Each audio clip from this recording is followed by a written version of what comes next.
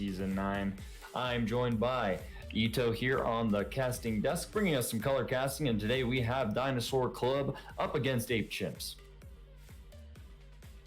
And I am not at all surprised by the bans that we've seen so far. We saw both of these teams win their best of 5 series last weekend in semifinals in order to make it here. Ape Chimps taking down Mob Mentality, Dinosaur Club taking down Predictive Gaming. And we saw these champions being played. So we saw the Lee Sin being played by the jungler of Dinosaur Club, the Delightful Jew. He did an incredible job on that Lee Sin. Very dominating performance. We just saw really all 3 of Dinosaur's Club's games were just pretty incredible. They did have the 3-0 against Predictive Gaming, while Ape Chimps had the hype 5-game match against Mamba Mentality. So I'm sure a lot of these teams have been doing their research all week. They know exactly what to come in and ban. I'm not at all surprised by the bans that I've seen so far. Dinosaur Club deciding to take away that Mordekaiser from the top laner of Ape Chimps, try to force him on a different pick, as we have seen him play the Mordekaiser all year. We have seen some Maokai being played to a lot of efficiency as well in the BTL, so I am happy to see these picks taken away. Going to see the Vayne and the Kaisa, of course, taken away from NA Uzi. He is number one. I say this every time, but NA Uzi is literally, statistically, the number 1 Kaisa NA and the number 5 Vayne. So people take those away every time.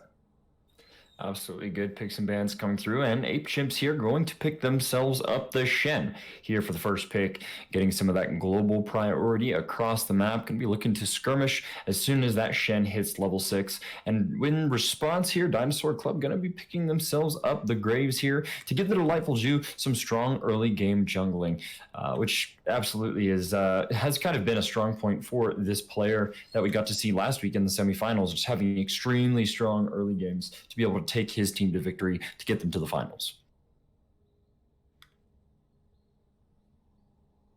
With that being said, second pick here for Dinosaur Club should be coming in here shortly. Should be interesting to see exactly what they're going to pick up here. And the Ashe, there it is, locked in for Rim Almighty down there in the bottom lane. One of those priority AD carries right now in the meta. Great utility across the map, has the Enchanted Crystal Arrow to be able to start and set up engage for the Dinosaur Club. So glad to see this pick always getting picked up by 80 carries if it is left up. And Samira here actually going to get locked in. Interesting. This champion can play a couple different roles. So interesting to see Ape Chimps picking up Samira here. Obviously is not disabled here for the BTL final. So they will be able to lock themselves in that champion. Yes, I hope Dinosaur Club remember that. We did make that announcement last week, and we had the 4 semifinalists vote on whether or not they wanted to allow Samira in finals. And we did end up having 3 of those teams agree. So Samira is allowed here in finals. So I'm not very surprised. I actually almost forgot about this, but I'm not at all surprised to see Ape Chimps pick it up. I know that particularly Ape Chimps was the first people that brought up that they were interested in potentially allowing Samira in finals. I did not see if there are any changes made to Samira in the last patch. I did not get a chance to read that, as I do not play as much competitive as I used to, but I'm sure both of these teams know about those changes. So let me actually, you know what? I don't have to guess. Let me just look it up. And the Galio also going to get picked up for Ape Chimps as well, which will kind of reinforce some of that global presence that they're going to have across the map here. Well, semi-global presence from the Galio, but the Shen-Galio combination can be extremely deadly, especially if the Samira or the support or jungle from the side of Ape Chimps does get caught out. They will have a lot of people that can answer that relatively quickly. Ornn going to get picked up for Dinosaur Club, giving them some of that late game insurance. Ornn will have the ornament items there and start handing those out at level 14, 15, 16, and 17 beyond to be able to set his team up for some success towards the late. These bans coming through, we see the Kassadin and Thresh from the side of Ape Chimps. I do believe Dupless played Kassadin last weekend in the semifinals, had an absolutely great performance on the champion, so not surprised at all to see that getting banned away here today. And overall, the Kayn and the Sylas also getting banned away. Alex Williams, I believe he has quite a few games on Kayn. Yes. Many games on Kayn. So definitely going to get that out of there. And what? Huh? Kog'Maw gonna get picked up. Is that a mistake? Hello, chat? Dino Club in chat? Yeah, Kog'Maw gonna get picked up. And okay, this is interesting. We actually do see the Taric Master Yi getting picked up here as well for Ape Chimps. So just like they did in Game 5 with Mamba Mentality last week. Absolutely. Oh man, once again bringing it back out. It worked last time. It brought them the clutch victory in Game 5 that they needed to make it to finals. So Should be interesting What is indeed. happening? And I would say there is a ticking time bomb on the Master Yi, especially with the fact that there's not a whole lot of hard CC, point and click CC coming from Dinosaur Club. Definitely expecting the Ornn at some point to build out that randomins element after he's completed the core build of the Sunfire Cape and the Abyssal Mask, just so that way he can get some of that slow, in addition to getting the attack speed debuff that comes with randomins. So interesting to see all the picks picked up here. We have all the champions selected here for game one of the finals here for the Black Twitch League. And we should be getting into the in-game client draft here shortly. But overall, Ito, taking a look at these compositions that we have for us on the board today, if you had to give one side or the other the favorite in game number one, who would you go with? Oh man, I feel like I usually would never choose Ape Chimps as like just how they've been drafting all season compared to Dinosaur Club. Usually have very clean drafts, but I think I prefer the ease of execution of what I see from Ape Chimps. I think like I can clearly see what the game plan is, and it's very easy to execute. Just everyone hit R on Master Yi whenever Master Yi goes in. Keep Master Yi alive in those late game team fights. Let Master Yi carry the game.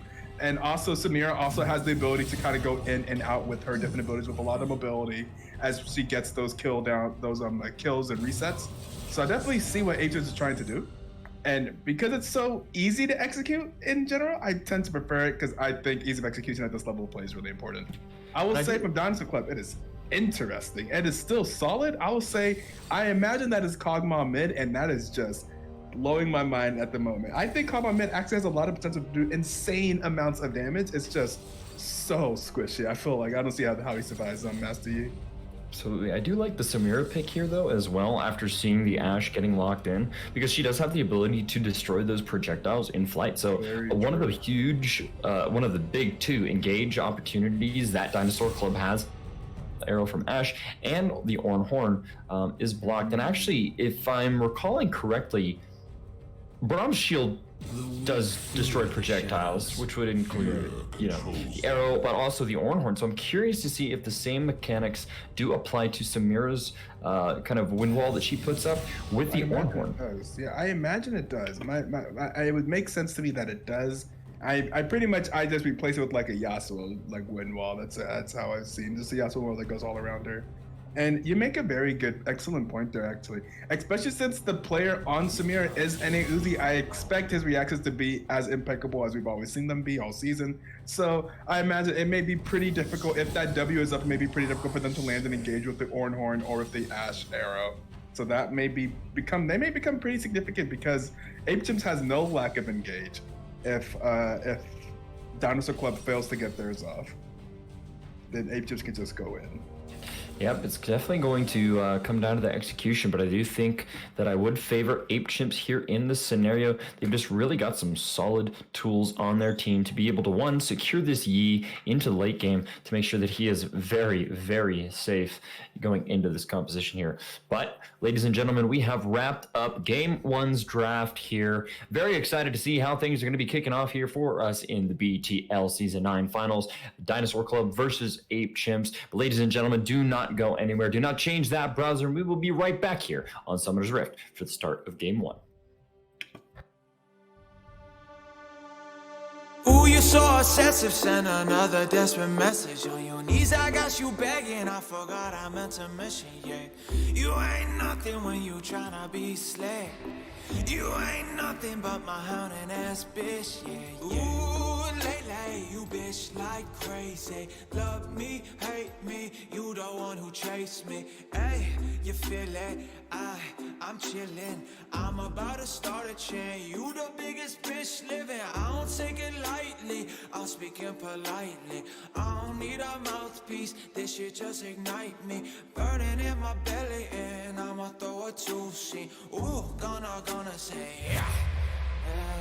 Ooh, you so obsessive, send another desperate message. On your knees, I got you begging. I forgot I meant to mention.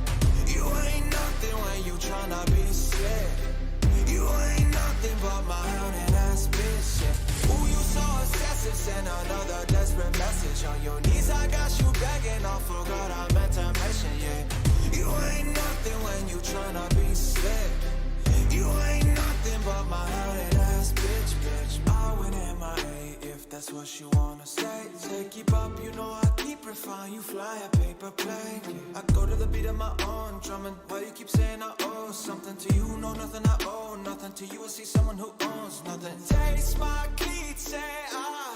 Ooh, me smell a retreat, say ah ah ah. Say it defeat, say ah. I said say it defeat, say ah ah ah ah. Ooh, you so obsessive, send another desperate message. On your knees, I got you begging. I forgot I meant to mention it. You ain't nothing when you tryna be slick. You ain't nothing but my hounding ass bitch, yeah. Ooh, you so obsessive, send another desperate message. On your knees, I got you begging. I forgot I meant to mention, yeah. You ain't nothing when you tryna be slick.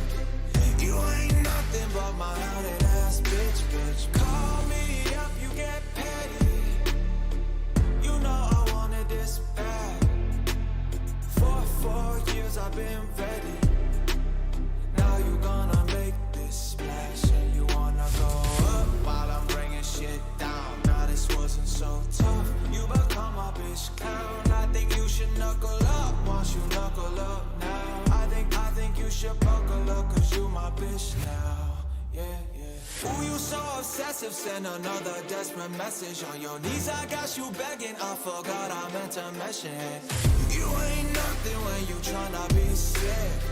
You ain't nothing but my hounding ass bitch, yeah. Ooh, you so obsessive, send another desperate message. On your knees, I got you begging. I forgot I meant to mention, yeah. You ain't nothing when you tryna be slick. You ain't nothing but my hounding ass bitch, bitch.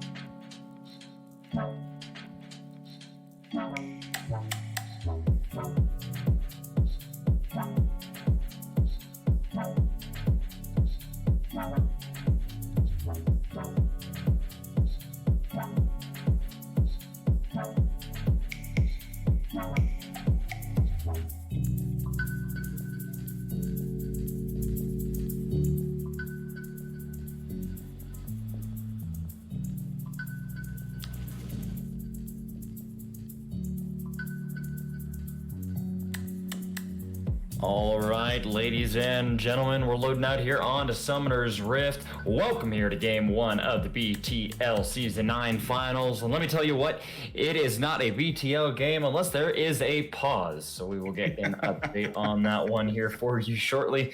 But again, I'm the Idea PC here, bringing you the color casting, joined by our very own Ito here on the casting desk. And of course, Prince Para there. As always, very excited to see these two teams duke it out. They have performed exceptionally throughout the season. And our little dino fact here of the day. I see Ape just put one up as well. I know, I like that. Right, I was actually confused which one was the actual dino fact. But I guess we can read them both off here. Dino fact number 1 actually is going to come here from Ape Chimps. After death is the same as before birth. You've already experienced nothing was void, so why are you so afraid? I don't really know how much of a dino fact that is, but interesting. And the delightful Jew there from Dinosaur Club is gonna say, much of our knowledge of dinosaurs' diets comes from corpulates? Otherwise known as fossilized feces. Very interesting. So, little dino fact gonna get thrown out there, but it does seem that we have a disconnect here from Room Almighty. So we will be working through that here shortly. No, I think that was actually, was that any Uzi? It was Blue Side, right? Yeah, Possibly. I think that was Samir, I did see in the chat there that Tarek, yeah. So it was any Uzi that's having the issues there. Little update. And looks like some of the teams are putting it on through with a ready check. Going to be coming in here shortly for these teams to start us off. But overall here, it's going to be interesting to see how this Cogmob does fare up in the mid lane against Ethan on the Galio here mid. So, you know, both these teams, they do have some scaling opportunities, definitely, for both of these players, with the Master Yi especially going to be very, very strong into the late game. But then you also do have the late game insurance of the Ornn as well. Yeah, those ornaments, as I've heard many people call them, which is a fantastic name. We had a caster earlier this season that used ornaments when I was casting with those. Was my first time hearing it, and I was like, that's amazing. I'm sure it was used in LCS or something like that. I don't really watch as much as I used to, but yeah. I don't know if you've been watching any of the Worlds competition then. It is in the middle of the night. I always try to, and I always fall asleep. So I've not. I checked up on the results because we do have, for those that are interested in the chat, we are doing a Worlds Pick'em leaderboard like we did last year, and we are giving out prizes for those that have the best pick'ems within our little community. I think I said like $10 for the best groups and like $25 for the best overall. And I do just want to point this out actually real quick. The Delightful Jew has forgotten items. Oh. He does not have his jungle item, which means he's not going to end up hitting a level 2 here. Oh, no. On the red buff. This is actually going to be disastrous for his early game. This is very, very uncharacteristic, especially of players in this kind of caliber when you're looking at that upper platinum, diamond, and even grandmaster for NAUZ here. So very uncharacteristic. I do not to be a mistake. I absolutely expect it to be one. But overall, just very, very surprising to see this kind of very simple error being made from the side of Dinosaur Club. He's definitely going to put this Graves behind. Yeah, you can see it right there. He is going to hit it, and the realization's probably coming to him now that he is still level 1. This is yep, there it is, and there's the recall right there. So overall, not exactly the start that you want to have, especially on Graves here. He needs to be able to have strong clear in the early game to be able to get those early ganks off successfully here. And this is only really going to contribute to Alex Williams on this Yi having a successful and pretty much easygoing early game.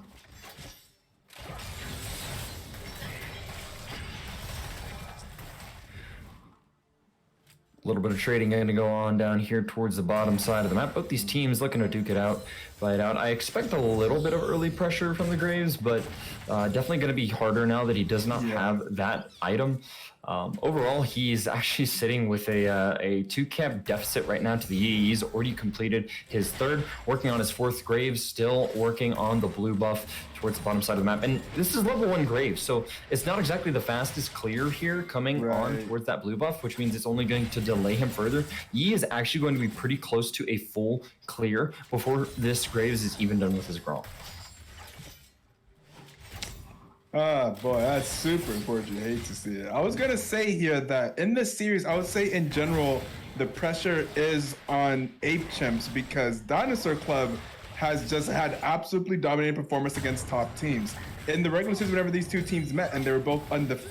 Actually, I believe Chimps was undefeated, and Dinosaur Club had 1 loss, only to Predictive Gaming. Dinosaur Club demolished them in a 2-0. Series. Like they just 2-0'd them. It was not really as close as we expected it to be for such a hype matchup. And then Dinosaur Club, of course, just 3-0'd the semifinals last weekend. So Dinosaur Club has just been firing on all cylinders right now. And I would say the pressure would be just on Chimps to see if they can match up with just the dominating performance that Dinosaur Club has shown so far. But I mean, in this first game, I think that so far it's definitely in favor of Chimps, even just from the team comp perspective, but also from the misstep from the Delightful Jew. We saw the Delightful Jew was very integral in their success last weekend in those early games. He was doing a lot in those early games, so definitely expected to see a lot from him this time. But so luckily there, though, super unfortunate. Alex Williams, you know, going to get forced off of that top side scuttle, actually here towards the mid lane. I think going to trade very, very nicely there with Duplace with the Justice Punch. Going to find some good damage there to get himself some priority, but very, very important to kind of the Graves development here in the early game. He was able to fight Master Yi off of the top side scuttle, which did get him at least a little bit more priority going for him in his favor. So now the CS lead that we did see for the Yi is starting to dissipate here just a little bit, but kind of surprising to see that Master Yi get away with that. Of course, they probably did not have the same knowledge that we had that Graves was as far behind as he was, but overall here, going to kind of even itself out overall. It'll be interesting up here towards the top side. Might look for the engage. Not going to quite find it there, and the Delightful 2 will just head on back. That wave is a little bit big. Do not want to really be trading underneath that up towards the top side of the map here. But Ocean Dragon Ito is our first dragon here of the game.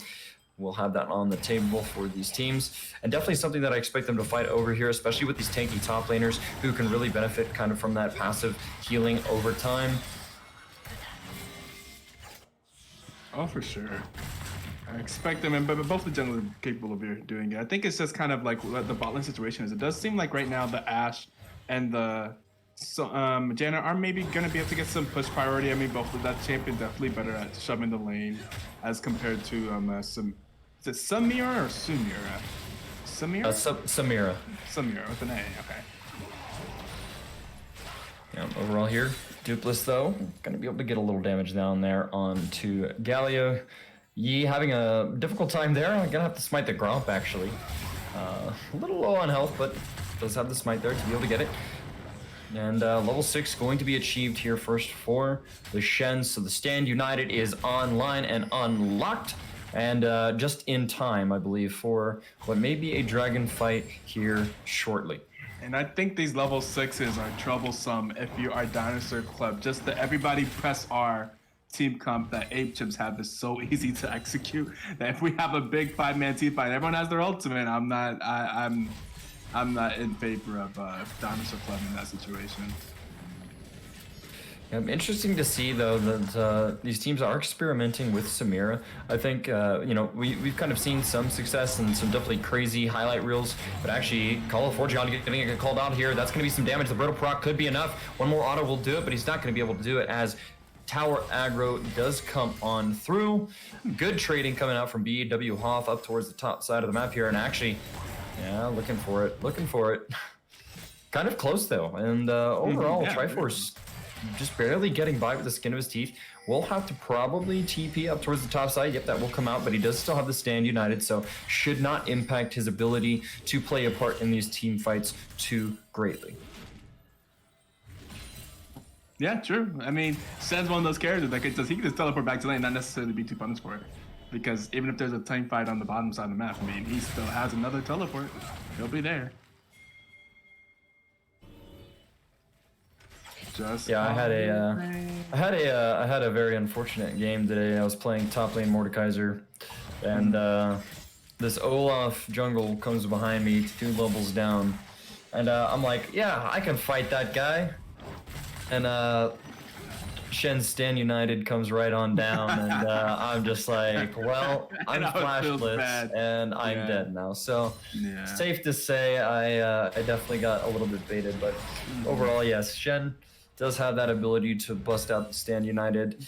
And definitely when it's available, you kind of do have to play with the mindset that, even though that we might have a man advantage or we might be in a skirmish that seems even, that Stand United can come down at any time. The only good thing is that Shen will have to back away because he can be interrupted relatively easily by the Ornn.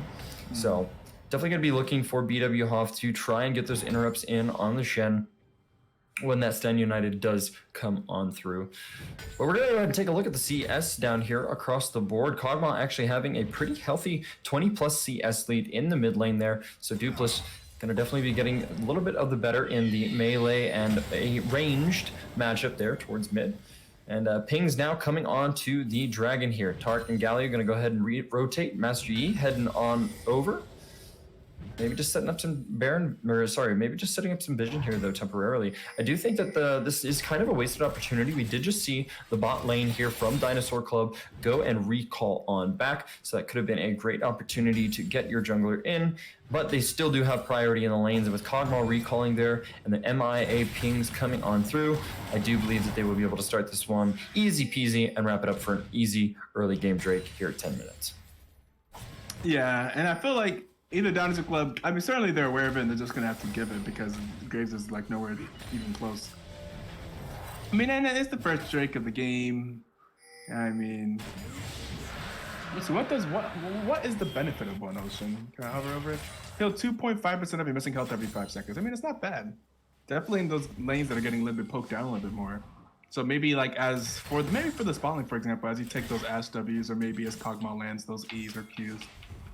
Then it can help out a little bit, keep him in lane a little bit longer. Looking for a dive. That's something that this team comp was very good at. Yep, Master Yi down here as well with the Galio. They're looking to push the wave as fast as they can. Graves, though, sitting there on the red buff. Might be able to spam. There it is. That's the control ward. Gonna get placed down. They will be able to spot that one out, and the rotations are now coming through. This could spell a little bit of a precarious situation here. Dive not going to go through as the rest of Dinosaur Club has come through. But no, there it is. The invincibility coming on down now. Tarek going to be able to get some damage down. That it is, and there it is. First blood going to go right on over to the very own NA Uzi here towards the bottom side of the map. Ooh, but the collateral damage there from Delightful Jew. Gonna find its mark there and be able to pick one off.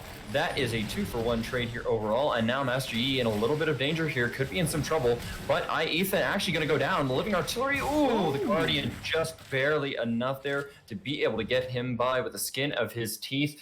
Good attempt there from Dinosaur Club to be able some of the members there from the dive, but unfortunately just not quite able to make that one happen.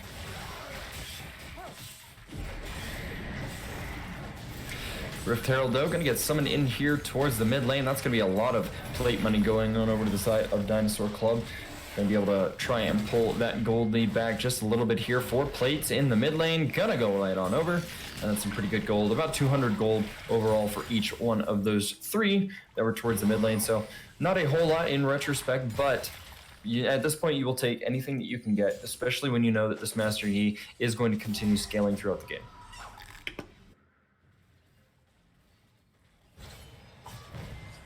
Very true. And that's what I was saying. That's just ease of execution. Whenever they all get their ultimate, they all just press R. Look at how easily that dive came. One step, they just put the Tarek ultimate on. They throw the Galley ulti on. They know they're perfectly safe. And look at the damage that the Samira is doing now. NA Uzi having a significant lead on this ADC, being up 30 CS. Did get that kill with the tower dive. And now he is definitely one of the best ADCs in the league. I mean, he is the best in the league. Like I don't think it's very contended. He's very good at forcing his lead once he gets it and finding a way to get gold. So I think they're definitely going to have to find a way to make sure that energy doesn't go too crazy. Now looking for it. BW Hoff going to have to flash away there. Not going to be able to find the CC needed there from the Shen to be able to get any more damage down to the Ornn. But good overall awareness here from BW Hoff. I'm glad to see that he was using the summoner spells, you know, in a way that is not too late, right? Because you see it so many times where people kind of fail the flash in a way where they're already dead to rights.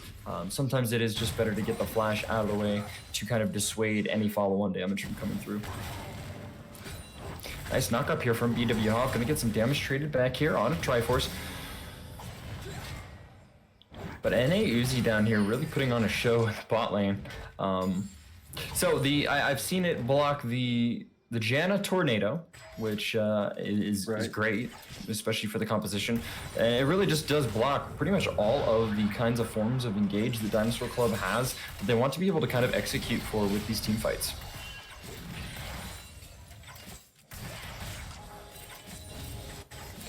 Shen Stand United going to be coming up here in about 15 seconds or so. So that'll be back up on the table and just in time for the upcoming dragon fight that will probably come down here. We do have ourselves the Cloud Dragon, which means we will get a Mountain or Infernal Drake here, 2 of the considered best dragon souls in the game to be able to pick up. I wonder what team wants what more. I guess looking at Chimps, they probably definitely want a Mountain Soul. With the Galio, the Tarek, and the Shen. Generally, tanks do enjoy themselves a Mountain Soul.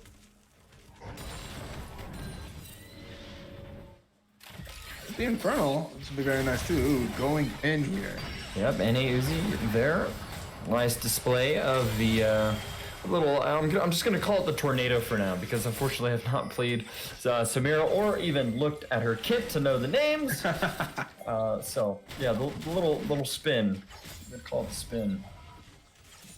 But, yeah, and not only did it stop Janna from trying to disengage with the Q, but also it helped her build up her style, her passive, which helps her get her ultimate off, because she needs to weave in her auto text between her abilities, kind of like, I don't know, like a Riven or something, in order to gain style, which then whenever she hits max style at S, then she can start ulting. So that was, not only was it good to stop the Janna engage, but it also helped her get more style. So NA Uzi definitely seems to have spent some. I mean, here's the thing. I knew NA Uzi wanted to play Samira because he asked me like 3 weeks ago if Samira would be allowed in finals. So he thought, first of all, he thought he was making it to finals, and then he really wanted to see if he gets to play Samira. Yep, gotta like the confidence coming out from the AD carry from the side of Ape Chimps. But the Dragon there gonna be easily going on over into the hands of Ape Chimps, and another dive coming out. The Cosmic Radiant's gonna be able to block a lot of damage. That's Coach Kirk gonna fall down in the hands of NA Uzi, and Pickle Farmer 37, aka Alex Williams, gonna pick it up on the back end there as Rim Almighty will fall, and another completed successful tower dive here from the side of Dinosaur. Yeah, just press R. That's it. That's what I expected to see. Also, for fun, the W, the little wind wall thing of Samira is called Blade Whirl. Blade Whirl, all right. You know, I don't know why I didn't think to Google it, but thank you, Ito. I appreciate it. Oh, I just clicked on her portrait on the left and look in the bottom left. You can see her abilities. Yeah.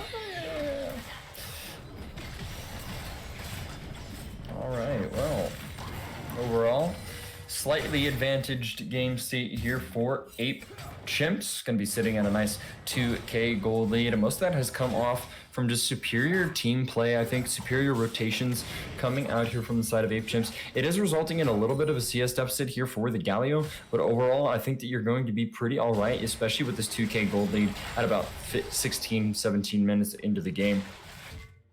Yeah, and they're trying to get gold on NA Uzi on the Samira, right? Like, they are totally fine sacrificing some gold from the Galio to get even more onto Samira on NA Uzi. NA Uzi has been the carry for this team many, many times before.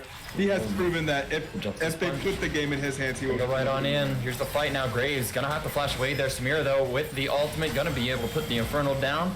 But the damage not gonna quite just be enough. Janna almost getting away here. Actually might just do it there. Delightful Juke going to fall there as Alex Williams is going in deep here with NA Uzi. There it is, ladies and gentlemen. 3-4-0 here in the mid lane. And that is just prime execution coming out here from the side of Ape Chimps. NA Uzi might be in a little bit of a bind though here. Justice Punch going to come through and be able to dissuade BW Hoff from going any further. And that is just well executed coming from the side of Ape Chimps to be able to get that dive off and be able to get themselves even more gold in their pockets. Now going to be sitting at a 4K gold lead overall. Ape Chimps are really starting to run away with this early game.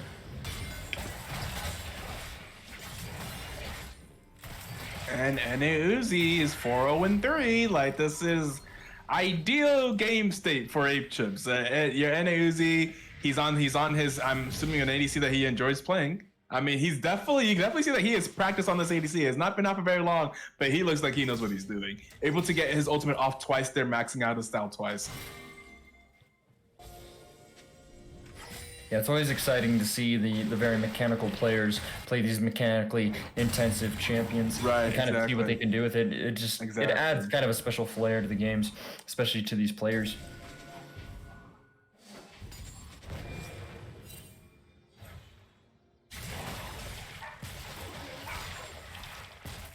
Kog'Maw hurts! Oh, Kog'Maw hurts! Yep, has the completed Seraph's Embrace in addition to the Haunting Guys. Gonna definitely give him a little bit of damage here. And it's definitely gonna help kind of soften up the front line as well that comes from this Ape Chimp squads with the Shen, with the Galio, and the Turret there, which are really, really going to benefit overall if they are able to pick up, more and more stats as this game goes on. But Infernal Soul is the soul here for these teams in our game. And overall, we're going to take a look. Dragon up in 1 minute. Teleport not available from BW Hoff, so he's going to go ahead and have to recall here and make his way on down over to the Dragon here. Stand United and Teleport going to both be available here for Triforce up towards the top side of the map. So he will be able to join in on this fight at any point in time. Janet going to go ahead and recall there for the wards as well. A little bit of a failed Justice Punch there from Ethan, but sometimes that is how she goes. And the Living Artillery just coming down here from the Kog'Maw, trying to soften up this minion wave as fast as possible here.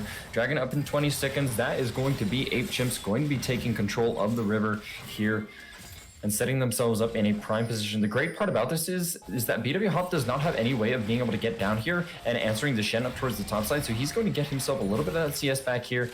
Actually, Rift Held going to get summoned down towards the mid lane here as well.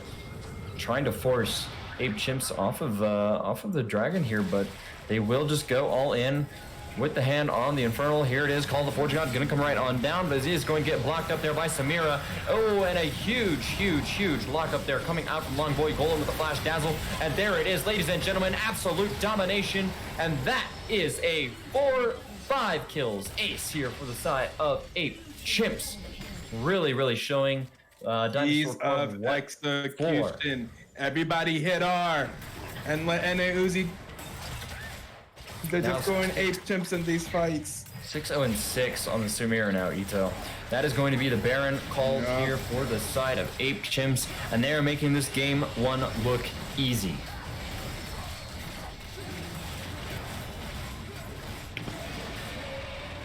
Okay, ban this thing, says Catcher in the Rye in the chat. Yeah, what is this thing? This monster of a champion. Look at how those team fights go whenever she ults. I think in game 2, I think Dinosaur Club, they may have done some preparation. They may have expected to Samir, but it's kind of hard to like truly know what to expect how NA Uzi will particularly perform on the champion. Like, I tried playing Samir the other day just for fun, and I did not have nearly as good of a game. So, like, you know, may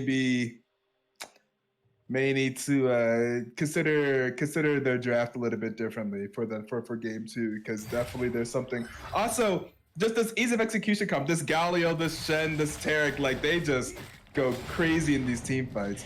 So it's like kind of interesting because this is kind of a thing we've only seen Ape Chimps start doing in playoffs. This is not the normal thing that we saw them do in the regular season. We saw them do the Mordekaiser top, the Kane jungle, and then they do either Kaisa, Vayne, or Ezreal bot lane for NA Uzi, and then Longer Boy Golem would be like the only person that would play something different. We have seen the Galley before from Ethan in the mid lane, but usually we see him on like a Talia. So maybe you let Ape Chimps play their normal game, because this comp that they came up with may be a little bit too strong, and I'm not sure if he can afford to ban out both. Or maybe you just ban out the Samir and the Master Yi and see how this comp goes without them. Because they do pick the Tarek and the Master Yi in second phase. And I do think it's interesting too, right? NA Uzi already draws so many bans from the side of Dinosaur Club, right, that now you have this really tough decision that you have to make, where he's had this absolutely stellar performance popping off here on Samira, just getting insane amounts of damage down. And hold on now, actually going to go right on the end there into 5 members there. The Cosmic Gradients will land, and that's going to be invulnerability as he's going 1v4. The Shen stand united and the Galio there with the Heroes entrance going to come on through. Double kill, ladies and gentlemen. We're going to make it 4 here towards the bottom side of the map there. Pickle Farmer going to get traded off there, as unfortunately NA Uzi does eventually fall. But what a fight. What an engage, and the ease of execution Ito is there. The champions are on the same page, and that is the FF vote coming out here from Dinosaur Club at 23 minutes. They didn't drop enough CC for Samira. Yeah. I think that FF is very fair. That game was going kind of going a little bit bonkers, right? Like it just at some point it was just like how much longer does this game go until we watch NA Uzi get a pentakill? It seems that's what that game looked like it was about to be. So I definitely understand the forfeit there. Move on to the next game. Think about the next draft. Don't want to tell too much. Go ahead and move on. I definitely agree with that. So. Game 1, gonna go over to Ape Chimps here. I'm gonna go and look at the damage graph, and I don't think it's surprising to anyone to say that NA Uzi is at the top of that damage graph. And look at Ornn doing the most damage on his team. The Kog'Maw not quite having enough time to scale up and survive, while NA Uzi was just tearing up everybody. And it was just domination from start to finish, really, from the side of Ape Chimps. They just had a really strong early game, and they were able to capitalize on the kind of utility that they had drafted for themselves there, and just played really well around the cooldowns and the ultimates. Right. Overall, having a commanding lead over neutral objectives. Only 3 kills going on over to the side of Dinosaur Club. And it really was just a steamroll from minute 1 all the way to minute 23. Right. So, yeah, I especially just knowing how Dinosaur Club is, how their drafts usually are, and how clean of execution they usually do. I do expect them to make some adjustments for game 2. It's definitely going to take some thinking. They definitely have some things to think about, but I do expect them to come up with a plan, as we've seen them do before, time and time again. So they are here in finals for a reason, and like Ape Chips are also here in finals for a reason we just kind of saw. A large part of that reason is N8 Uzi. A large part of that reason is their ability to play around N8 Uzi and enable him to carry the game like that. So. Indeed. Well, ladies and gents, with game 1 in the books, we're going to throw it on over to intermission, get the music rolling for you as we set ourselves up here for game 2 in the BTL Season 9 Finals. Once again, I'm the Idea PC, joined by Ito, and we will see you on the flip side of this intermission to get us ready for the draft for game number 2.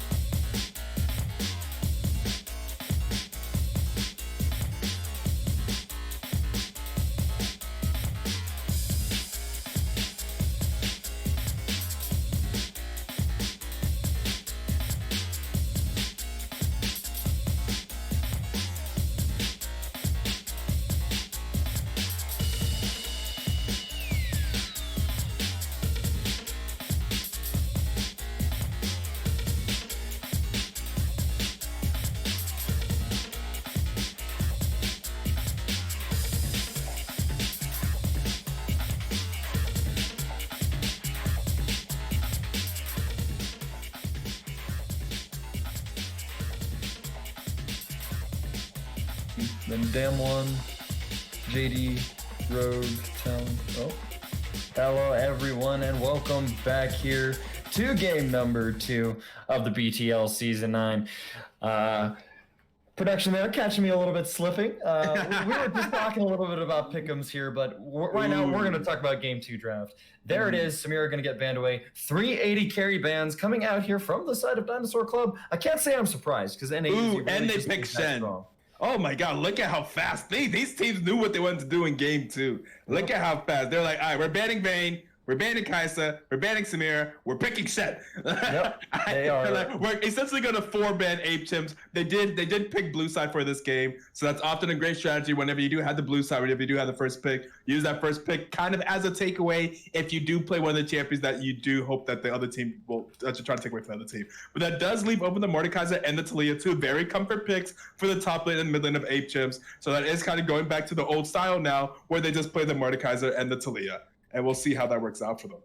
Yep, so definitely much more focused on winning the solo lanes kind of composition coming here from the side of Ape Chimps.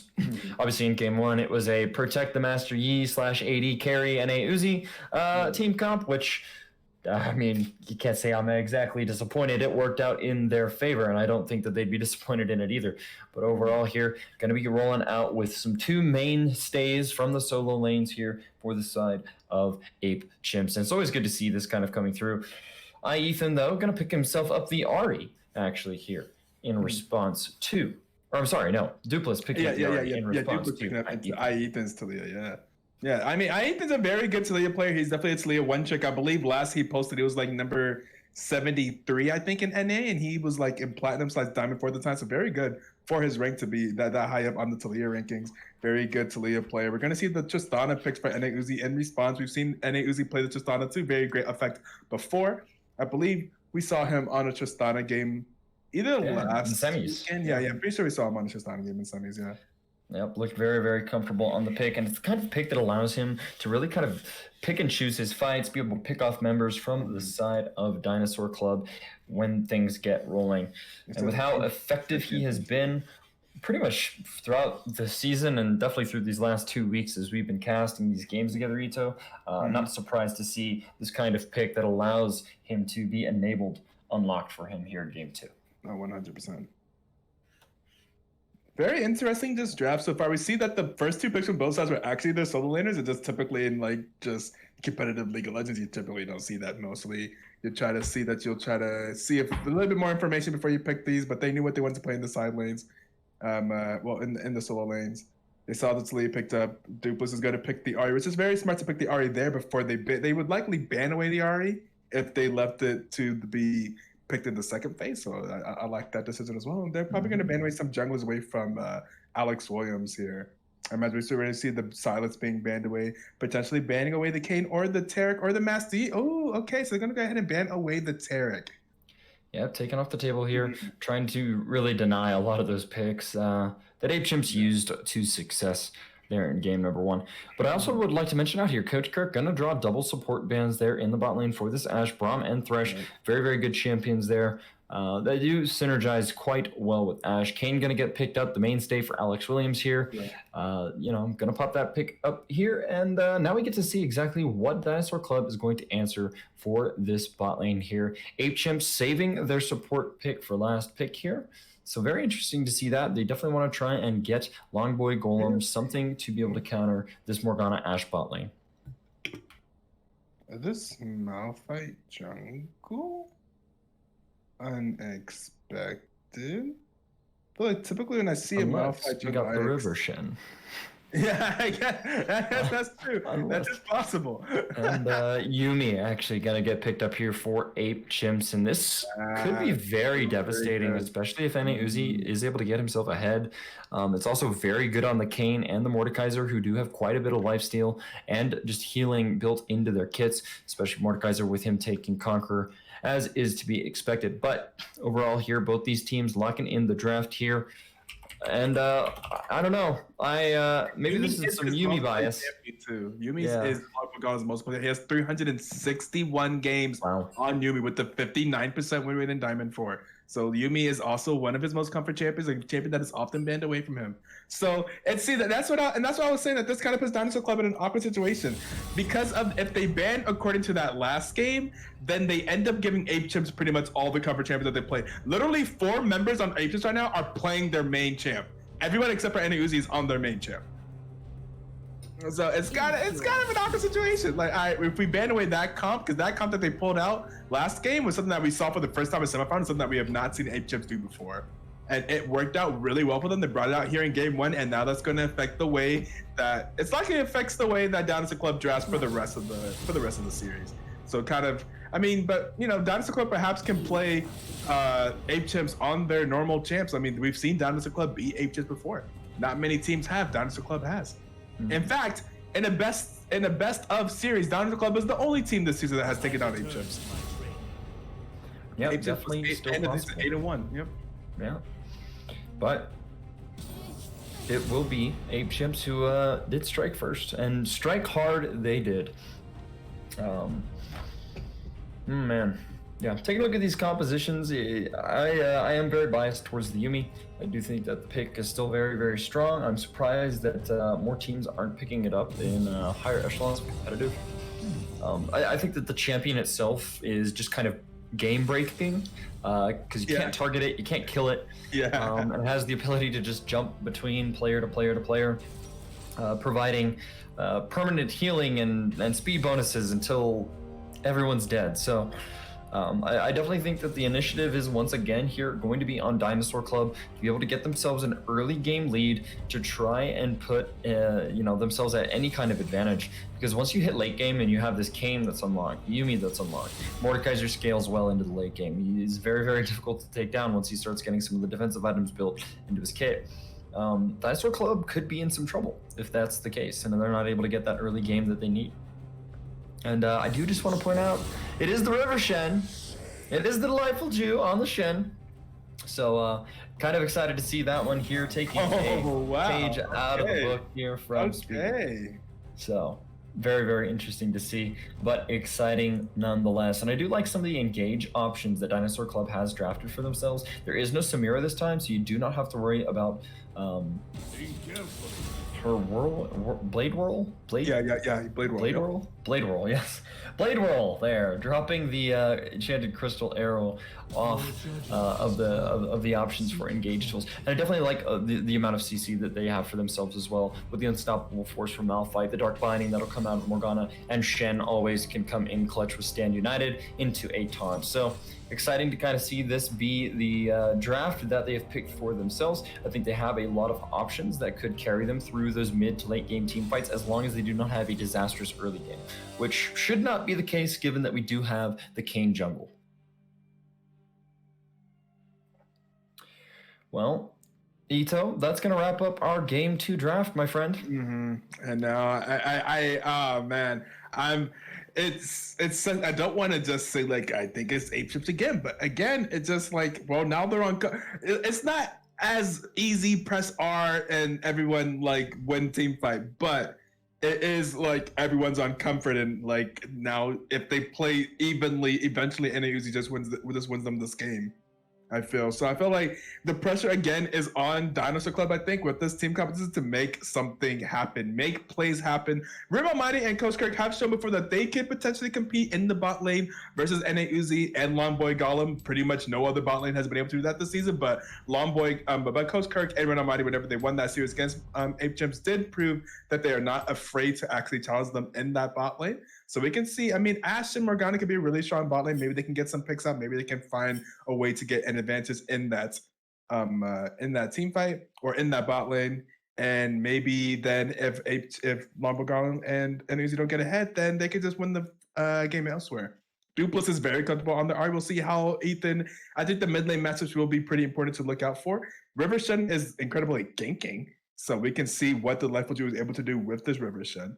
Maybe make some things happen in the mid lane. There's a lot of CC with if the Ahri can land the charm with the Shen. Maybe they can try to get the Ahri ahead, and the Ahri will be on getting rid of NA Uzi duty. So we'll see how that all works out. Absolutely. Well, ladies and gents, we're going to throw it on over to intermission here, get the film rolling there. We'll be back on Summoner's Rift for game number 2 here of the Black Twitch League finals here from season 9. In terms of like pure statistics, I think the mid laner of Dinosaur Club may be the best mid laner BTL this season. His stats are just ridiculous. He has a great KDA every single game, probably the most consistent. Well, when you got a support with that BD energy coming in, like, you know, it's just really difficult to even deal with it with his aggressiveness and his positioning, and it's just really to be overshadowed when you've got like when you have like a Lee Sin looking absolutely delightful, and then just Dupless in the mid lane always taking the center of attention. It's just really hard to shine when you got a team like that. They should have priority on this dragon right here. Oh, but Bluff comes in with a major ultimate. A huge ultimate from Bluff there to turn that fight. Not really a whole lot going on, but Graves looking for the early game ganks here. Gonna be able to get some damage down on Oriana. Flash forward coming out here from Dupless. Finds the charm and first blood going on over with the Ocean Dragon spawning here. I do expect Dinosaur Club to put a lot of priority on that to deny the soul advantage. You have to be careful about being hesitant, because like those type of things will really lose you these fights, considering all of these fights have been on like a razor's edge. Nice knockup out from Lee Sin, able to get the knockup on to 4 members there, but able to find the cave AD carry of Predictive Gaming. See, that was just a crazy play by Delightful. But the K damage is too much. Yep, Colo the Forge God gonna come out, gonna knock up Quick Slice. Binding is gonna connect. What a beaut of a root that was. Dupless gonna pick up the kill. Yeah, Vegas Vile also in trouble, but Expo here as Dupless gonna use Zonya's stunned up. Dupless, that was so good. The Zonya's into the W, and then he still has R? Yep, and he still has R. Clean ace. Here we are, BTL week 7. We finally get to see these two teams that have been dominating throughout the rest of the season match up. That's Dinosaur Club versus Chimps, currently rank 1 and rank 2 on the last team power rankings. Catch the hook onto the fiddlesticks. Gonna go ahead and take him down. Asher onto the fiddlesticks. Oh no, Fiddle. Not much you can do about this. Oh no, Fiddle. Not a third. That's so hard. I can't pick out exactly where the larger drift is. Flash, going ahead, Ari, but that's gonna be a Kane being picked up on the backside by the Delightful Juke. Go ahead, split up the team here a little bit. Gonna go ahead. Talia's gonna go down. That's gonna be Fiddlesticks not long for this world. Gonna go ahead and pick him.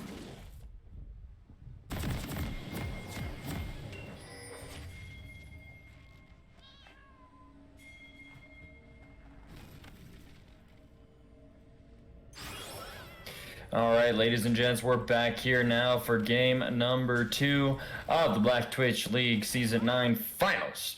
Chimps versus Dinosaur Club, hosted by Parasite. And joined here with me is Ito here. So very, very excited. And we have that invade going to be coming on through here now. Dark Binding will be able to land there. Coach Kirk might be able to get himself just in time and away. A good Dark Binding there, able to dissuade the engage. And Yumi doing a little hop, skip, and a jump. Oh, that champion is so annoying. Just Yumi things. And again, like I said, this is Longboy Golem's favorite champion. He has over almost 400 games, I believe. Let me check that number again. I think I still have the OP.GG pulled up. He has 361 games played of Yumi this season. Like that's just, he's gonna have a good time here. Yeah, and I have to say too, I do play. I've been able to play a little bit of Yumi here and there. Definitely is an impressive champ and can be easily abused in almost any single elo. But surprisingly enough, I'm actually allergic to cats. Very, very allergic to cats. Yeah, so it makes sense that I do ban the champion every single ranked game I play. Yeah, that's fair. But both sides here are going to stand for fairly standard starts overall. Alex Williams here, though, going to opt for the red buff instead of the Raptor clear. I do think that the Raptor clear is a little more efficient just with your health. And you can kind of go from the Raptors to red to Krugs for a level 3 gank top as well. But is going to opt for an alternate clear path here. Gonna be interesting to see exactly what he's going to be able to do with that here. If he's gonna go and try and go for like some cheesy gank top, or if he's just gonna go through with the clear. Could be looking to pick up himself some orbs up here in the early game, but yeah, I'm just gonna go ahead and farm this one out here overall. But the River Shen, my friend, we've got the River Shen available, and I cannot wait to see what our friend, the Delightful Chew, is going to be able to do on it. I'm definitely looking forward to seeing how this works out. Just a little bit of trading going back and forth between these two teams. Yeah, I really do worry about this Yuumi and how strong she is going to be towards the late game. You already have it on top of NA Uzi, who has been one of the most effective AD carries in the league. He's been known to push his advantages.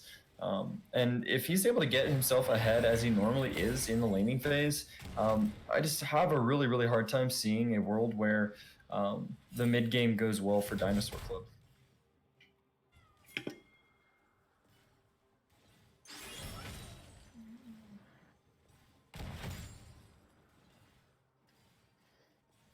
Take a look here. Kane looking for the gank towards the bottom side of the map here. Just gonna kind of poke and nod here. Coach Kirk and Rim Almighty should see... Oh, a nice little charm though, gonna come up from Dupless. But Coach Kirk and Rim Almighty should be able to see him when he does dip in and out of that wall there. So they're not gonna get too aggressive here. They know they do not have the priority in the wave, and that is okay. They're gonna maintain a relatively even farm state towards the bottom lane. Just gonna pick up that wave right there. Shen though, going for the top side scuttle. Kane gonna go ahead and take the bot side here.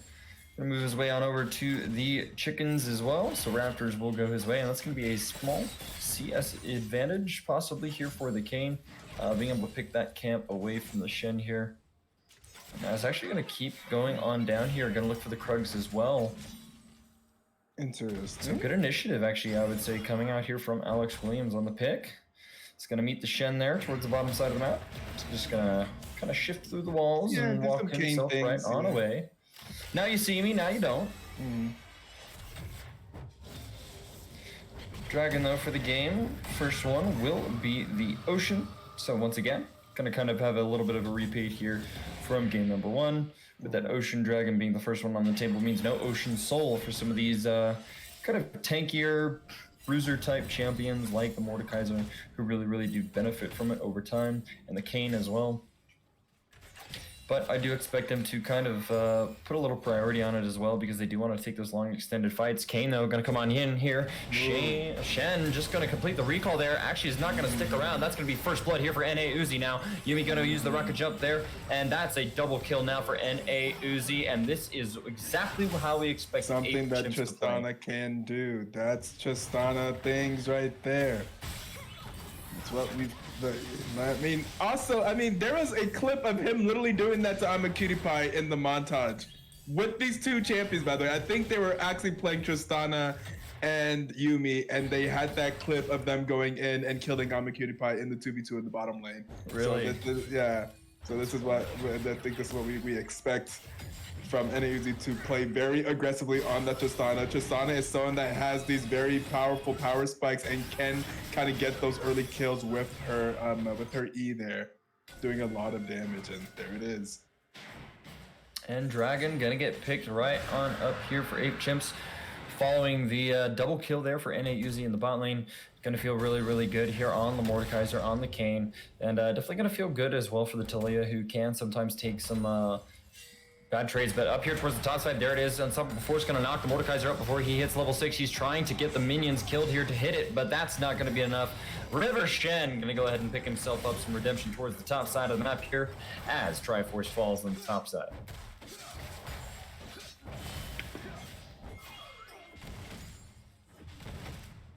And Uzi not picking up the BF sword. You gotta be careful of them considering that aggression in the bot lane. Tristana is so good at snowballing. Absolutely is, and you know, it's always good to see NA Uzi on these types of champions that have agency. You know, which doesn't surprise me at all, considering that his two best AD carries are the Vayne and the Kai'Sa. Two champions that have a lot of agency and a lot of ability to kind of do what they want to be able to do in these fights unhindered.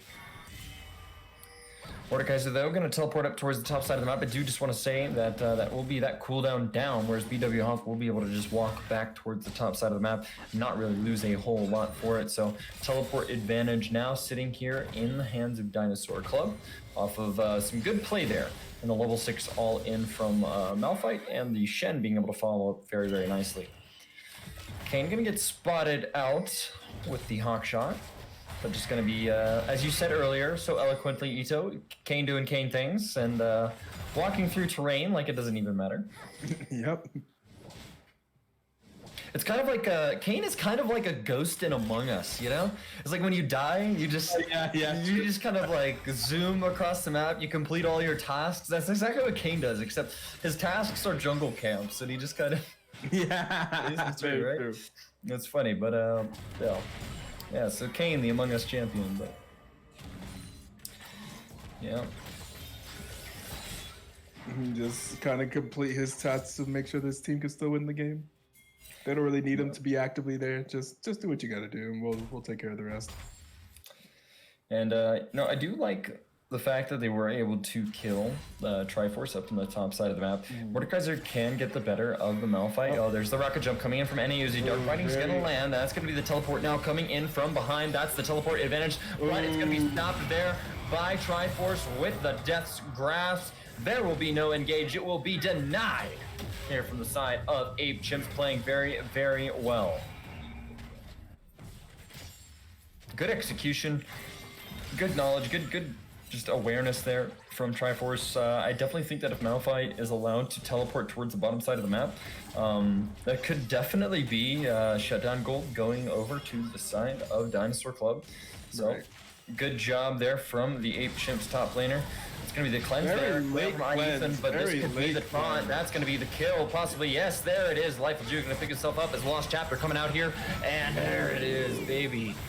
And a Uzi with a buster shot. Yep. Just very, very dominating duo.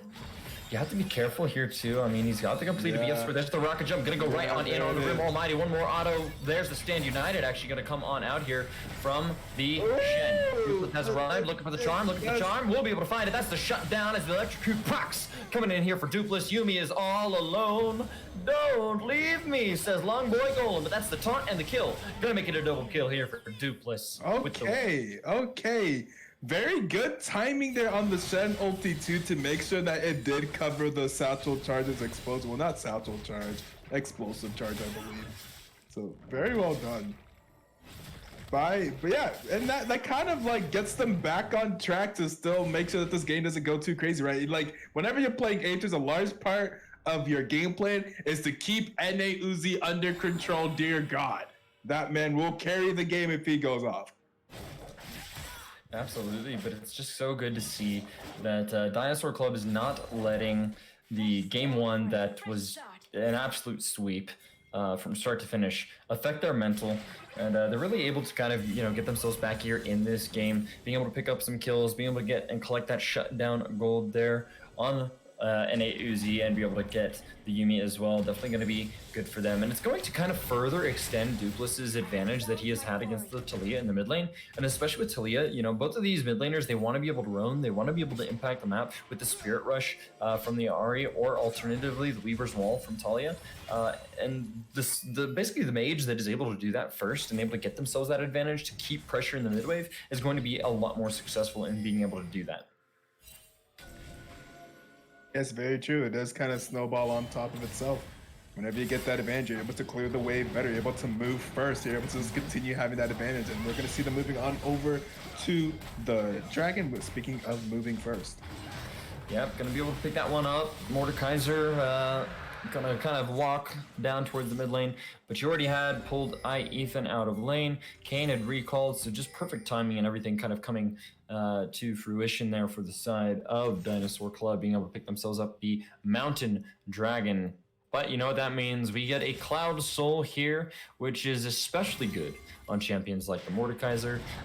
Hold on now. Lost Chapter going to come out, but a nice Dark Binding will be able to stop the Yumi from being able to get that any closer for the root there. Well played from the bot lane of Dinosaur Club. Both of those CCs needed to hit too. Like you need to hit that Crucero, you need to hit that binding, otherwise you're dead. So well played by both of them. Yep. Nice layering of CC overall. And you can see Dupless there kind of maybe looking for something down towards the bottom side of the map, but he's going to have to go back to the mid wave here to be able to catch that pushed in wave. And now it is Ethan's turn to roam. He's got the pings coming on down. Kane looking for the gank up towards the top side as the blue buff transfer will go between Shen and Ari.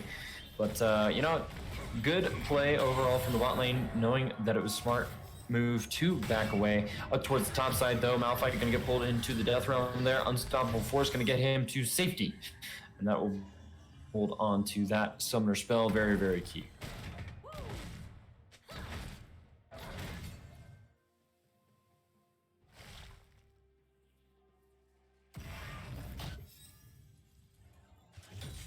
Rift Herald, though, on the table here for the side of 8 Chimps.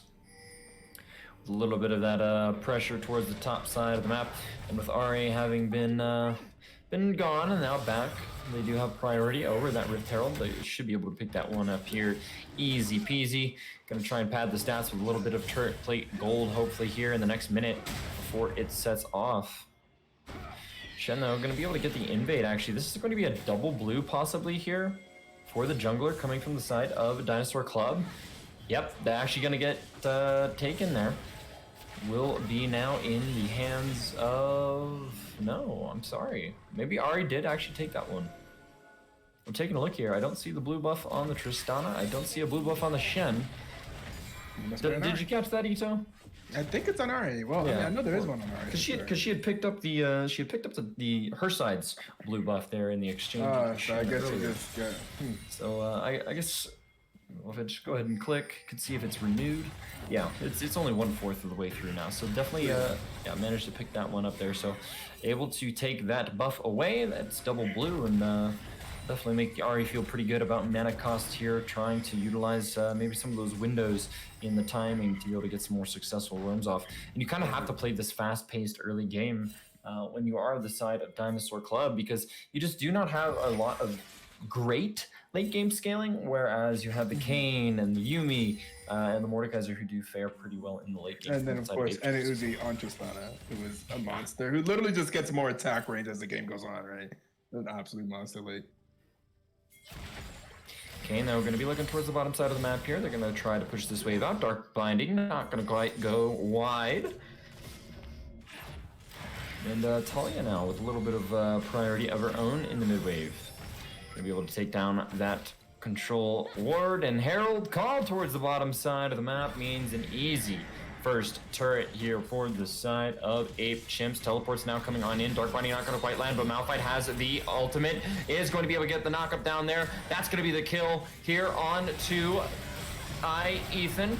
Looking for now the buster shot from N.A. Uzi as he tries to get and run away. Now Mordekaiser, though, taking Morgana down in the realm, is going to be able to pick up a kill as they come right on out of it there. N.A. Uzi and Yuumi and Mordekaiser looking to try and find this one down now. Nice taunt from the Shen, though. Means Rim Almighty will be able to pick that one up, and it is an ace here for the side of Dinosaur Club as they look to smack back. That team fight was honestly kind of crazy. A lot of really good mechanical small plays happened in that team fight that would be like hard to see without watching the team fight. I'm pretty sure N.A. Uzi buffered the Malphite ultimate with the Tristana W. Did I see that correctly? I think.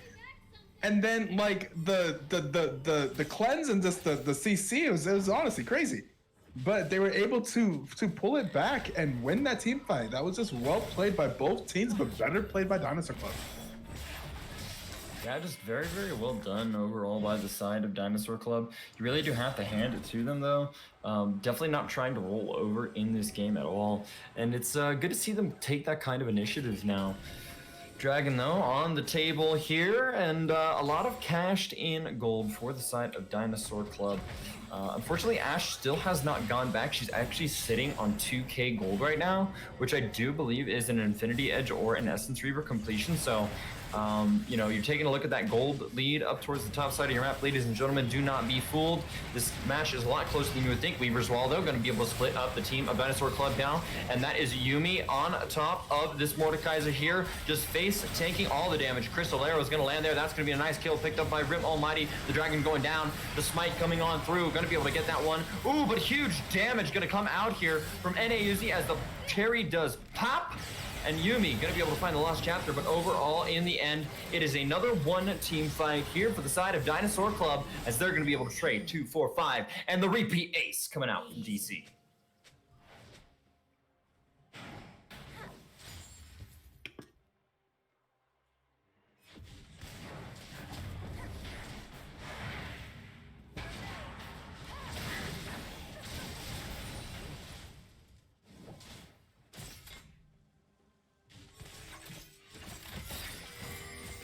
So I was just going back and clipping that team fight in the bot lane and seeing some of the smaller things that happened there. But incredible fight there again by both teams. These team fights are so interesting to watch and just back and forth, and definitely not obviously one way or the other, but just being really well played and executed by both teams, and slightly better executed by Dinosaur yet again. Yeah, it's definitely exciting to see it kind of coming from both these teams. But overall, I mean, Dinosaur Club just really getting the better of these team fights overall. Unfortunately, it has not resulted in complete control over the objectives. They still do not have a turret on the map, so I would like to see them kind of capitalize on the back of these aces and these fights a little harder, right? Because yes, you do have a slight gold advantage, but I think that the scaling game is not in your favor unless you're able to kind of continue this pressure throughout the mid game.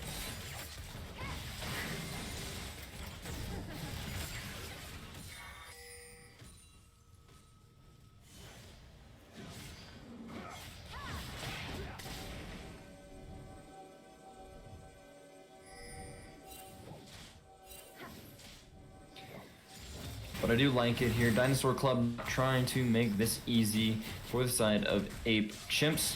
Definitely going to be looking to fight and clap back. There it is. Dark Binding going to land there. And the nice chain CC means that's one dead Mordekaiser, the Delightful Jew. Going to pick up the kill credit for that one, assisted by the rest of his team.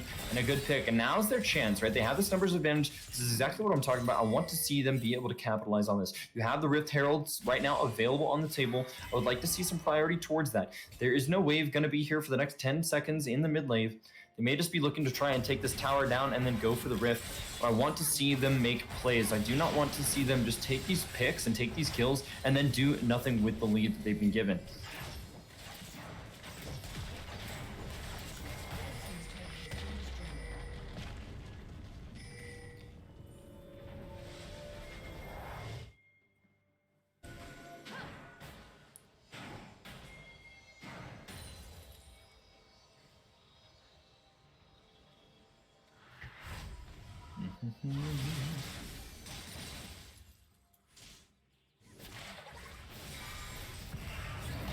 Yeah, we are still waiting. Is Kane still formless?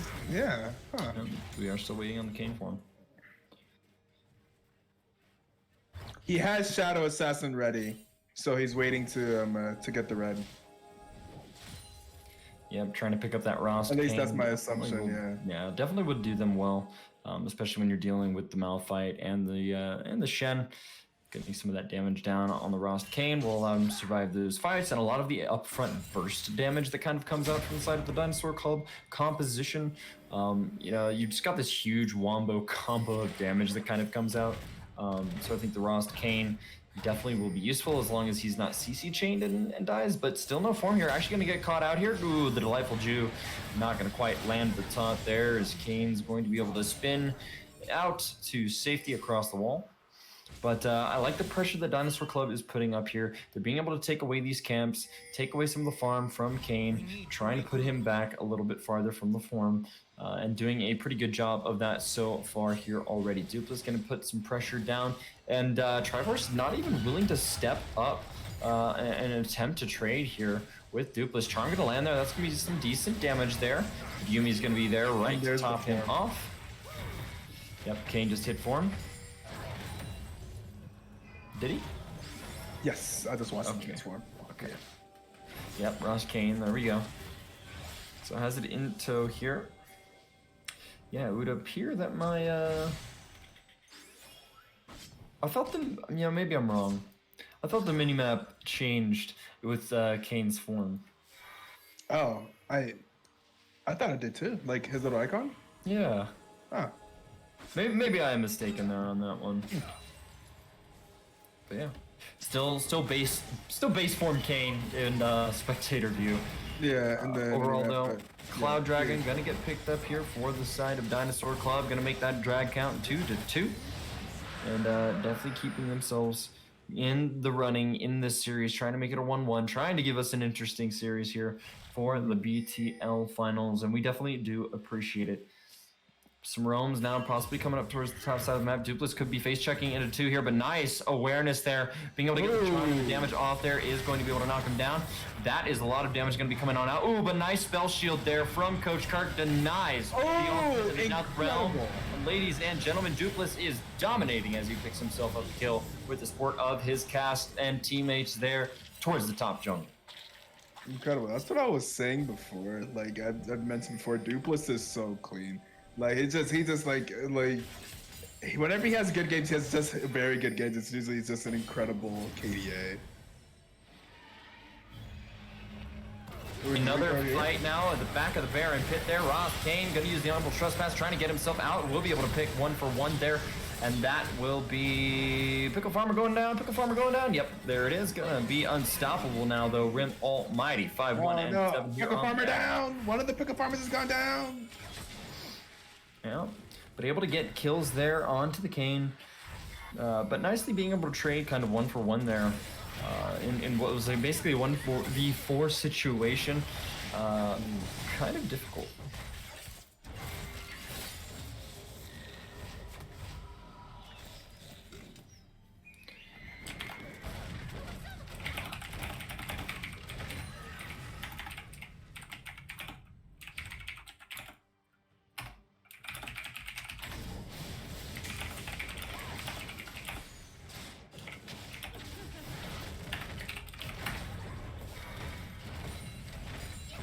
Trying to see if we can resolve some of the audio issues here for the team.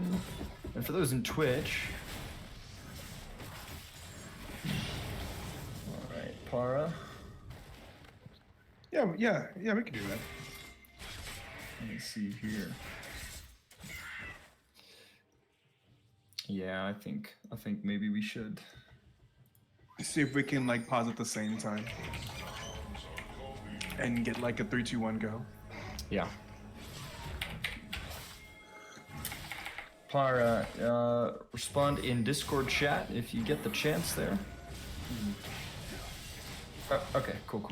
Yeah, we're just gonna pause at 24:50. 24:50. Okay. Okay, I'm paused. So am I. All right, and we're gonna press go in. We'll do like 3, 2, 1. Press play. Okay. And I'll say press play. Okay. And on press, we'll hit press play. Okay. 3, 2, 1. All right, that should be audio synced back up here for us on stream. Ladies and gentlemen, sorry for that. But Lost Chapter going to come out there from Yumi and is going to be able to use the Unstoppable Force from BW Hoff to get himself away to safety. One of the nice things about Mile Fight, he has a built-in Unstoppable Flash built into his... Yeah, very true. So very, very convenient from time to time. But overall, Dinosaur Club just really putting the pressure here on Ape Chimps. You love to see it. You love to see these teams definitely put some damage back and forth. And that is Pickle Farmer with the electrocute almost going to be enough. And that is the pool from Coach Kirk. Going to be able to get the last few ticks of dot on to Alex Williams to be able to close that kill out.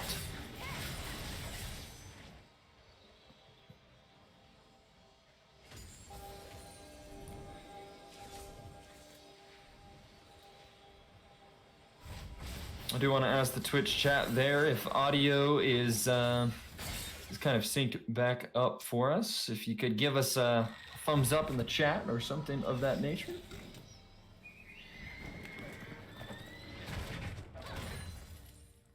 Audio's good. All right. Well, now that audio is good, we do have the other Cloud Dragon here. Our fifth dragon of the game, going to be up here in less than a minute for these teams. Going to be battling it out, trying to get themselves closer and closer to one of those win conditions.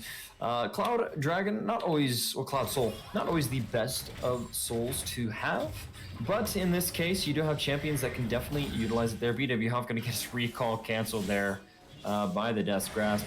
Dark Binding not going to quite land there onto Alex Williams. Could be in some danger. Will be able to avoid the Crystal Arrow there. Lost Chapter maybe a little bit preemptive here. The teleport now coming in from behind is going to get spotted out. BW Hoff could be in some trouble. Unstoppable Force though, going to be able to use the knock up, and that is one dead Talia.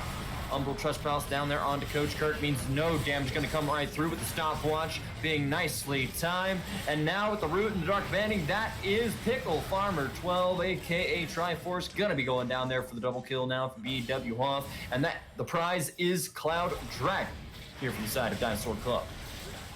And it looks like they are starting to run away with this one as they win team fight after team fight. Every team fight they win, it just gets more and more difficult for Ape Chimps to really catch up. And yeah, Tristana is strong and trying his absolute best. I mean, you're gonna just see the damage, just barely not having enough damage there to kill the Malphite, but still have a lot of damage. But so close, but every single time that they fail to win a team fight, they just get further and further behind, now 5k down. And what I like from Dinosaur Club this time around is that they drafted themselves some hard engage. They drafted themselves, at least a winning strategy, right? And when we took a look at that first draft that came out from the side of Dinosaur Club, it was kind of hard to get an idea of what they really did want to achieve with the composition, especially with Samira being banned. It just denied so much of their engage. But now they have all the tools available and completely unhindered in this fight. Yeah, very true. And this Ari is just absolutely dominating here in game 2. Dupless on one of his favorite characters and just doing an incredible job right now. It's actually very, very impressive.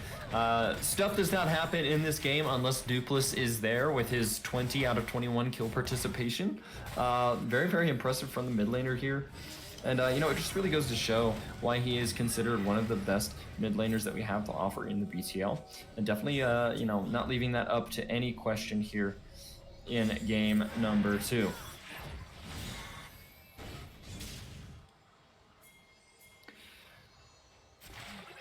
Ash still towards the bot side, so there probably will not be any Baron call here anytime soon, but both teams setting up vision as is appropriate. We're hitting that 30-minute mark here pretty soon, Ito. Both these teams are making their way on into the late game. And you go ahead and do an item check all the way down the board here. Rabadon's Death Cap completed here for Dupless. Definitely a huge power spike.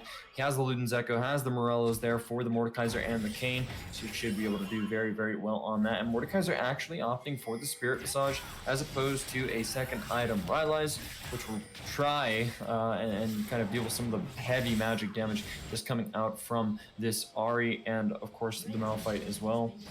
They're going to be able to pick up another tower there up on the top side of the map as the T1 does fall, as all of the outer towers now down from the side of Dinosaur Club. So this should just mean more lane pressure and more priority of vision in the jungle for the side of Dinosaur Club.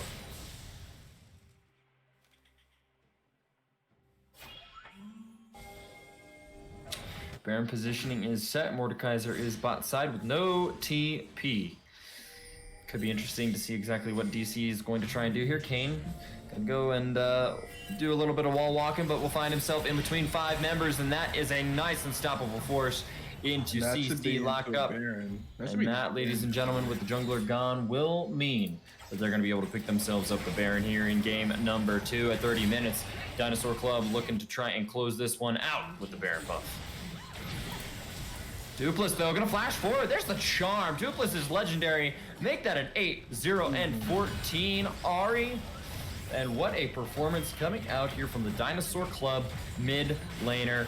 Getting all the picks, putting all the pressure that he can onto the map. And Ape Chimps trying to kind of fight back here, looking for some of the damage towards the mid lane here. Yeah, we'll be able to knock down Tristana to take those towers. Unfortunately, not able to quite crack the base there, just barely. Not in time as the Baron Empowered Recall's coming right on through. And in Defiance, welcome to the casting desk, my friend.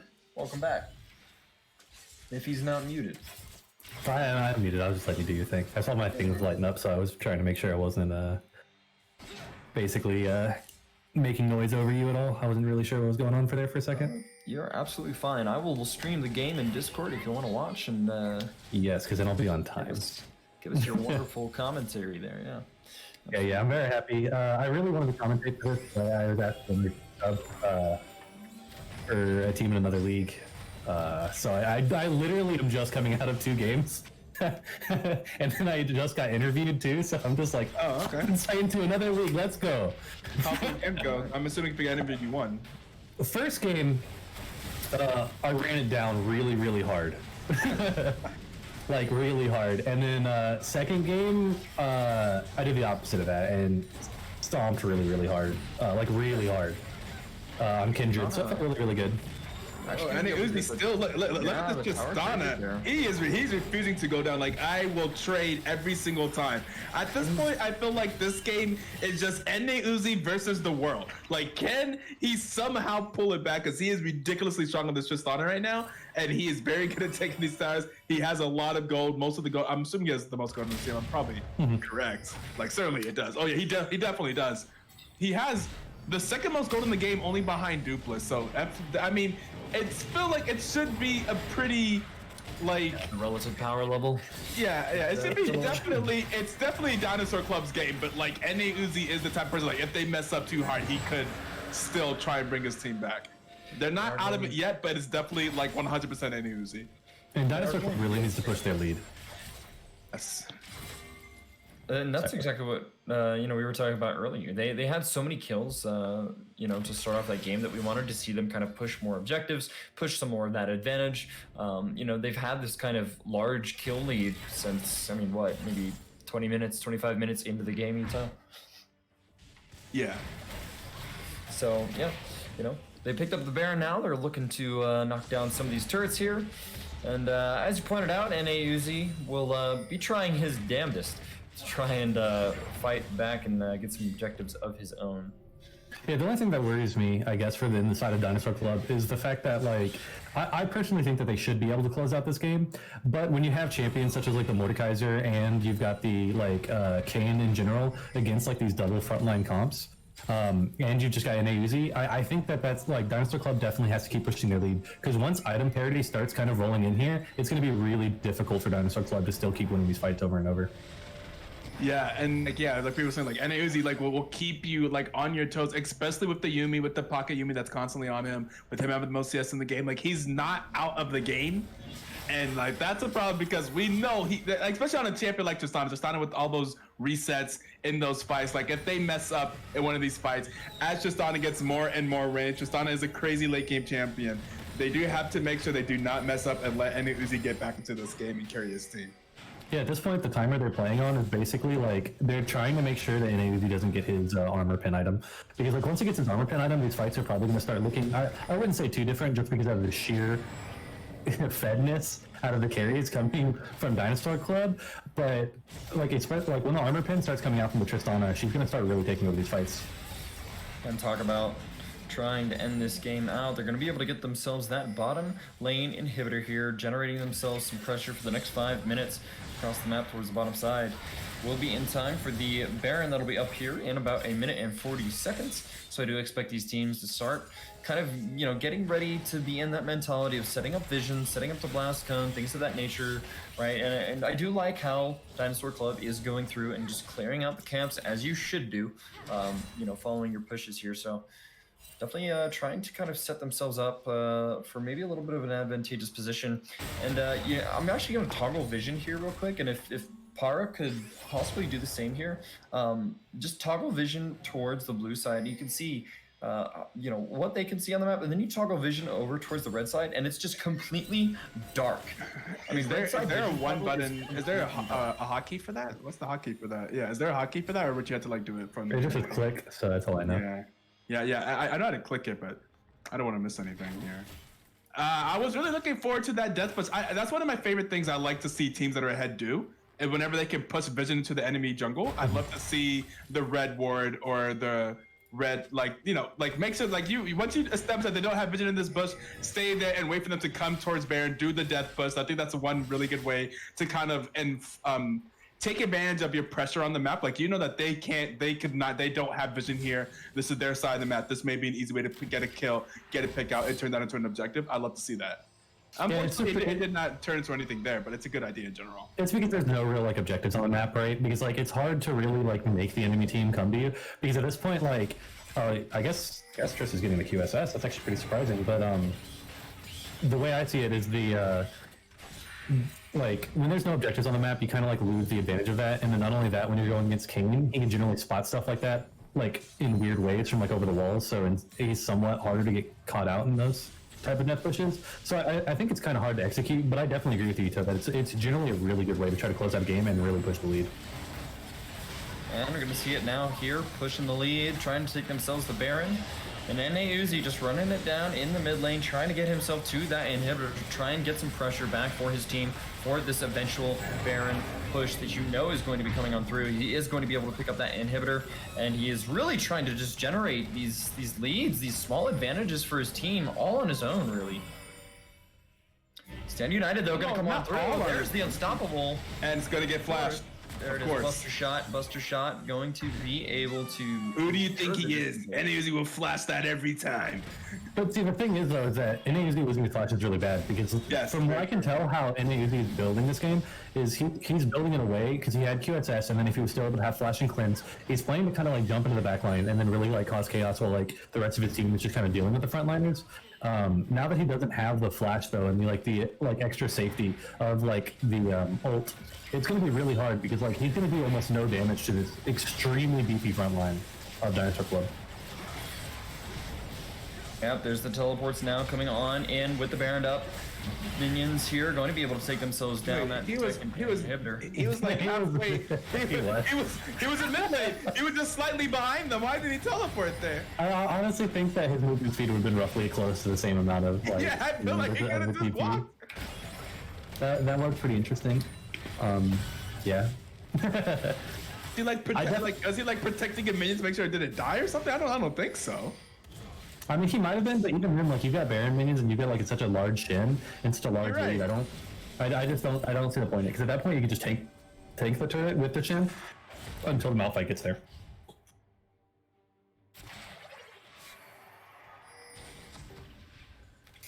NA Uzi trying to really sneak around for the back door.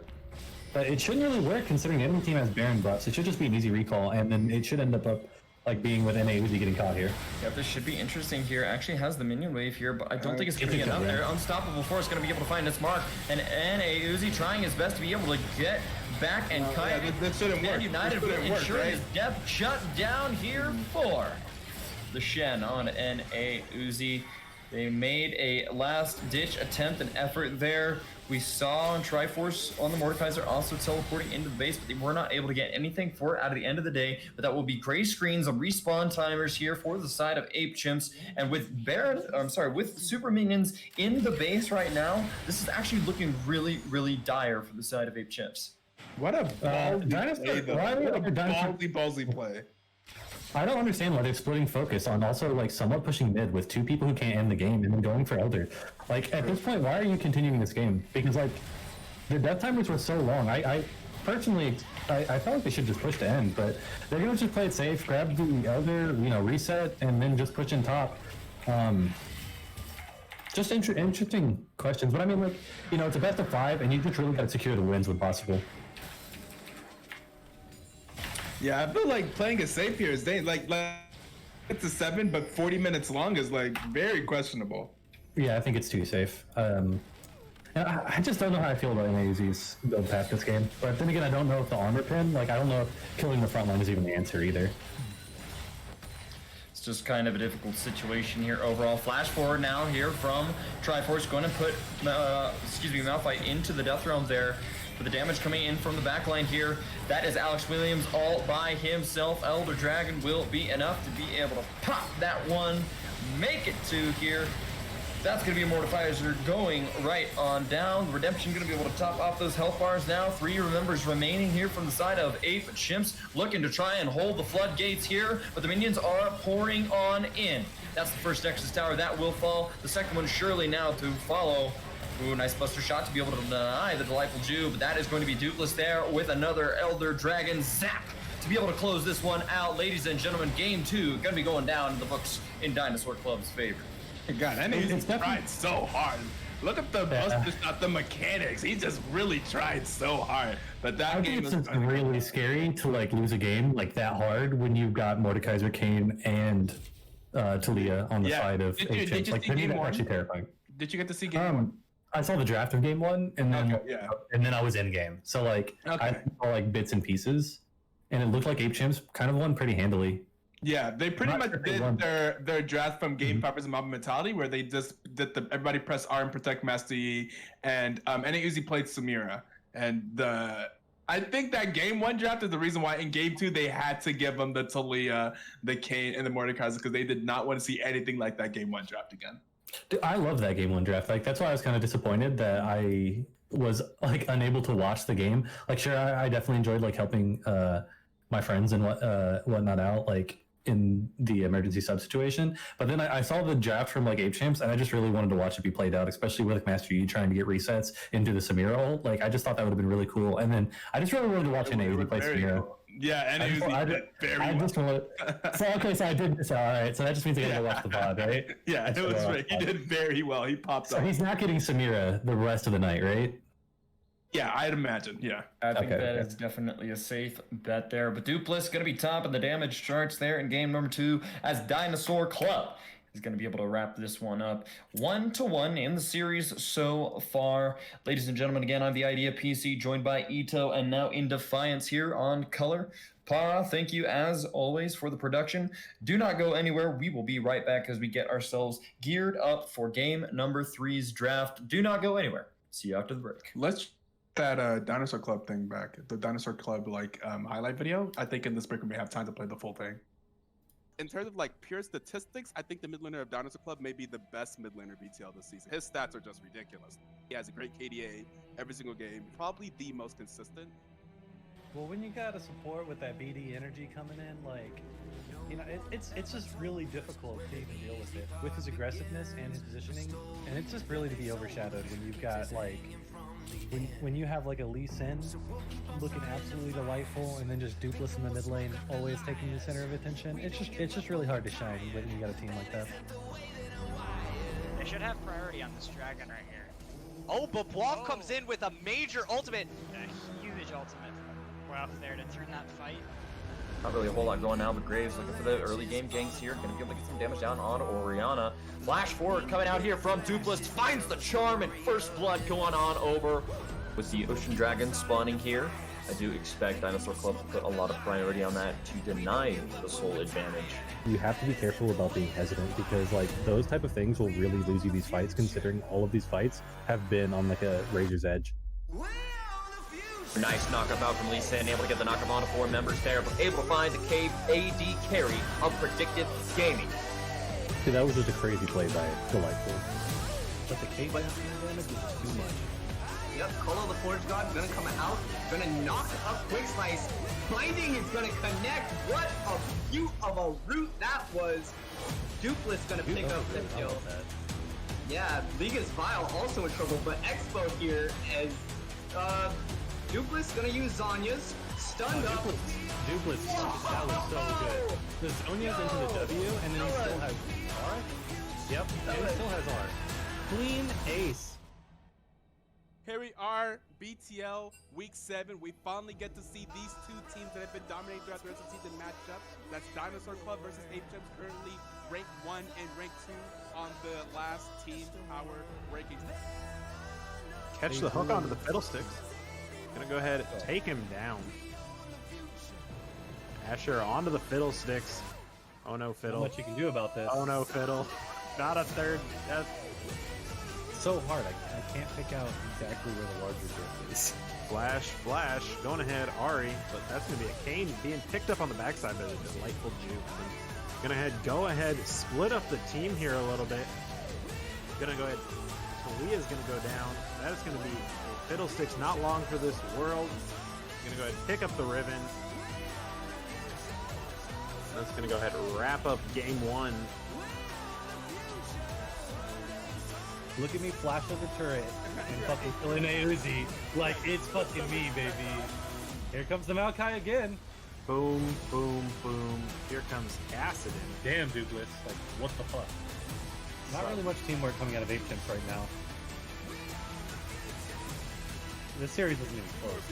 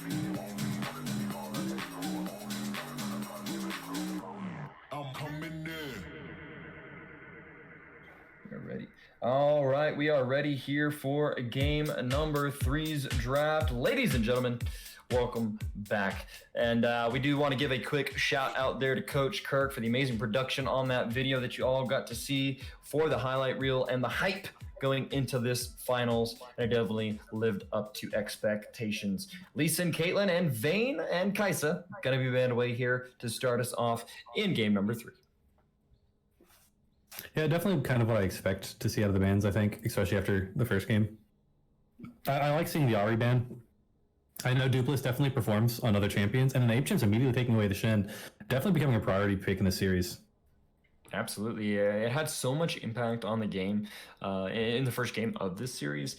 We kind of saw this, really like heavily global, quick to react composition that came out from the side of Chimps. So, not surprised at all to see Triforce on this pick. But Maokai going to be the answer for BW Hoff, one of his tried and trues up towards the top side of the map. So, going to be able to give himself and his team some utility for team fights later on. Yeah, so far this draft is going about pretty much how I would expect. I do like to see the fact that the top laner of Chimps has picked up Shin recently. His champion pool has been kind of questionable because it's really just like Mordekaiser, I think. And I don't think he's necessarily a bad player. I think he's actually a really good weak side player. So to see him pick up champions like Shin, I think is actually really important to like the success of like Chimps, and I could see this look actually being really good for them. Yep, and Graves as well, picked up here from the side of Dinosaur Club. Going to try and give the Delightful Jew some kind of a priority pick that we see him pick up from time to time. He is one of the stronger junglers right now in the meta. Hopefully this time around, though, he takes his jungle item to start the game off. Yeah, I'm actually excited to see another Master E comp. Of course, I absolutely despise it in solo queue. Never want to see it. Please get Tarek out of my games. But I don't mind watching it in competitive. I think it's interesting. I think it's harder to pull off that combo in competitive in a way. But in general, I'm kind of curious because I think Dinosaur Club has to make sure they really draft well around this Tarek Shin because it's just really hard to handle that combo. It really, really is. And Samira though. I mean, I wish you would have been here to watch game one. Was absolutely this needs to be banned. Yeah, there's just no way that ever gets through again. All of the engage options that the Dinosaur Club had for themselves, the Ash Arrow, Call of the Forge God, even down to Janna's little Cyclone, right, that she throws out, every single one just blocked by the Blade Whirl. So it's pretty much a perma ban, I would say at this point. Mm-hmm. I'm actually surprised that they're targeting the supports of Dinosaur Club. I figured that they would just keep trying to ban out Dupless, but I guess you can't really ban out Dupless. But the way I see it is I wouldn't really want to see him on Echo, and I definitely wouldn't want to probably see him on Fizz this game. I think Talia struggles with both of those champions, or at least Fizz, I think. So I think it's kind of like an oversight to really give him those champions. I guess they're going to ban out the Talia too. I'm expecting to see an Anivia mid lane, and actually this is going to help out Chimps a lot, I think, because Ethan would be kind of baited into obviously picking his one-trick champion, but I think Anivia fits the comp of Chimps 1,000 times better than Talia does. Indeed. First pick of the second pick phase here. Going on over to Dinosaur Club. 8 seconds, going to be counting on down, and we will get the Alistar Engage here for DC. Pairs pretty nicely with the Ash there, and Headbutt Pulverize, always a deadly combination. Can really set up, and just kind of looking at the draft here, a lot of CC options coming from Dinosaur Club, which is, what they didn't really have a whole lot of options, in game one when the Samira was still left up on the table for NAUZ. So, to see that ban, right, coming on through in these last two games, and then in addition to that, drafting themselves that hard engage, which they've had success on in the past, that which was denied from them in game one. Definitely good to see here. And as you had so eloquently put there in Defiance, Anivia picked up in the mid lane here for Ethan. Yeah, generally I've noticed this is pretty much the exact draft. Okay, whatever. I'm all almost being excited, but I'm like, wait, no, it's Chimps. They're just trolling. They're trolling. Oh, that's right. Back. They're doing this again. They're running it back. Oh no, I forgot about this. Oh god. If it was anybody else, I'd still be like, why not just go ahead and pick Trist? You got everything you need for Yi just all over the map. But I mean, I've watched an Uzi already perform on this Kindred pick, and the best part is that even though Alistar is really good into Kindred itself, the thing is though, it's that the problem with Kindred is sometimes she can be somewhat abused in lane, But the fact that both of the supports can technically be abused in lane, I think very like definitely bodes well for in a Uzi, because it basically means that it's going to be like almost him versus Rim. You just really got to watch out for like All-Star in general. And I think like with NA versus Uzi versus Rim, I think I would pick Uzi almost every time. But I mean, I would pick Uzi versus every ADC that we've seen in BTL. Uzi has proven himself time and time and time again. I generally don't mind Dupless playing Kassadin.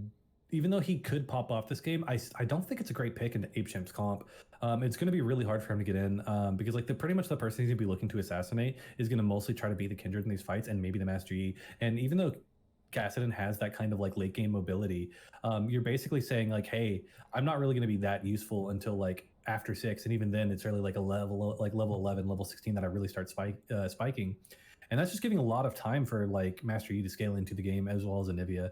And so like both teams just going for a scaling comp, and the fact that Dinosaur Club takes so long to kind of end games, like that's kind of worrying against a comp with the Master Yi and in Nivea Kindred.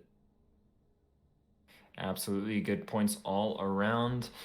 And as we gear ourselves up to jump into client draft here in a moment, I think you made a very, very good point there in Defiance. Both these teams, did kind of play a slow game too. And I do think the Dinosaur Club has had some issues being able to close out games from time to time.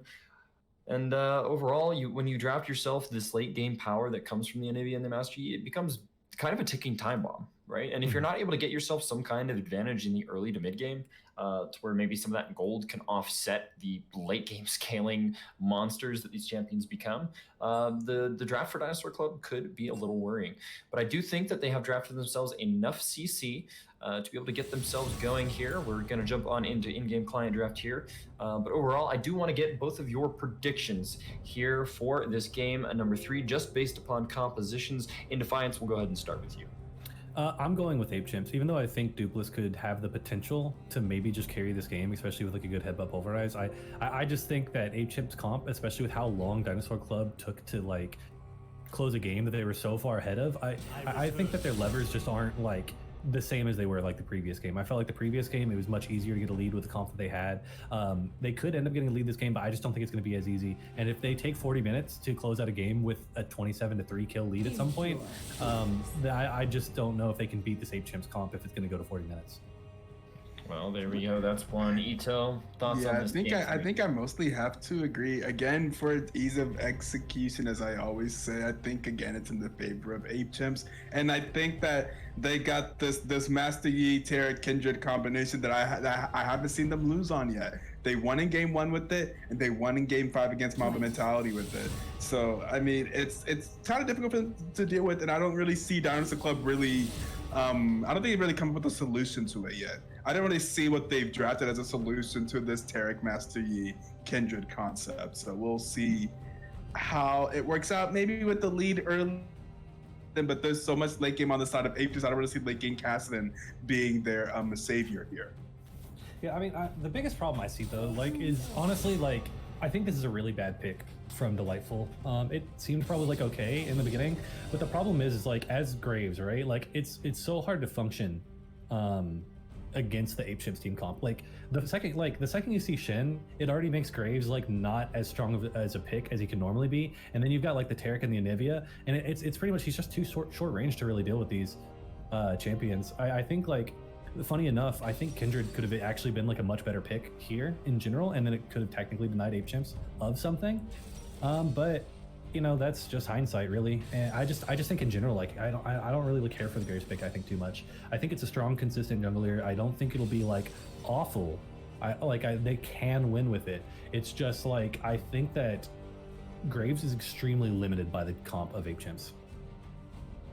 Well, ladies and gentlemen, there are the predictions from Ito, and in Defiance, going to put all the chips on to Ape Chimps here for game number 3. And it's going to be a ticking time bomb, as Master Yi always is as we evolve throughout the game. But overall here, I think it could be pretty difficult if they're not able to lock down that Master Yi. They do have a sufficient CC, I believe, in their composition to be able to do so. It's just going to really come down to the execution on those team fights and which team is going to have the stronger early game to kind of give the step up that their late games will need.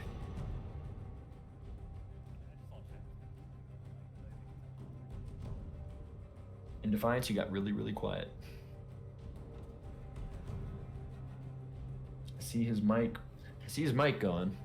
Is he here? Hello? Oh no. His mic was so powerful before. Maybe, maybe not. I saw the chat was complaining, so I was trying to find like a balance. Is this like better?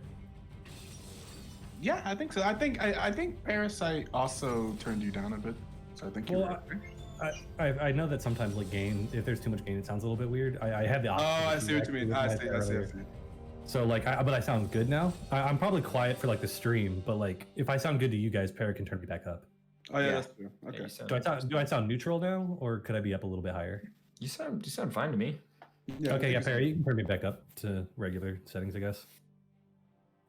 All right. Well, as we get everything in production ready to set ourselves out for game number 3 of the Season 9 Black Twitch League Finals, we're going to go over to a quick intermission. Ladies and gentlemen, do not go anywhere. We will catch you for game number 3 here shortly in the next couple minutes as we get ready for our spectator delay for competitive integrity. Do not go anywhere. We'll be right back.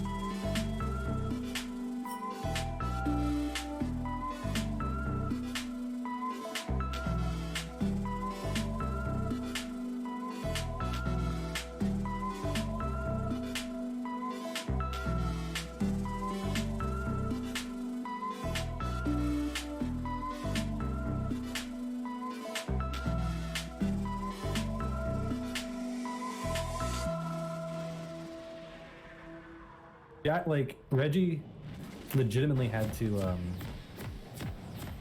I'll talk about this in the next intermission. Well, ladies and gentlemen, here we are in game number 3. Out there on Summoner's Rift, we've got Dinosaur Club and 8 Chimps here 1-1 in this series best of 5 for the BTL Season 9 finals. And once again, we've got the 5-man invade coming out here from the side of 8 Chimps. And I just love the fact that Ito had taught me the ways of the zoom out. It's very, so very good, isn't it? Yeah, It's so good. It's OP. It's literally OP. It's the most spectating OP thing in the world. Like the fact that I can see that every person on both teams right now is like so nice to see. Both teams just getting deep vision, wanting to know the early jungle path of Graves. I'm actually surprised Dinosaur Club not trying to match with vision as well. Well, we've got our Dino Fact here, coming from the delightful Jew. Dino Fact, Ankylosaurus had a club tail, which was so fortified that it could smash completely through a T-Rex's ankles. Ooh, I really love the fact that maybe they play basketball. Maybe that's why, breaking ankles. yeah, the Raptors definitely did that last year. Well, ladies and gents, That's a new Dino Fact. yeah, gonna be out here on Summoner's Rift. Fairly standard starts once again for these teams, but overall, I do want to get some of your guys' opinions here on the Dupless versus Ethan matchup, the Caston versus the Nivea, and how you think this one's gonna play out. I feel like it's going to be a snore until for like the first 20 minutes of this game. It's going to be kind of a snooze fest. They're both scaling champs. I mean, that's why I just kind of like, it's kind of weird in the draft. Like, I know Dupless is so good at casting now. I'm not going to underrate it. Like, I think he could hard carry the game just out of Dupless being Dupless, right? But, like, the thing is like, after you just kind of stomp Ethan, like, in the previous game, like, you're actually going to give him, like, a game to, like, reset his mental. And I think that's kind of questionable.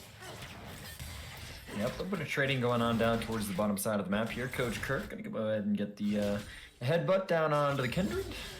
Trying to get some disengaged, but level 2 and HP advantage definitely going in favor here of 8 Chimps early as they're trying to get themselves some pressure. Pressure for NA Uzi to have some breathing room to do what he does best, and that is hard carry games from the bot lane. Graves, though, going to be looking down towards the bottom side of the map here. Will eventually get spotted out here as he's coming on down. There it is, going to come on through, but not going to be able to find anything there. Coach Kirk just going to be able to back that one away. Will be able to blow the flash, though, here from the Kindred, which definitely is vital. He's not going to have that one available anymore, so the headbutt pulverize definitely going to be a threat coming from the side of Dinosaur Club. Yeah, my favorite part about that is that actually was set up like from the get-go. It just to even get that flash to get the bot lane. The fact that All-Star actually took the sweeper, right? To go sweep the early deep vision, they had no idea what Graves was doing. Because like a lot of times Graves will just go for like the full clear. And so they felt safe pushing, they felt safe being able to do whatever they wanted. But then instead, Graves was able to go buff to buff and get Gromp and then just walk bot, and the pressure alone was able to get like the flash out of an Uzi. And I thought that was a really good team play. Absolutely indeed. Triforce up here towards the top side of the map, though, getting the better of the trade there. Against BW Hoff, going to force Maokai underneath the tower here. Should be able to pick up some of that CS. And unfortunately, though, no. Okay, he will be able to get most of that there. Not quite fully crashing, partially crashing. But overall, BW Hoff just both these tanks kind of waiting for the late game here. Coach Kirk going to be able to get the flash and the headbutt backwards there. That's NA Uzi in a little bit of trouble now. Dazzle's going to come on out, but that could be the kill going right on over. And that, ladies and gentlemen, is first blood here for Rim Almighty in the bot lane. Nice. Ethan actually forcing out the flash in the mid lane. It was really weird because it looked like Keston was almost able to walk through the Anivia wall. Yeah, I agree. I thought it was a spectator bug. I think it might still be a spectator bug because it's probably just Ethan kind of like laughing about getting Dupless's flash because I saw Mia ping after, and that's what made me kind of more worried about it in a way. But then I think it was more of the fact that like, I just got Dupless's flash in lane type ping. That doesn't sound like Ethan. That sounds like the rest of his team. Not like Ethan. Gonna land onto Coach Kirk. Damage coming on through. Heal's gonna be there, but it's not gonna be enough. That's Coach Kirk gonna be falling down to NA Uzi. Gonna get himself a little bit of revenge in the bot lane. Well, maybe it wasn't Ethan, but it could have been someone else who was watching mid lane, maybe like NA Uzi while he's walking back to lane. Yeah. So he's like, why was Cassidy in there? You got his flash, what? You know, that's what I see the Mia ping. Yeah, probably okay, I see into that. the Yeah, wall. that's fair. Because like even though it looked like he walked through the wall, he also like pathed as if he couldn't. Do we have a solo kill coming in the top lane from iTriforce? We do. That's it right there. Going to be able to pick up the solo kill against BW Hoff, executing some early game authority in the top side of the map here, coming from Triforce, showing BW Hoff who's boss. Man, I love seeing the fact that Shin can actually like really trade very well, like in this current meta. Like I know it feels like he's overtuned, but I actually really like it when like tanks can play the way Shin can. The Tiamat burst might be a little high, but I definitely like the playstyle of this current Shin, and it's great seeing that Triforce is actually being able to do this against one of WASP's best champions. Yeah, it's good to see this kind of performance coming out from Triforce, who, as you had mentioned earlier, was always kind of a mainstay Mordekaiser player here in the BTL. So, you know, having some of that added, you know, champion versatility definitely coming through and coming in clutch, I'd say, just overall when it comes to the team composition for the side of Chimps. Shen, I mean, he's just been so prevalent right now in the meta.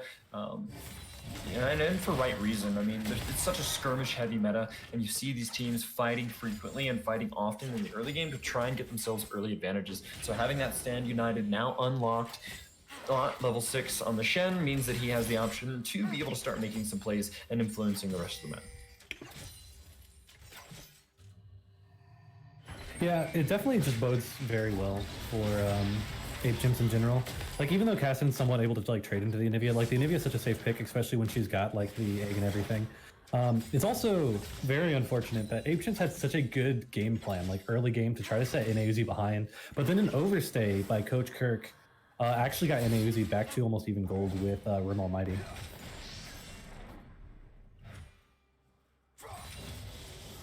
Yep, another little skirmish up here towards the top side of the map there. And Triforce just really getting the better of BW Hoff in these trades. Going to fall to about 400 HP. He's going to have to back away there. But kind of dangerous here. Shen already completed with the Tiamat. Is going to be able to get some decent damage out. And Sunfire Cape, I do believe, would be the next item there. I think one thing that we definitely have to note is the fact that Delightful's pathing this game has actually been almost a little bit questionable. I'm actually really happy that he realized that Alex went up into the top lane to go take the farm, because like right now Alex almost has like double the CS of Graves, and he's already level 6, closer to level 7, while Graves is still struggling to hit level 6. Yep, an advantage here for Alex Williams on the Master Yi, and this is Yi doing Yi things, right? Trying He's to got get 500 gold lead from farming alone. Yeah. And could actually be looking maybe for something up towards the top side of the map here, but I do believe the minion wave will not quite be healthy enough for the dive. I'm actually disappointed he's resetting here, because I really think he should have just taken the Blast Plant over and then just taken the free Herald. I think at this point he's just wanting to get like really massive for himself, but I think people kind of underrate like how strong like that Herald would have been, because then he could have gotten play cold, maybe went bot lane and done some play with like Uzi with a TP from Anivia. You got the Shin ult down. It could have been like a 5-man bot scenario with all the ults up. You know, you got like the Taric ult, the Kindred ult, all that kind of stuff, even though Taric's not really 6 yet. I think if they had grabbed the Herald and then into a reset Krugs and then just like hard force a bot lane play, I think that should have been the avenue they just went. Yep, Dazzle not going to quite land there, but that headball pulverize will. It's going to be a nice knockup, but not enough damage to really follow up to make anything of it here. Nivea going to be there in the river, is going to go ahead and recall now.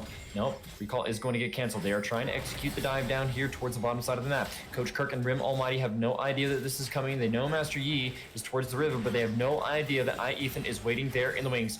That's going to come on out. Dazzle's going to land, and that's going to be the teleport also coming down from BW Hoff. It's going to be a Fiesta towards the bottom side of the map there. Everybody's locked up. There's the Cosmic Radiance coming on down, denying the damage, but Master Yi will fall as the tower shots do land. That's going to be at least a 1 for something trade here as the fight continues to go. Actually, NA Uzi gonna fall as well, and it's complete decimation coming out from the side of Dinosaur Club as they're able to cleanly trade a 3 for 0 in the bot lane through the Cosmic Radiance of that tower. Yeah, they definitely overforced. All they had to do was back off. Once they started getting all the, like the TPs in and stuff like that, I think they just needed to back off in general. This is also another example of why the Herald would have made that play so much stronger, because then I think they would have actually realized that they could have gotten an advantage off of the Herald alone and then played a little bit far back.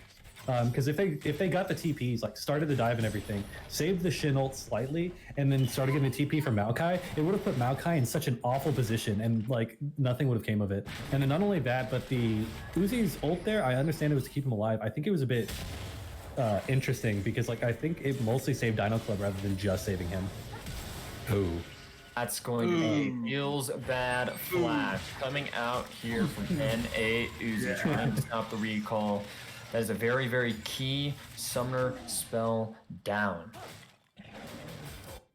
It's just unfortunate. They actually had like almost 1,000 gold lead and it just swung the other way. And then not only that, but NA Uzi just losing his flash, not having the Shin ult for another half of its cooldown and stuff like that. It's just kind of questionable decision making, honestly, coming out from Chimps. Yeah, you might be able to, you know, some of that might actually be just the tilt that you're getting from that turret dive that just went so terribly wrong. I mean, you have all the tools. You know, you have all the tools to be able to get it off successfully, but unfortunately the execution just was not quite there. BW Hoff, though, going to be able to back himself away. Good map awareness there. Could smell something was a brewing top side, and will be able to back himself away safely there to avoid any unnecessary deaths going his way. But now Graves going to hop across the Rift Herald pit. And yeah, that actually will be the Rift Herald started. Scryer's Bloom not going to be able to spot that one out. And overall, it's good to see Dinosaur Club taking some initiative here in the early game. Towards the top side, though, that actually could be some damage. Nature's Grasp not going to quite find its mark soon enough. But yeah, both these teams just really kind of duking it out in the early game. And you know, I want to see Chimps kind of regain their footing here, regain some of that mental, put themselves back, you know, in a clear mind state, and start focusing on what they have to do to be able to bring. Just gotta really make sure that all their ults are up, and I think they just need to kind of 5-man contest for Drake. I think that's probably the best bet into getting back into the game, but they also can't hard force, and that's one thing that Chimps always has a problem with, is they love hard forcing, they love skirmishing, but they've got like a team fight comp, so they need to actually make sure they're team fighting instead of just skirmishing. Yeah, Master Yi gonna go ahead and look for some vision down here towards the bottom side. Should get spotted out there by Coach Kirk. But there it is. That's the headbutt pulverize right on NA Uzi. Dazzle is going to be able to lock up the Alistar now. It's a 3v2 here towards the bottom side. Coach Kirk have a run for his life. But that is dangerous now. The flash coming out here from Alex Williams, but is going to be able to get stunned up there. That's the disengage. Good job coming out from Dinosaur Club to be able to deny any kills going on over.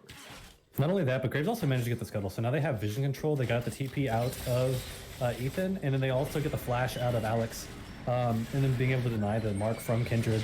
Then they also grab the Herald and then throw it mid, able to get some plates and more gold on top of the Graves and the Cassidy. This could be danger. This could be danger for Ethan now. That's going to be the egg pop, but the stand united coming out from Shen will ensure that they at least trade one, and Anivia is safe to go here with the egg pop. No big deal. You trade an easy 1 for 0 in the mid lane. And good usage there of ultimates coming out from Triforce. Yeah, that's definitely the case. It's like, it's kind of weird how hard they dove onto Ethan there. But it could be a little bit of trouble here. There's the flash now. That's going to be the root now. Anivia in very much so some trouble. Dupla's going to be able to pick that one up easy peasy for the kill in the mid lane. And, you know, just like that, Chimps, they grab themselves a kill, and then the Dinosaur Club just responds immediately and decisively in the mid lane. Yeah, I definitely agree with that. Why they just went so hard in on Anivia if they planned on doing that. But even then, I'd say that's more the fact that Ethan was hard trading rather than like a really good play by Dinosaur Club. It was actually like definitely heads up by Bois from going there. But like after losing your flash, your passive, and all that kind of stuff, I know you can generally somewhat trade into Cassidy as like Anivia, but there's just no reason to. Just throw your R on the ground, just like leave like RW down. Like you don't have to do anything. Like you just like you're supposed to just kind of scale, kind of like Cassidy. You're obviously not as good, but you're just supposed to control fights and control team fights later on. There's no reason to go for the nice solo queue plates. Yeah, that's fair. Well, overall here, we're now sitting and nearly cresting the 15-minute mark here in game number 3. Dinosaur Club having themselves a nice little healthy 1.5k gold lead should do them well overall. And next dragon up on the table for our soul, keep in mind, will be another clown soul. So we do get a repeat from game number 2. And should actually be a fairly decent ultimate here for people like the Shen, the Anivia, Master Yi, Kindred. I mean, pretty much every champion from the side of Ape Chimps really does benefit greatly from it.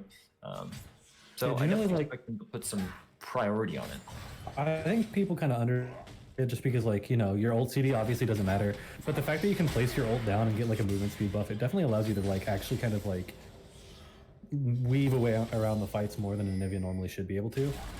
But everyone else on the team, it's for sure just nothing but a complete benefit. And I'd say honestly the same thing for Dinosaur Club as well. A lot of the impactful ultimates on their side. Absolutely indeed here. And Alex Williams going to find the Alistar there. Headbutt Pulverize going to be able to knock him back there. Alpha Strike, it will only buy him so much time. Enchanted Crystal Arrow are going to find the mark down there onto Ethan, and Dupless picks himself up the kill. And that is 2-4-0 now for the side of Dinosaur Club with the invade, able to get themselves some big advantages here. Just being able to get so much pressure off of those kills, going to be able to move in, clear vision, and control the maps. Yeah, I just kind of don't know what the hell that was. Honestly, like Alex kind of just ran it down right there, and he kind of baited Ethan with him. That's actually really bad, like in a mentality thing, because you definitely don't want your mid junglers to doubt each other. Headbutt Pulverize still available here from Coach Kirk. Dazzle's not going to quite land there, but the slow's coming through. Flash going to come on down, and that's going to be the Lamb's Respite, trying to keep them alive, but the double invulnerability they're going to be placed down here will keep them healthy enough. But there could be a repeat dive here. They're going to push in this wave. They cannot leave. Graze and Caston blocking off all routes for escape here. A doomed fate here for the bot lane of Ape Chimps.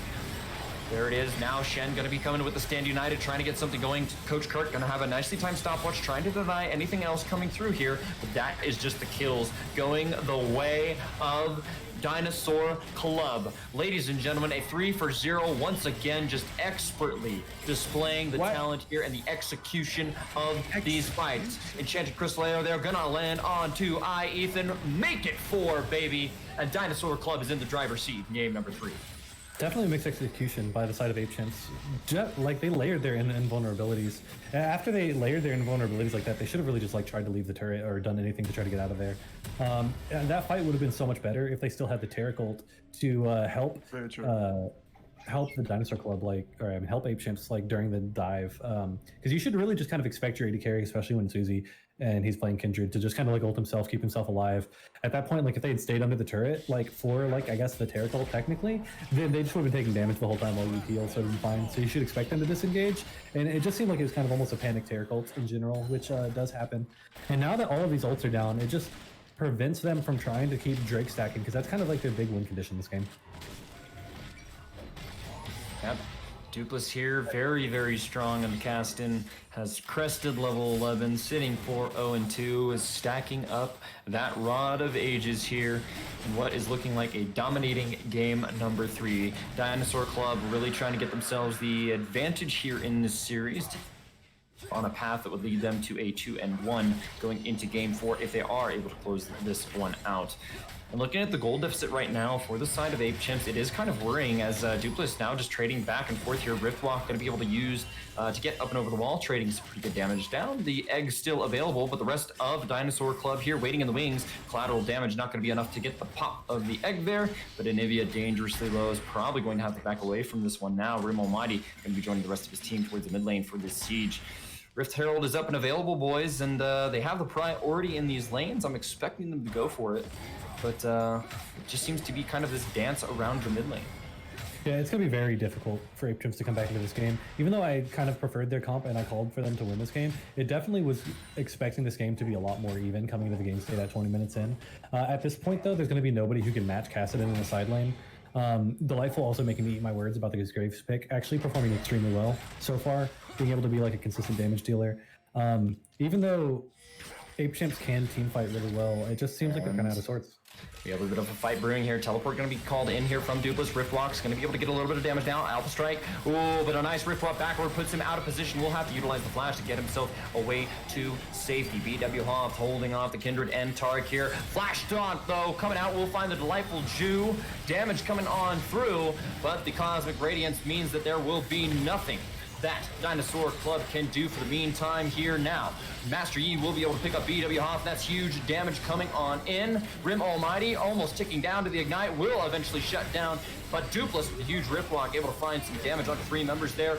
Ooh, gonna get knocked out of the Lamb's Respite is that Master Yi. It's a 2 for 2 so far. The jungler and the support from Dino Club, though, will be able to wrap this one up. Double kill, trying to make it a triple, but Ethan's doing everything in his power to be able to slow down the onslaught of Dinosaur Club. Will they do the dive? They do not have the ultimate, but that is the end of the line that will find the ace here for Dinosaur Club and the Delightful Jew, wrapping that one up for a triple kill.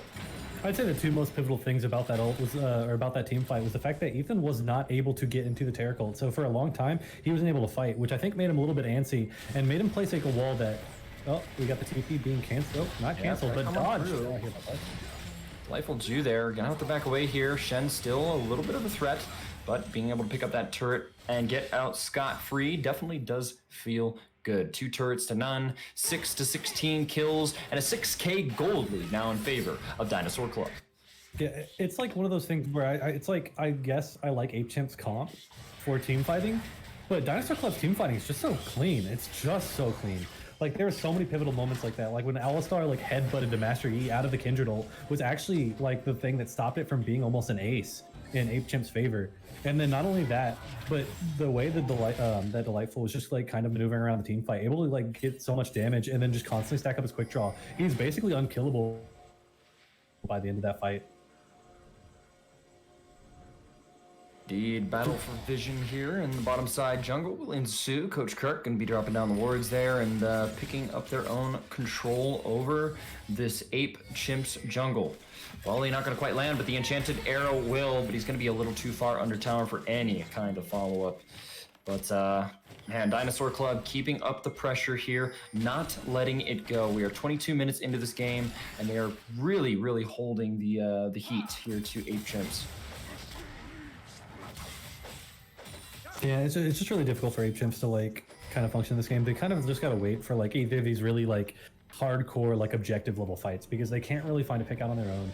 They're getting like honestly pretty much out team fought. Even like maybe it's just like the gold deficit. They're getting hit with the stat stick at this point.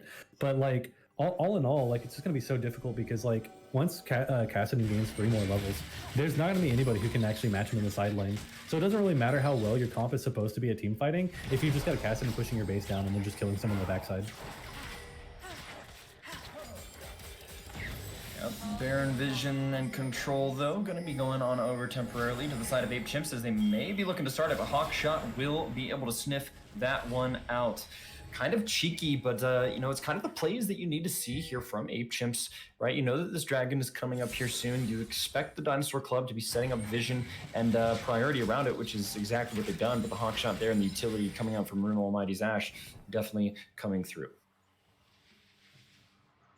Yeah, it's like I said, it's just I would actually like to see Ape Chimps try really hard just for like a kind of almost a YOLO Baron here.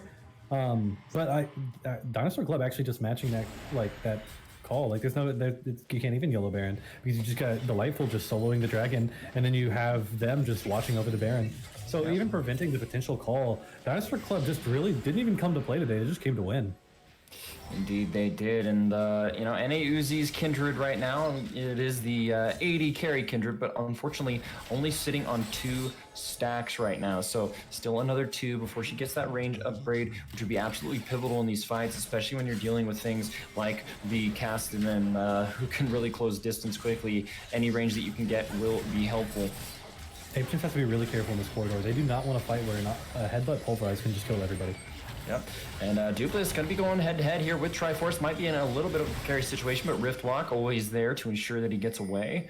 And, you know, just talking about the Ape Chimps composition here, they just really lack, like, that hard level engage that's going to come through, but actually now, there it is, Enchanted Arrow going to be able to find its mark there, right down onto Master Yi, but he will be invincible for just a short amount of time before he goes down to the Rift Walk there. Dupla is able to pick himself up his 6th kill. The fight is going on and raging. Ladyboy Golem now going to be out of the fight. Headbutt pulverized with a flash to follow up there. Puts him in a little bit of a bad situation here. Triforce going to fall, and those are going to be the kills going once again. Ladies and gentlemen, Rim Almighty gonna find himself in the ultimate there. They're gonna be able to trade back too. But ladies and gentlemen, once again for the third time in this game, Ace here for the side of Dinosaur Club. I knew Dupless was gonna kill himself for that kill. I knew he was gonna kill himself for that kill. Like I knew Ju could have just gotten it from just like out, like barely outside of the range of the inner turret, and could have just like, even though he ended up being low, but like, you know, Dupless was feeling himself. He saw how he fought that team fight. He wanted all the kills he can get, and at this point, he's just so absolutely immense. I think this just might be over from Chimps. I think they played way too loose early game, and I think that catastrophic dive bot lane kind of just explained and like described the whole kind game. of the beginning of the end, right? Yeah. Yeah. Currently on the Archangel's staff, sitting at 376 stacks out of 750 needed for the Seraph's Embrace. So Caston still has some room to continue to grow in this game. Will be level 16 and another 2 levels here. Currently sitting, if I go ahead and take a look at the experience bar, about 1/4 of the way to level 15. So within the next 5 minutes, should be able to hit that level 16 power spike. And, you know, as if he wasn't already online, you're definitely going to be feeling that level 16 Rift Walk upgrade when it does eventually come on through. And the options are kind of running out here for the side of Chimps. Dinosaur Club, they're sitting now on Soul Point. The Cloud Dragon will be spawning in another 2 minutes and 15 seconds here. So overall, there's just not a whole lot that Chimps really have going for them in their favor here for the late game. And yes, you know, you've scaled, you have this scaling Master Yi, the scaling Anivia that are on the cards, but you're just not matching the same pace that Dinosaur Club is being able to repeatedly put forward. Yeah, I definitely agree with that, and I think what really always goes to show like the pace that Dinosaur Club puts forward is the fact that like every time you watch like their wins, right? Like yeah, sure, like it'll like Douglas could be hard carrying, or Delightful can also be hard carrying, but generally you just see like their whole team doing really, really well. Hold on now. Fight gonna come on through. Enchanted Crystal Arrow gonna go in there on to Pickle Farmer, but it's not gonna be enough. That's the damage coming on through. It's looking like it could be a win team fight. 2 already down here from the side of Chimps, and Uzi will not be able to kite back far enough. And ladies and gentlemen, another ace, 5 for 0 again here for the side of Dinosaur Club. And try as hard as you might, Chimps, it just does not seem to be good enough. That Brazil in the wait, what is being said in the chat here? It's just so funny to me that like I'm just watching like the way like after Dinosaur Club won that fight, it's like they won that fight so absolutely hard they didn't know what to do anymore. Know if they should end the game, and then they're like, wait, no, we need Baron, we need minions. Like, and the Dupless is still like, well, screw it, I'll end if you guys just want the stupid Baron. Teleport available from BW Hop, but they are just going to be able to put themselves back to base, spend that gold, and continue to push this lead, which now extends past 10k gold, sitting at a 12k gold deficit here for Chimps. Definitely looking like we could be seeing game 4 here pretty soon.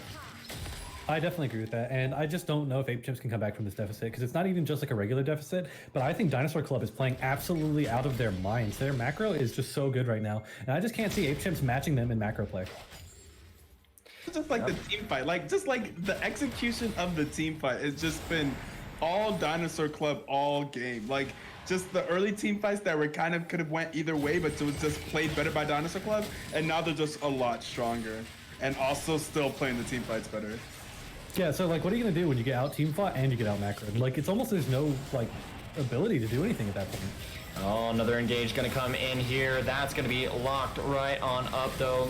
Shen in a little bit of trouble, but maybe the invulnerability coming out, but Rim Almighty just free firing there on the back line, able to get so much damage down into this fight, and Dupless Rift walking left and right, able to close this one out. I can't even count how many aces we have had this game, ladies and gentlemen. That's gonna be at least the 4th, maybe the 5th. The teleport's now coming on over into the base of Chimps here, and that's going to be the surrender. The GG's coming on in game 3, going over to Dinosaur Club, and they are up in the series now 2-1.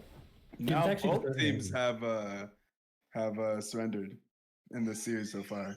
But, I think they're just doing it to Dinosaur go Club like surrendering game 1, and Chimps here surrendering in game 3. I'm actually like a huge fan of staying in the game, even if it's like an obvious loss or the game's about to lose, because the way I see it is any more time to talk about the next few games is so much more important than getting into the next game. If anything, especially in a hard loss, you don't want to go into that next game as soon as possible. Sure, you want to get out of that game, but that's why you just kind of mentally have to stop even thinking about that game in a way. Like you just really have to focus on what you need to do to come out with a win. But it's going to be really hard because, like, honestly, Dinosaur Club had such good macro that game. Like, of course, obviously, this is like an amateur scene, right? But like, honestly, some LCS teams could learn almost from like the macro that they did because, like, they constantly did, especially like TSM when they gave up like the Dragon and then the Baron earlier today. Like, the thing is that Dinosaur Club made sure to actually like just keep hold of everything. It's just actually very impressive. Like, I was really surprised by their macro decisions in general. Like, obviously, that's what happens when they're kind of getting gapped in like team wise. But like Dinosaur Club just definitely came to win today. Like they know exactly what they want to do. They had a great early game plan. They've just been out team fighting. In general, like their macro has been just absolutely insane. Yep. Well, ladies and gentlemen, that is the conclusion here of game number 3 of the Black Twitch League finals here for season 9. Do not go anywhere. We're going to get ourselves geared up for game number 4 in the draft here shortly. So please stay tuned. Now let's see if Dinosaur Club can pull out the victory here in a 3-1 series, or if Ape Chimps can pull it back to give us a game number 5.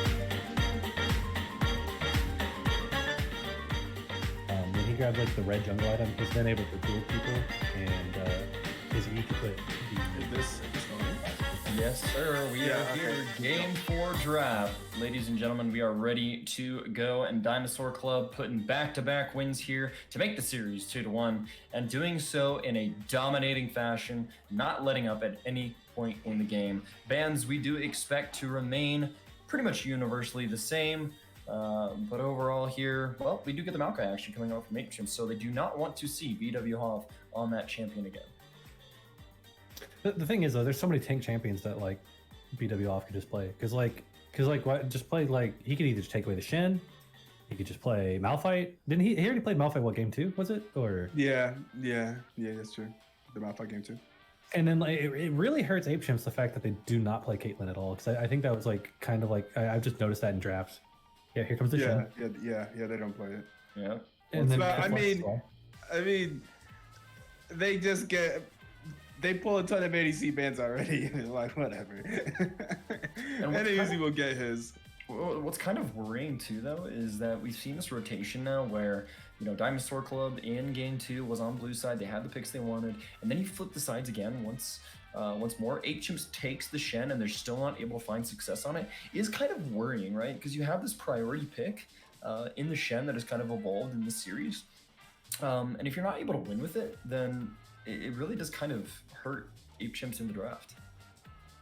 I felt like a big part of that to me came from the fact that they, I don't know. To me, it felt like it was really BM to go with Kindred, because like I like the idea of Kindred and I understand it's good, but when you already have like the Shin and the Taric, and then you also have like an Anivia, like you don't need more life-saving mechanisms. I think like in AZ you just needed to play a more careful champion. I think if you just played Trist or Ezreal, like that whole game could have looked completely different.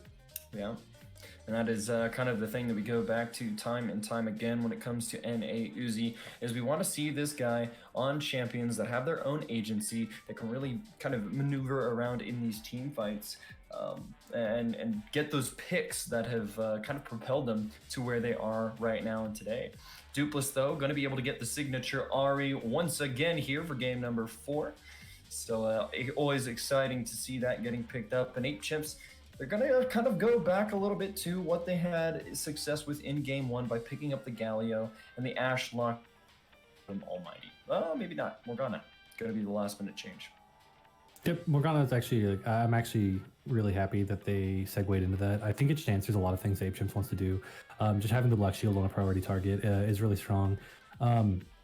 I guess that is a Malphite support actually coming in with the Fiora. That's actually surprising, to be honest. I guess they just did that so that way they couldn't grab the Malphite top lane.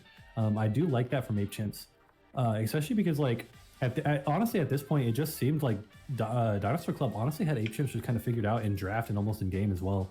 So it's good to see a lot of pivots coming from Ape Chimps, because I think at this point you just need to pivot. Like you need to find winning lanes that just aren't in AUZ, and the Master Yi obviously just isn't really working with the mentality that Ape Chimps has currently.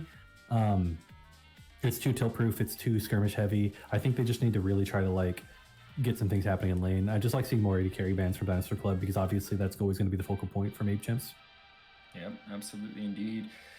6 AD carry bans out of a total, gentlemen, of 8 bans already on the table. I'm expecting 7. I expect an Ezreal ban probably from Dinosaur Club. I could see them not caring about it, but I mean, at this point, like, why not just try to force him to play like some really obscure like AD carry that he doesn't want playing? Because he's obviously got preferred AD carries, so like, just try to make it AZ as uncomfortable as possible. I don't think they're really worried about the jungler. Yeah, good to see that kind of focus coming out in the draft, and you know, utilizing that knowledge of what each team wants to be able to do to be successful to your best here. Graves gonna get picked away, so there will be no Graves once again for the Delightful Jew. Has kind of been a mainstay in this series for him and has had a pretty decent performance on the champion so far.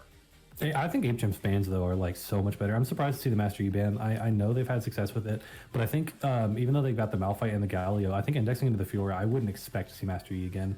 I think they need something that has more pressure and actually does things in the game. So I think Dinosaur Club is, if anything, actually helping out Ape Chimps by banning the Master Yi, so that way Ape Chimps don't pick it.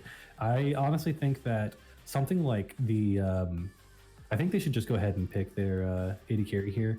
They're probably going to save their last pick for an AUZ, but in my opinion, I would just grab the AD carry now. maybe deny something from Dino Club. And then I would say the last pick for jungler, because this is looking like a potentially really good situation for a Sylas pickup, and I'd like to see them pick Sylas instead of Kayn this game. Yep, Sylas on the table. And I was just going to make the comment Kayn as well, but I will always defer. Shaco. And interestingly enough, Shaco going to get picked up here. Thoughts on this? Jungle support? Yeah, it's jungle for sure.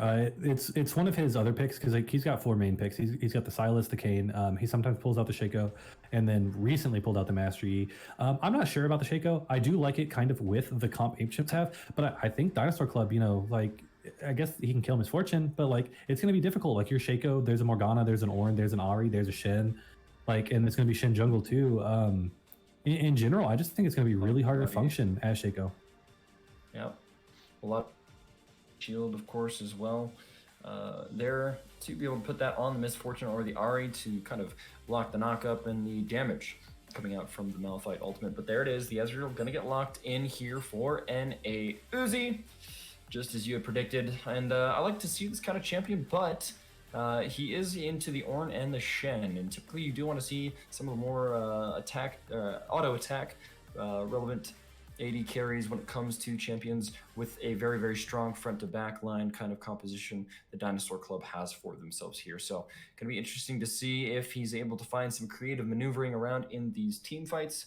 But I guess that will remain to be seen. Yeah, I honestly thought Ape Chimps draft was starting to turn out much better than I expected, but then they pivoted to the Shaco, and honestly, like, I think they just doomed their finals chances on picking Shaco alone. I think this would have been a fantastic game for Sylas, and especially because he likes to go the Bruiser Sylas as well. I think having the Bruiser Sylas while you have Fiora in the side lane splitting, and then you just got Uzi in general while having like that tanky like 3 laners as well as having more AP damage in the Sylas as well would have been really nice. I just don't think Shaco functions well in the Dinosaur Club's comp, and I guess it's just because he had a bad previous game or something like that. Like that he just wanted to play more of a carry champion, maybe because he just felt success on Master Yi, so he just wanted to carry harder. I just think Sylas would have been so good. And I think he plays Sylas pretty well. I feel like we've seen him play Sylas pretty well, yeah. I feel like he's played Sylas really well this whole season. I just, like, it's not that I mind Shaco, but like when you're on match point, you run Shaco, and then they had already choose like Shin, Ahri, Morgana. I just don't think I think it was such an awful choice, to be honest. It was so awful. Right. Well, there are no take backs when it comes to the BTL or League of Legends. These are the champions that they've got locked in, gents. I think I already know where In Defiance stands with the draft and who he's got for predictions here. So Ito, I'm gonna go ahead and throw it on over to you, and then for to In Defiance for final closing comments before we get out on. It's unfortunate because I was going to say with those first 2 picks with Malphite Galio, I was like, yes, here goes another press R ease of execution team comp. And then as it went further, man, Shaco's so hard to play, I think, in comp. I think in general, Shaco's hard to play in comp. The Fiora is kind of just like, I think just like a lane and kind of try to get like a side lane thing versus Ornn. We'll see how that works out. That's perfectly fine. Just the Shaco is like, oh man, especially going up against a jungler that you know is going to have a lot of early game presence. It's really going to be hard for him to keep up with the Delightful Jew while he's playing Shaco. Delightful Jew is on someone like Shen, and then like who does he kill? How do he end up being useful? It's just going to be so hard. But like I think like Malphite Galio, like maybe the Shaco into the Galio ulti to like Malphite ulti, like maybe they can pull some cheese stuff, but. Yeah, happening with Shaco, man. It's just so hard. So, I mean, like, don't get me wrong. Like, it's like in the comp that Ape Chimps has, like, Shaco's not bad, but I just don't see how you see the Champions Dinosaur Club go. You're like, this is a Shaco game because, like, I've played Shaco before too. I don't play AP Shaco that much. I usually always play AD. I haven't played him in a while, so maybe he plays like AP Shaco. But even then, like, it's like they've got Morgana, they've got Ahri, they have Shen, they have Ornn. Like what are you supposed to do this game? Like getting on the Misfortune is going to be almost like it can happen like early game. Sure, you can do the really cheeky Shaco invis into the Galio ult from the invis thing, and that's why I think it's really strong, especially if you follow up with Malphite.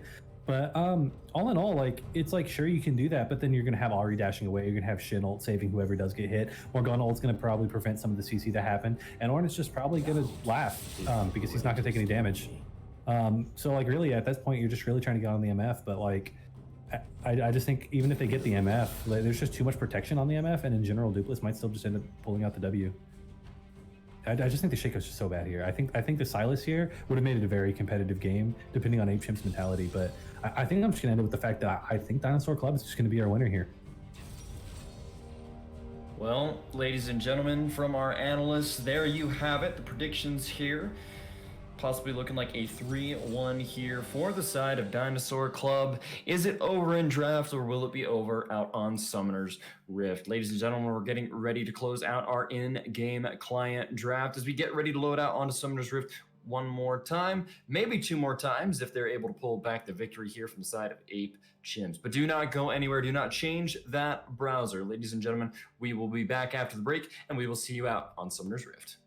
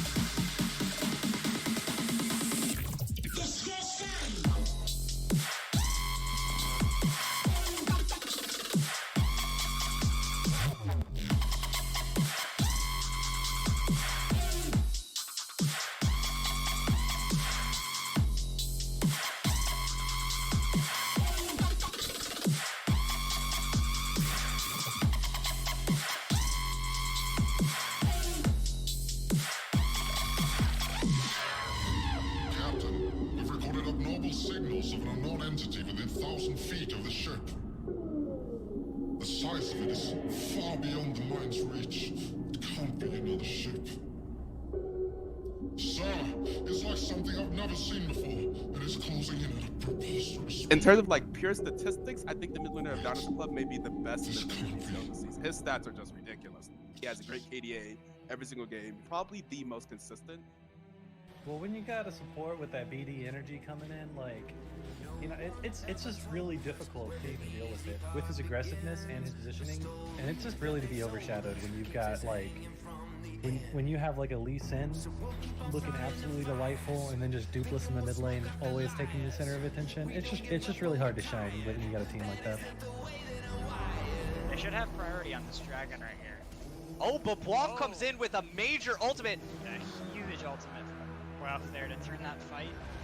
Not really a whole lot going on, but Graves looking for the early game ganks here. Gonna be able to get some damage down on Oriana. Flash forward coming out here from Dupless. Finds the charm and first blood going on over with the Ocean Dragon spawning here.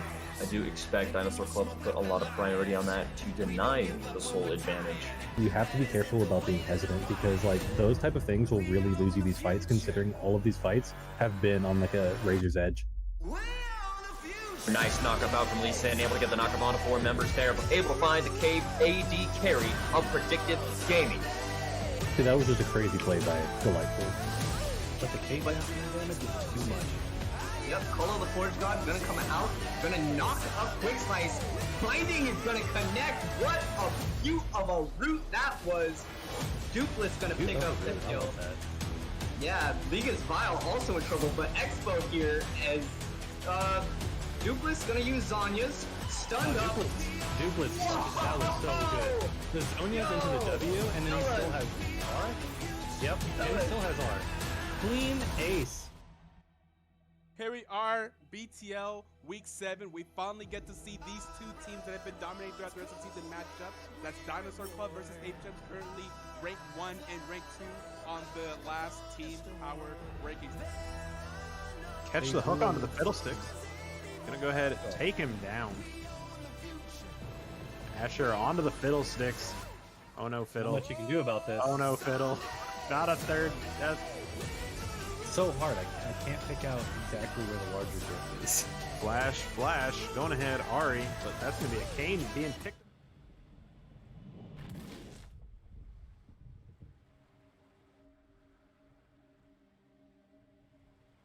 I'm ready to watch Dino Club pop. All right, ladies and gentlemen, welcome back to Summoner's Rift here. We're getting and once again, for those joining us, that was the awesome hype video that came out from Coach Kirk here from the Dinosaur Club, the support for this squad. But here we are, game number 4. Dinosaur Club leads the series 2-1. And both of these squads looking to go out and maybe possibly another 5-man invade here from these teams. So they definitely do not shy away from the early engagements. They have a lot of good engage tools that can come out from the side of the Delightful Jew, Coach Kirk, all of the CC they have available to them. So should be interesting to see if Dinosaur Club can get this one going. It's going to be spotted out there, Dark Mining, not going to quite land, and yeah, both these teams just really trying to play aggressively. Yeah, I like this from Dinosaur Club because, like, yeah, you're going against a Shaco. And when you really, like, mess up his early jungle clear, like, and make sure that he can't put boxes, like, effectively, like, they had to put one to prevent this other invade, which is it was a good box, but ends up still being, like, 10 gold for Dinosaur Club. And then not only that, he had to put the other one kind of, like, defensively. All in all, it's not that bad for the Shaco early game, but I still like Dinosaur Club kind of putting, like, the fear of God almost into him. Yeah. Trying to keep them on their toes. But overall, going to be interesting to see if they are able to make the composition work with Shaco. And if they can, they will be able to force themselves into Game 5 and take us all the way tonight. Gentlemen, always glad to have you here on the desk. Once again, I'm the Idea PC, bringing you the play-by-play casting. And joined with me is In Defiance from the league and one of the heads that everybody knows, Adjudicator Ito, a.k.a. Ito. You know him well. But early gank now, actually coming out here from the Delightful Jew. River Shen pops his head through the bush. That's going to be the taunt. That's going to be first blood going on over to the Delightful Jew here to wrap this one up early and get himself an E. Mm-hmm. Who's going to get first blood, River Shen or Shaco? Apparently, River Shen. Yeah. Yeah, he just walked straight in. That was such a good gank. Like, Ethan wasn't ready for that at all. It was just way too easy. Yeah, it's one of those things. He held on to his flash as well. I mean, you know, you're already kind of overextended there. You know, you always hate to see it when people do end up kind of wasting their flashes, but good to see that was held on to by Ethan. No, I 100% agree with that, because if he wasted his flash there, then, like, honestly, Delightful will just sort of, like, I mean, it's already, oh, we got a game coming in the Shaco, bottom. though, gonna be coming through. Alex Williams trying to find something here, but the box will not be able to find the fear, and there will be no engage from the side of Ape Chimps. Good attempt, and definitely trying to make this Shaco work in the early game. Actually gonna retry it towards the bottom side. You see him go back over the wall there. That could be what they need right there. Rim Almighty gonna be slowed. There's the heal gonna come on out. Nice flash coming out with the Mystic Shot will land, and that will be an A Uzi picking himself up a kill in the bot lane. Yeah, I'm actually really happy to see that, because that's one thing that junglers don't utilize, like, enough, is that repeat ganking, especially after you burn a you're a jungler who can do those variable jungle paths like that. It's really hard to necessarily respect that, because in a way you expect them to, you know, reset, farm their jungle camps, like do something else. And so it's really good to see. I like the fact, though, that Delightful, obviously keeping his tempo up. He could have went for skull and everything, but he's going to take more raptor. It's going to take more stuff from Shaco's jungle, then keep clearing. And, like, honestly, both junglers off to, like, a really good start this game.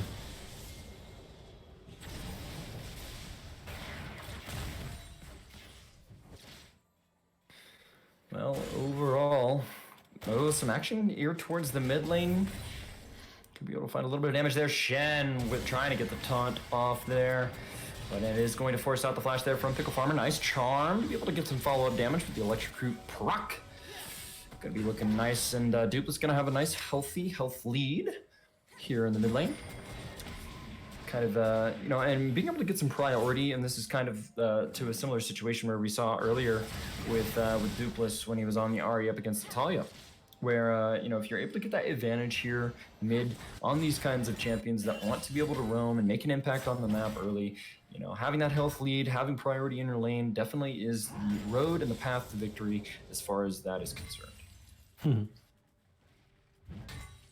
And honestly, delightful just playing out of his mind this series. Like it's just crazy because it's like I almost kind of feel bad for Dupless because he's just played so well like all season long that I'm always just like it's Dupless, it's just whatever, you know. Even when he's playing well, he's popping off, doing things well.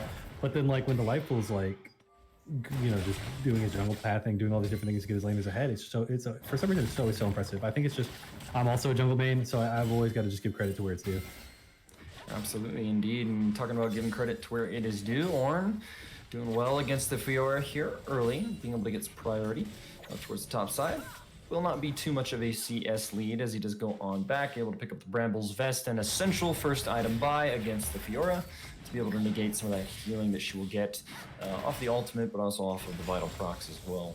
It generally makes the lane almost kind of unplayable for her in general until she starts really getting the items. She's going to have to need a lot of items to really like match Ornn, besides obviously just being able to do the vital proc ults. Bramblefest is just so effective into her that she's not going to have like lane priority in for a long time now.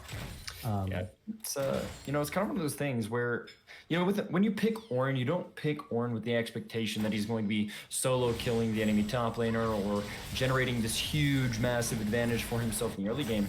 So realistically, if you're BW Hoff, you're more than happy to kind of go even with the Fiora and just going to be able to trade there pretty effectively.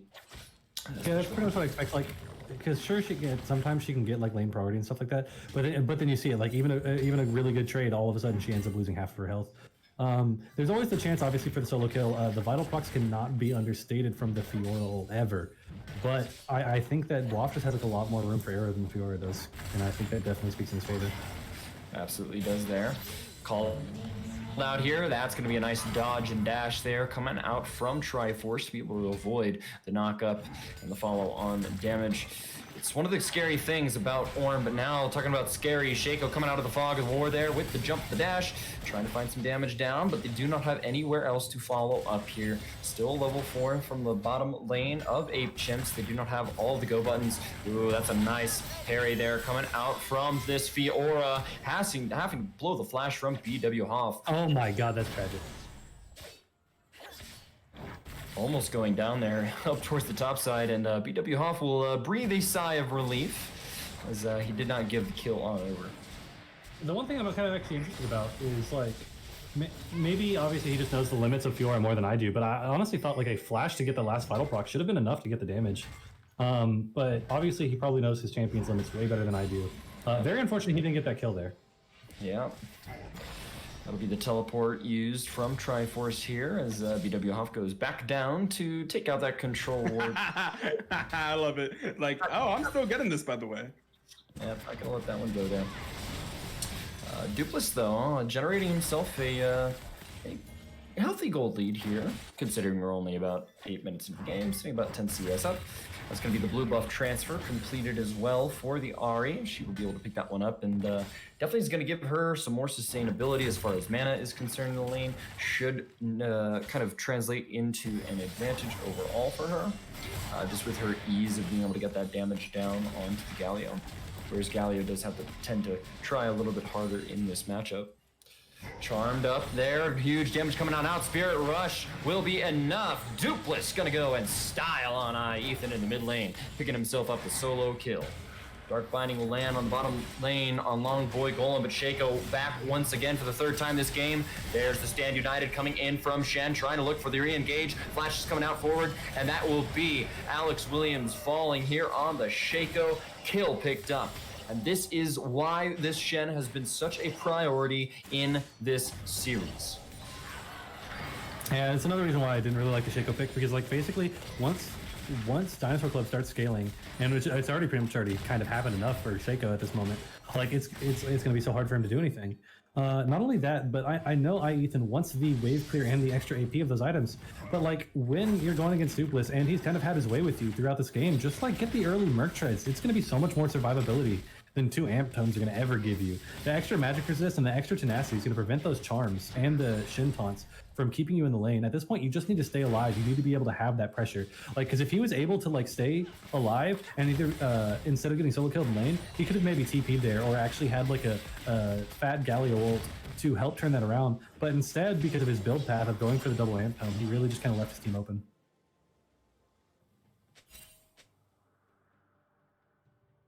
Overall here from the side of DC, Dinosaur Club just really getting the advantages that they needed. The fact that Ornn has pretty much been able to keep himself even in the matchup against the Fiora, not giving away those solo kills, which would kind of unlock her champion, I think definitely is vital. Being able to have such good absorption of pressure in the bot lane after the repeated ganks coming out from Alex Williams, I think is also a great point as well. It's resulting in a CS lead actually in the jungle here for the Lightful Dew on the Shen. So overall, just across the map, playing very, very well. The only bright spot right now that I'd say for the side of Ape Chimps is, as of course, as always, NA Uzi there sitting with the 1 kill and a 20 CS lead in the bottom lane. Yeah, I actually went back and looked at it, and the Triforce actually had like huge opportunity to kill Ornn there. I looked at the damage, and he kind of just like stood there, and I think he canceled his auto. That would have been able to actually get a kill in the top lane. And then not only that, like if he had just flash autoed, yeah, it would have been a free kill. Definitely would have done all the damage. And if he was able to do that, he would have snowballed. I think not out of control, but he would have actually like really helped his team's mental a lot, and then really been a force to dictate with in the top lane. Yeah. Look for a little bit of damage, and Shaco once again looking towards the bottom side here. Now ultimate's unlocked for the side of Ape Chimps, but not going to be in range there. Shen looking towards the bottom side of the map here as well, pinging the on the move marker towards the Shaco and the Gromp. And Dupless now also on the roam here, could be in trouble. That's going to be good damage getting put down on to Alex Williams. He's gonna get popped there, as the pool will be enough. And Fiora up here into the top lane, Triforce gonna do his dirty work and finally picking up a solo kill on the Ornn. Kills being traded across the map, but that will be Cloud Dragon going on over in favor for Dinosaur Club as they're able to take out the Ape Chimps jungle. Yeah, I just don't think Alex is having a really good game. This is one thing, like, I always like to react in, like, macro play. It's not just about trying to get kills, not about, like, spam ganking bot lane. Like, your bot lane has no priority, so basically all of your lane ganks are extremely predictable. They're just constantly ganking in like, that one side where you can guess where he was, and that's why he ended up getting hit by a binding, meant for the Malphite. But, not only that, you know that Dinosaur Club is going to be trying to stack these dragons. You know they're going to be like constantly like trying to force like the drag fights like while the objectives are there. But that's why I would like to see like instead Alex try to answer in objectives instead of just trying to answer in kills. If he had instead went to the Rift Herald and then attempted to take that and then try to help Fiora like break down the top lane turret, I think forcing Ornn or allowing Fiora a long lane is probably the best hope that Chimps has of getting back into this game. I absolutely agree, and you know, the matchup up towards the top side has been really, really close, where BW Hoff has been a couple times now been able to get away with barely any health. This last time though, falling to Triforce's Fiora. And if the Shaco did put maybe a little more stock into being able to get this Fiora ahead, you know, it would really help them out with the late game, having that strong split push type champion. But unfortunately, that has just not been the case so far. Right now, though, with Fiora being able to pick up that earlier solo kill, she does now have control, for the most part, over the lane state against BW Hoff. So he's definitely going to be looking for a mid lane roam or a gank coming in from Gillette Do at some point. See, that's exactly why, though, that, like, for example, Alex should be, like, almost kind of hard camping top, or at least just hovering top while constantly farming. He's like, yeah, you want to get NAUZ ahead, but you just look at the sheer lane priority that Fiora is actually exerting already, which I thought she needed a few more items to do, but apparently I was wrong in that. And, like, he would just be able to have so many more different gank paths to actually, like, completely shut down this Ornn. And I just think it's such a missed opportunity by Ape Chimps, and I think it's going to honestly lead to their downfall, because Shaco could be coming from, like, a lane gank right now. He could be back behind their blue going over, and instead, Dinosaur Club is going to be making the first team move to go gank top lane. Yep, trying to look for it there. Control Lord will spot them out. Dupless and the Delightful Jew gonna have to back up off that one here. And overall, just vision being traded back and forth between these two sides on the river. They do not know that Shen is not on the Rift Herald. Did see the pings come through. I do expect Shaco to be able to check that one here shortly. Yeah, gonna drop the ward down. Sees they're not on it. Gonna be able to recall BW Hoff, though, taking more and more and more damage from this Fiora. It's not exactly looking like an easy road here for the Ornn, but as this game continues to go on later and later, you have that late game insurance that comes from this type of champion. So I do expect For them to be overall pretty satisfied with how this top lane has gone so far. It's not a massive lead for the Fiora. Ornn's been able to keep up pretty evenly in CS. Yes, there's that one solo kill that went on over, but at the end of the day, unless Fiora is able to get a huge, massive advantage, I think that Ornn and his upgrades towards the late game will just be more useful in the team fights. Yeah, I definitely agree with that, but I think at this point, like, it's going to be so rough because I think the way that Ape Chimps are going to end up having to win this game, just because of, like, the nature of the way they're playing, is going to be through, like, the split push of Fiora while trying to do a nice 4v4, or just holding lanes, like, with their team in general. It's gonna be super difficult. It's because, like, they weren't really necessarily playing around their win conditions. I know, like, in a Uzi is always a win condition, but I think you just can't force. And when you force, it's just, it's so predictable. Like, look how Dinosaur Club is playing back right now. Like, they just know Shaco's coming. Shaco's always going to be coming. All you got to do is, like, play back. If anything, Shaco just keeps giving him the plus 10 gold from every time he puts the box down. Yep, absolutely. And time wasted as well. Overall, though, we're going to go ahead and take a look, though. I do want to feature this mid lane right here. Dupless sitting there with 156 CS current total, almost 50 above Ethan, and getting a really, really good trade on him there once again. I actually have to force the recall here. Spirit Rush and a full combo will be enough to knock him down, as that Galio is severely lacking any kind of MR right now. Could be a little bit dangerous here. Shen waiting over the wall. Has the flash taunt available, but will not decide to use it. Call the Forge God instead will be the initiation tool, but will not find its marker there. And Shaco gonna drop down here. That's dangerous, though. We're taking a lot of damage there. Galio with the hero's entrance. Ooh, Lightful Jew gonna be down to sub 200 HP. And almost gonna knock down the jungler there from DC, but Ape Chimps will be able to hold the fast in the mid lane. Meanwhile, Triforce continuing to farm and split up towards the top side, getting himself his advantage. It's a race for first tower, but Shelly will put that one and shut the book. First tower gonna go on over to the side of Dinosaur Club.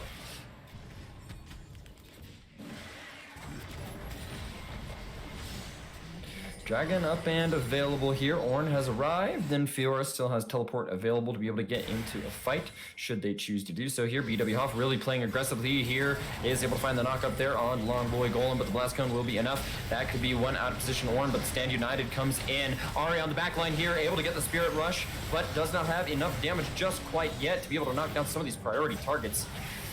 Fight is very, very scattered here for the side of Dinosaur Club. Nice flash from Morgana to be able to avoid the Justice Punch, but Fiora has arrived, ladies and gentlemen, and that is the condition they needed right here. Dupless, though, trying his damnedest to be able to trade back the damage in a 2v3 situation now. One team fight overall so far for Ape Chimps, but I do have a feeling this one's not just quite over yet. It's just terrifying because like the biggest win condition of Ape Chimps is like the Fiora, and now the Fiora has so much gold like in her pocket. Like she's actually like rivaling Dupless in gold right now, and it's gonna be so hard for them to deal with, especially if she keeps like the hard pushing going as well. I'd like to see them I think they're just gonna team fight again, to be honest. It's just I want to definitely make sure they keep Fiora in the side lanes and to constantly pressure lanes and whatnot, but they just really can't let the potential soul point happen, especially when they've got a Shin and an Ornn and it's another Mountain Drake. Yep, Dragon gonna be on the table here. I just need to burst it. If I was Ape Chimps, they need to take it. They need to be decisive here, and they just need to burst this out. You got a TP coming in from Walk heading into the pit. Teleport there from BW Hoff is going to get taunted up by the Galio, but True Shot Barrage going to go across the bow of the Dino Club members here. Call the Forge God now getting called out. Going to find the knock up, and there it is. Ladies and gentlemen, trying to find the damage. They just do not have enough here. Getting zoned off. BW Hoff is down, but now Dupless has arrived. Not able to find the charm there, but the Spirit Rush is enough. Ooh, and a nice ultimate coming out here. Bullet time from MF, able to lay down the damage that they needed. Dupless, though, will fall on a 1-for-1 trade as Alex Williams is able to get the smite to be able to secure themselves the first dragon of the game. One team fight here for the side of Dinosaur Club, but the objective going to be in the hands of Ape Chimps. Yeah, but the thing is, as awful as that almost looked for Ape Chimps in general, the fact that they were able to stall out the dragon actually makes the game almost 10 minutes longer as a whole, because now there's 5 minutes until the next Drake, and that's when Dinosaur Club can finally potentially get onto Soul Point. Instead of them being on Soul Point now and there being a 5-minute timer on the game, the longer they allow this Fiora to scale up, the better. And not only that, the Fiora was able to be shut down, which generally is a bad thing, but all of that gold went to Ornn. Sure, he's going to be tanky at this point, but like the Fiora doesn't really care about tank stats considering her kit. Yep, Ornn here sitting at level 12. It's currently about 20% of the way to level 13 when he gets his personal item power spike there, which is actually quite big when you do have the completed Sunfire Cape and Abyssal Mask. But it's going to be interesting to see here if he does decide to go for an Abyssal Mask this game, given that there is not a whole lot of AP damage threat coming from the side of Ape Chimps. So what Ornn should actually go this game is something that we did before, which I think Ito was laughing about at one point. It might have been some other casters, I don't remember. I think it was actually Vorpeto from Jace, I think it was. And whatever, but it was like, there's a game where we had our Ornn top and he went double Sunfire. And people don't understand like how much armor and HP because of like Ornn's upgraded items that going double Sunfire is. It seems like it's like wasted stats and efficiency, but like all in all, because of the Ornn upgrades, it ends up being so cost effective to run that. And it's actually kind of disappointing to see him get the Null Magic Mantle, because I really doubt he's like, damn, this Merc Tread, you know, Proto Belt Galio is really messing me up on Ornn right now. Or he's like, man, this Shaco with, you know, his jungle item completed is really killing me. It seems kind of silly to go for that, because more effective HP and just more armor would have just been the better choice. Yeah, well, the items coming on through here for both sides. We see Ari there having the kind of the item buffet there, sitting on the Oblivion Orb and the Needlessly Large Rod. Perfectly fine here, just trying to get a little bit of extra magic pen with the Oblivion Orb, and then probably going into the Death Cap, I would imagine, with that Needlessly Large Rod sitting there in the inventory. Like, honestly, Ape Chimps gotta really worry about their lane assignments, because, like, I don't think anybody can really deal with Triforce on the, except for, like, Dupless, and the fact that Dupless is able to sit there and match him is so good, because he's gonna constantly be able to wave clear and then prevent that. They should be looking to try to, like, even though it's, like, a bad matchup, they should be looking to try to match the Galio with it, to just, like, wave clear, and then constantly, like, move Fiora around to take the turrets. The 4-1 isn't necessarily bad, though, because I think without Dupless, it's going to be much harder with these team fights. Yep, Shen there on the backside does have the Stand United now on to BW off, but the backline here from the side of Dinosaur Club is going to get shut down there. Galio with the hero, Justice Punch will find the mark, but will get traded 1-for-1 here. Long Boy Golem gonna fall down there. BW off, have a flash on out now. Ari coming up the river here, still has, you know, well, actually, hold on. Down towards the bottom side, Ari was actually able to get the kill onto Triforce, which we must have missed in all of that team fighting craziness. Yeah, Ari did solo Ignite kill. burning down! It's gonna be enough. Delightful Jew will fall. And Is that unfortunately, that's gonna be the Mr. kill. NACL? Biggest fan, Mr. Salt, how you doing?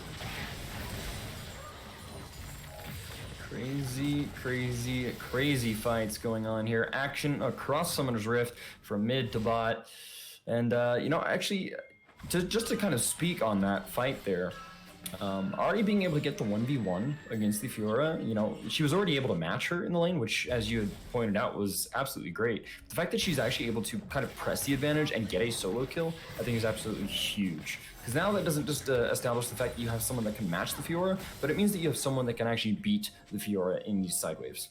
Yeah, I think that really hampers the ability for Ape Chimps to win this game. Like, what they need to be doing is what they're doing now, right? Like, because I think the one thing I've noticed about Dupless is, like, kind of when he chooses a lane that he wants to go to, he doesn't keep, like, following the lane opponent or anything. He generally, like, chooses a lane and they try to play around objectives or how Dupless wants to play. So I think constantly just making sure Fiora is not on the same side as Dupless is actually, like, paramount to Ape Chimp's success. Because, like, if they just leave him in the side lanes and he's able to just sit there and collect the turrets, then it's really good. I think giving up this Drake isn't the worst decision, but I think slowing them down by pretending to fight for it is okay. But they just really cannot get picked off here. Yep, they cannot at all. Third dragon for the side of Dinosaur Club would mean Soul Point, and definitely going to feel really good on BW Hoff. Nice charm there coming out from Ari, able to get a little bit of damage down there. They should definitely slightly fight this, because I think slowing it down is not even good. Yep, Call of the Forge God available from BW Hoff in his butt. Ooh, the smite steal not quite there from Alex Williams. Could be in some trouble here now. Will be out of his invincibility here soon. Teleport now, though, coming in from BW Hoff, and ooh, wow. Shen gonna get absolutely popped there. Directed camera is so much fun. There's so much action on the bottom side. But we get to watch Orn going walking down to bot side. Actually, I just have my camera all messed up. Rim actually playing pretty insane there. Morgana able to keep him alive. I honestly thought Ape Chimps was actually just completely wiping that fight, playing really well. It just wasn't enough. And I think they actually kind of made all the right decisions. Orn went to go match him in the top lane. He wasn't able to finish off the turret. If he was able to it just goes to show how sometimes League is a game of inches. If they were able to get that smite steal off, and they were able to also get the double kill onto Triforce against the bottom lane of Dinosaur Club, this could have ended up looking really, really good for Ape Chimps coming in. They definitely closed the gap, but now the fact that they're on the Mountain Soul timer, it just makes things really difficult because, like, how is Shaco supposed to kill any of those members, especially like Orn or Shin, whenever they have the Mountain Drake on top of the double bonus resistances from the Mountain Drakes? Yeah, it just feels very, very bad for the side of Ape Chimps. They cannot afford to give over the soul. With that next dragon, they'll be spawning the next 3 minutes, 30 seconds. But overall here, as we kind of go into a little bit of a lull state, let's go ahead and analyze some of the item spikes coming through here for some of these champions soon. Ari, right now sitting on 900 gold, will have the Rabadon's death cap completed here in another 200 gold. So she should just be able to pick up that Gromp there and should be pretty dang gone close to being able to get that one locked up. Orn being level 13 now and sitting closely on the cusp of level 14 means that an upgraded Rabadons could be coming in at the same time, which would be a huge, huge power spike here for Dupless.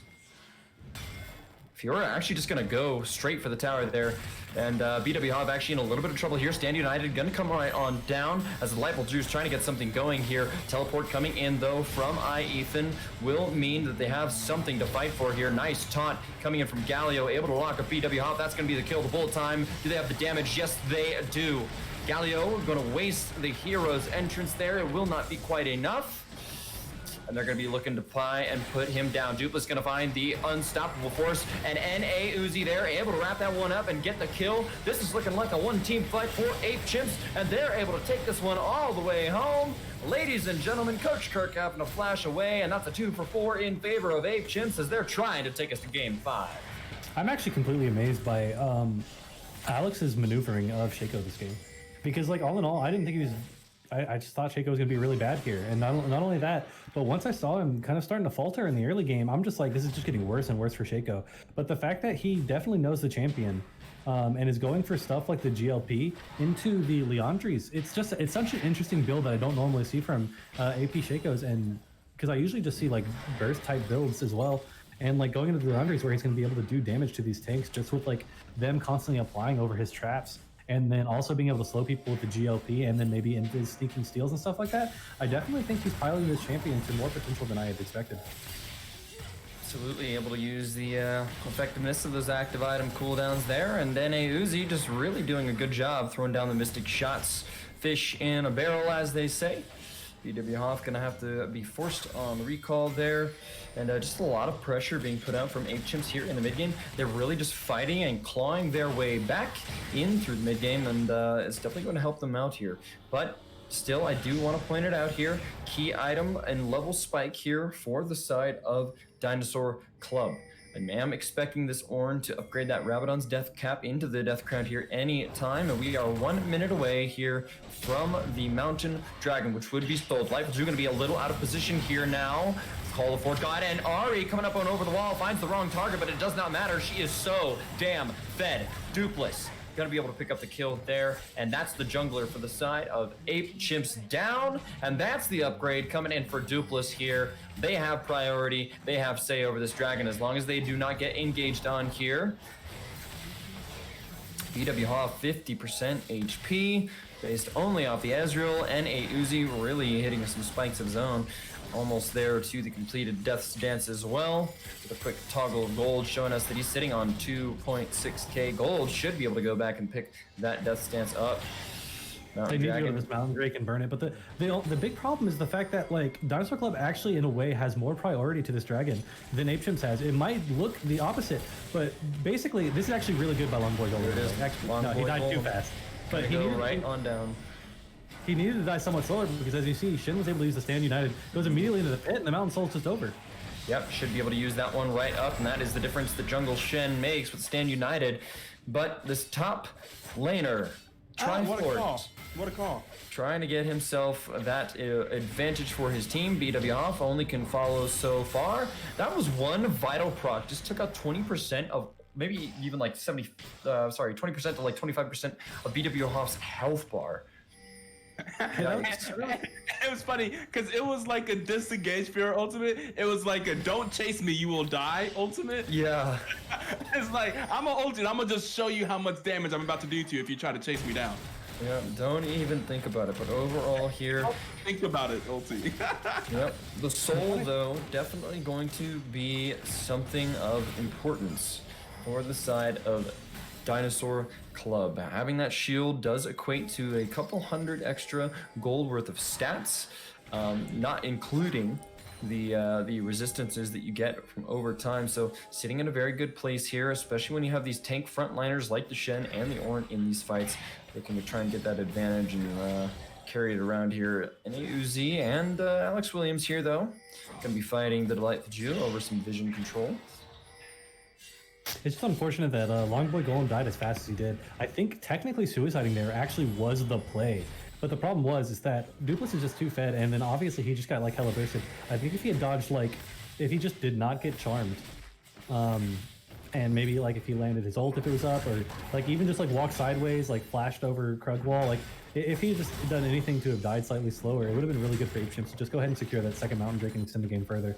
The fact that there's these super long lanes for Fiora and a broken open base is just really, really good though for the split push. We could end up seeing a split push victory coming here out of Chimps, even if Dinosaur Club gets out of hand.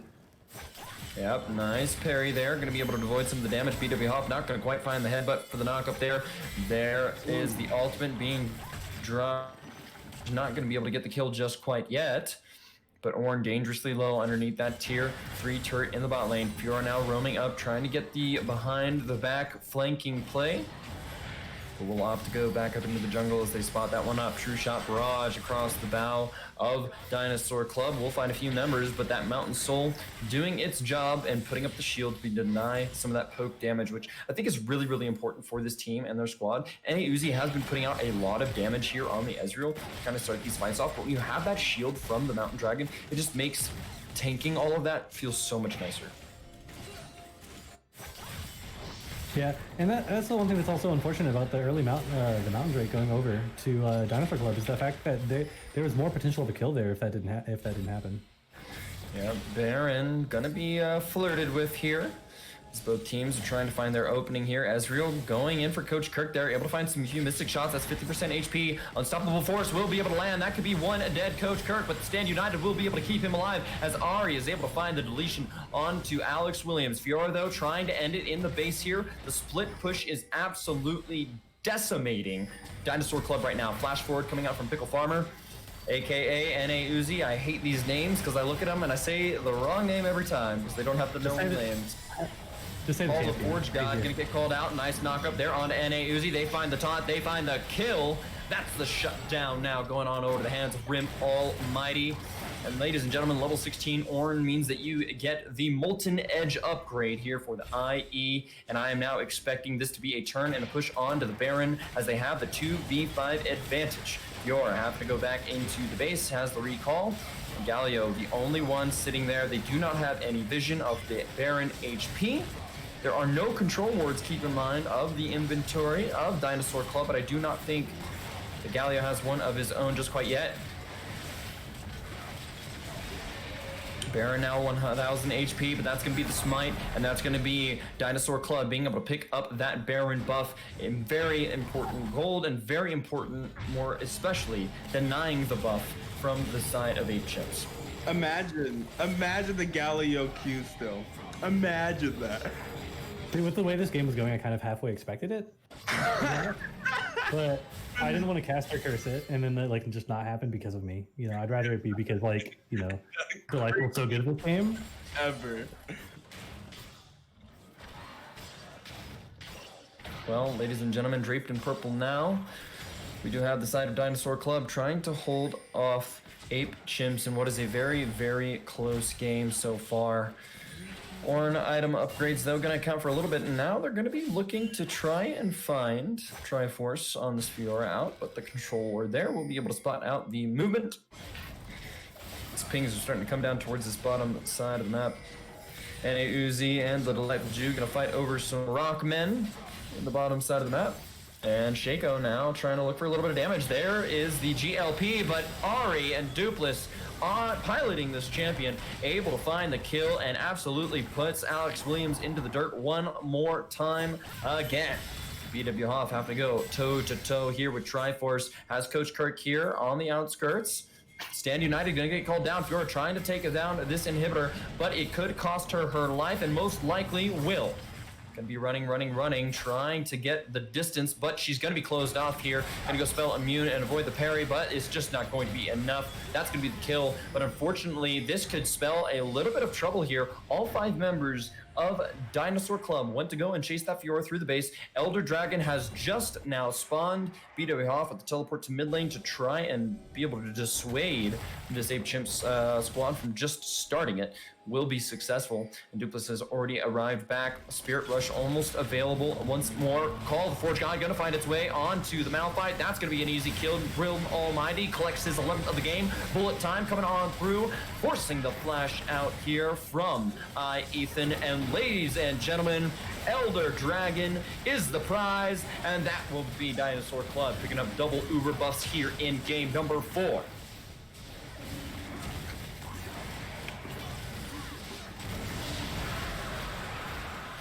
Yeah, at this point, it just looks like Dinosaur Club is just ending is just a formality at this point, really. They've got so much control, better team fight, and at this point, Fiora just can't actually truly, like, even really, like, match the Ornn in a way. The Mountain Drake just makes him, like, way too tanky. The Thornmail, the Ninja Tabi, the Sunfire upgrade, all the more, like, HP. I'm assuming he's going into, you know, Warmog, so he can just walk away, sustain back to full. At this point, like, the Fiora split push, it's just kind of like her little game is over. And it just goes to show that you can't give these Mountain Drakes over, or you can't give Drakes over so early. And then not only that, but I think a lot of this comes down to like mistakes in building coming from the mid lane. I think an earlier Merc Treads was just so important off of Ethan. All he had to do was like survive lane. Just do not get Dupless snowballing, because once Dupless is snowballing, it's just like, it's so hard to function. Yep, and the power of these Ornn item upgrades really starting to show its teeth here in this game. Elder Dragon still ticking down here for the side of the Dinosaur Club. They're going to be able to knock down their first tier 2 tower, of the game. Trying to get themselves some of that standing gold back. And really, the split push of the Fiora has kind of been what's been holding Ape Chimps up for most of this game. And she was able to go all the way back and knock down one of the one of the Nexus Tower turrets in this game. But you just have to be so careful. I mean, one charm and full combo from Dupless on this Ari really is enough to knock any of the squishy carries from the side of Ape Chimps down, especially with this Elder Dragon buff. Continue to try and put some pressure here on the mid lane. I really want to see them try for a fight, though. I would have liked to have seen maybe BW Hoff go, you know, up through the mid lane here, and maybe send Shen to the side wave just to be able to hold the wave. So that way you have the opportunity of the Stand United, but that could be the engage right here. No, not quite yet. Gonna be able to knock down that tower there. A lot of Shaco boxes, though, guarding the entrance to this inhibitor. Dupless gonna fall to about 20% HP. Has to be very careful. He's gonna have to back himself away there. Redemption gonna get called down. Gonna be the top off that they need. And Fiora looking for the flank. Coming in behind here is going to get spotted out. Dupless going to be able to find the Spirit Rush there. Not going to be able to find the Orb of Deception. Nice parry, though, coming on through. Stand United could be enough. And there's the Hero's Entrance coming in from Galio. Finds the double knockup, but it's not going to be enough. That is unstoppable now for Rim Almighty as he picks up the kill credit. Double kill now in his name. Ladies and gentlemen, this could be the fight that they needed. Flashbind finds its way on to, Alex Williams on the Shaco, and that's going to be a 3-0. Dinosaur Club is trying to end this series in a 3-1. Just a Uzi and Long Boy Golem there to defend. Unstoppable Force going to find the huge knockup, but they just do not have enough damage here. It's like nothing. The first Nexus Tower, ladies and gentlemen, is done for. The second one surely now to follow, and that's Rim Almighty flashing forward, trying to style on NA Uzi as Dinosaur Club takes the BTL Season 9 Finals.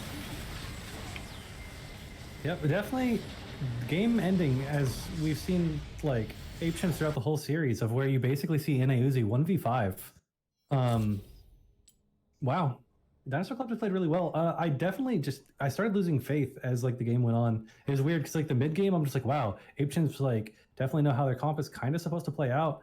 But then like the thing is that they immediately like, just kind of dropped the strategy. It was so hard to start split pushing against like all the, you know, the Baron pressure, the Dragon pressure, and all that kind of stuff like that. But like you can't just look for like a Fiora flank. It doesn't do anything. At that point, you just kind of need to like go all in for like the split push play. Like you just have to split push. Like you don't really have a choice. You can't just sit there and try to force something that your comp's not supposed to do.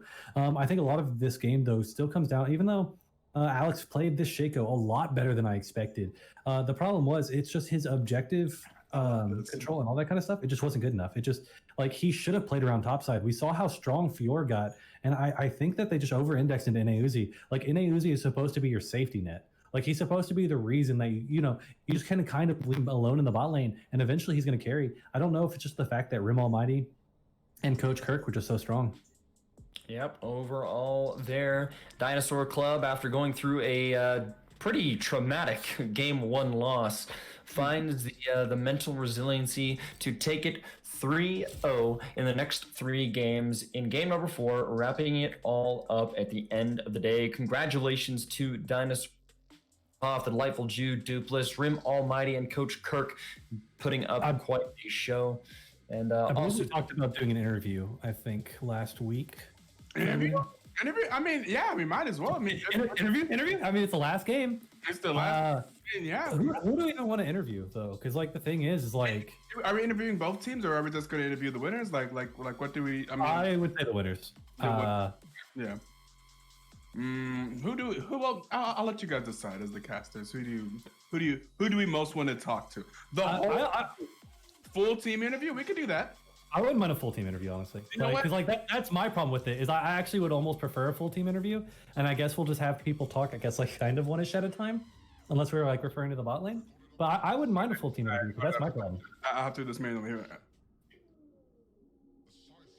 All right, ladies and gentlemen, we're just going to bring them in here one by one. As the champions of the BTL Season 9 have joined us here, Dinosaur Club. Congratulations, gentlemen, on the victory here in game number 4. I'm sure you all feel absolutely excited for bringing home the victory, and it was quite a performance from start to finish. The first thing that I did want to ask you guys, though, is after going through that first game loss up against Ape Chimps, where was the team's mental at? It was a pretty dramatic defeat. So just overall, I'd like to hear generally the team's opinions and thoughts of where they were at.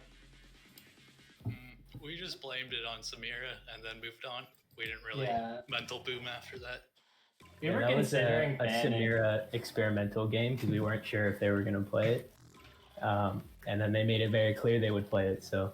Yeah, also that Kog'Maw comp into Master Yi, Tarek, Samira, like all of that was just not the best idea, I think. Yeah, the no CC was pretty troll. We definitely should have picked Malphite over Ornn there. Especially with Samira's wind wall.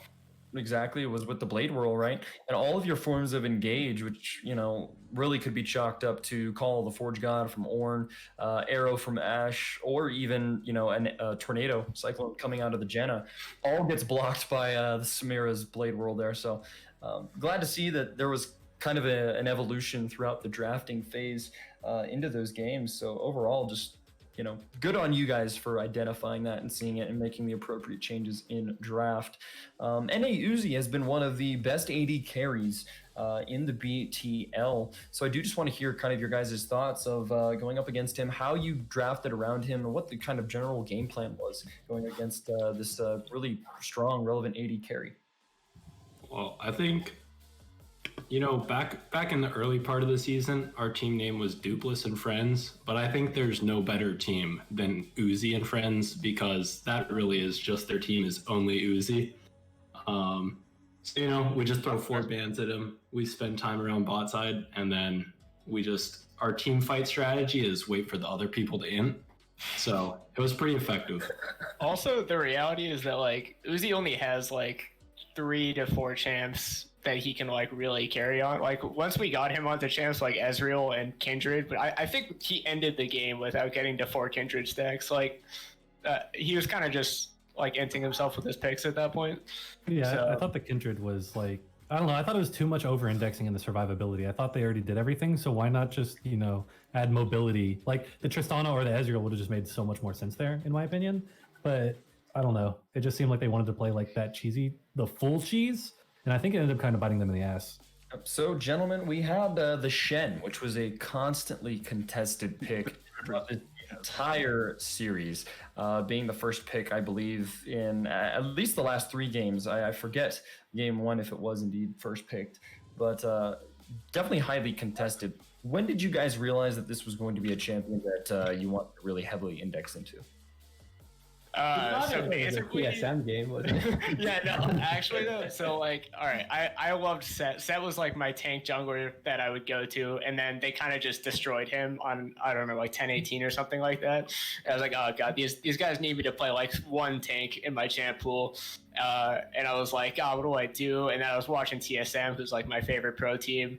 And then he just pulls out the River Shen in the finals. And I was like, well, got my champ ready to go. So I've just been kind of spamming it since then. And I really love it a lot. It's just so useful, especially against Ape Chimps. I think like when they were picking stuff like Malphite bot and just trying to like go really hard on bot lane, and I could just ult in from anywhere, just be like doing heralds on the other side of the map and then just be there in a second. Like it's so valuable.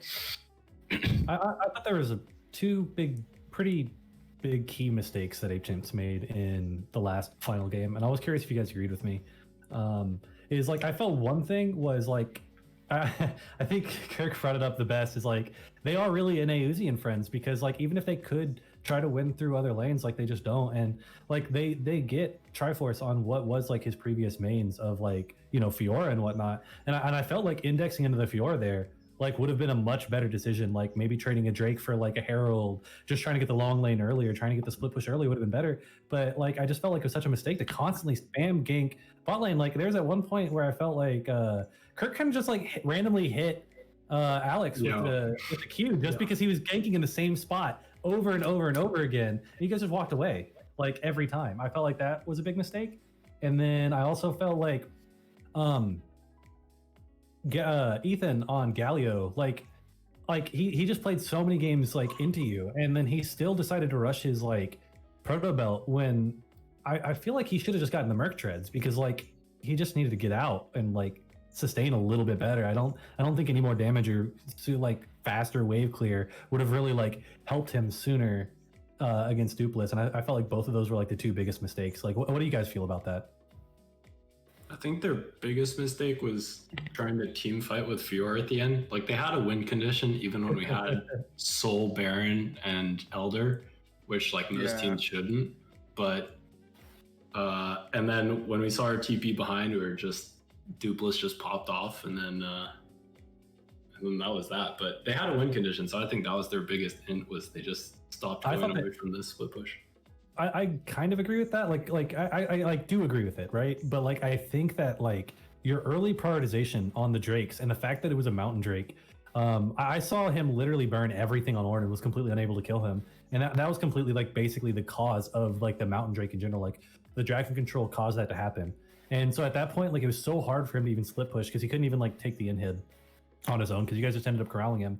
I think he just felt desperate. I do feel like that was a mistake, but I honestly at that point in the game, I just felt like you guys already won. Like I don't know if they could have. Like I don't know if even. I do agree sticking to the strategy is probably their best chance of winning, but I think at that point, like once you guys had like the Mountain Soul and like he couldn't even get close to killing Ornn at that point, I just felt like the game was over. Yeah, once we had Soul, the game was over.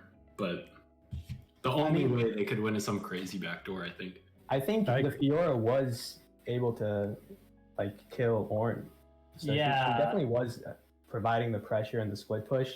I think she messed up as Kirk was saying, how she didn't prioritize just constantly putting that pressure, because that takes us away from other objectives and using our Baron and securing Elder and stuff. So But I think she definitely was strong enough to get more in hits. Well, they didn't put any resources top at all. Like really, it was all kind of her on her own.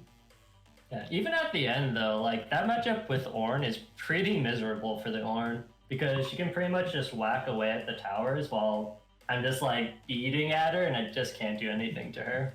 So I really think they should have kept up the split push. I don't know. I feel like at some point, like it did fall off. I agree they should have kept up the split push. I just felt like their whole early game plan was just so bad that like it kind of didn't matter at that point. Because like you guys say like the Ornn could have died, but like I felt like the Ornn could have died like pre-30. But like once I saw like him, you just kind of walking away because you would get full comboed, but you'd still have 20 to 30% HP. And like I just don't think like Fiora could like bother chasing you for that long to get the kill. And even if she did, Shin ult could have prevented it.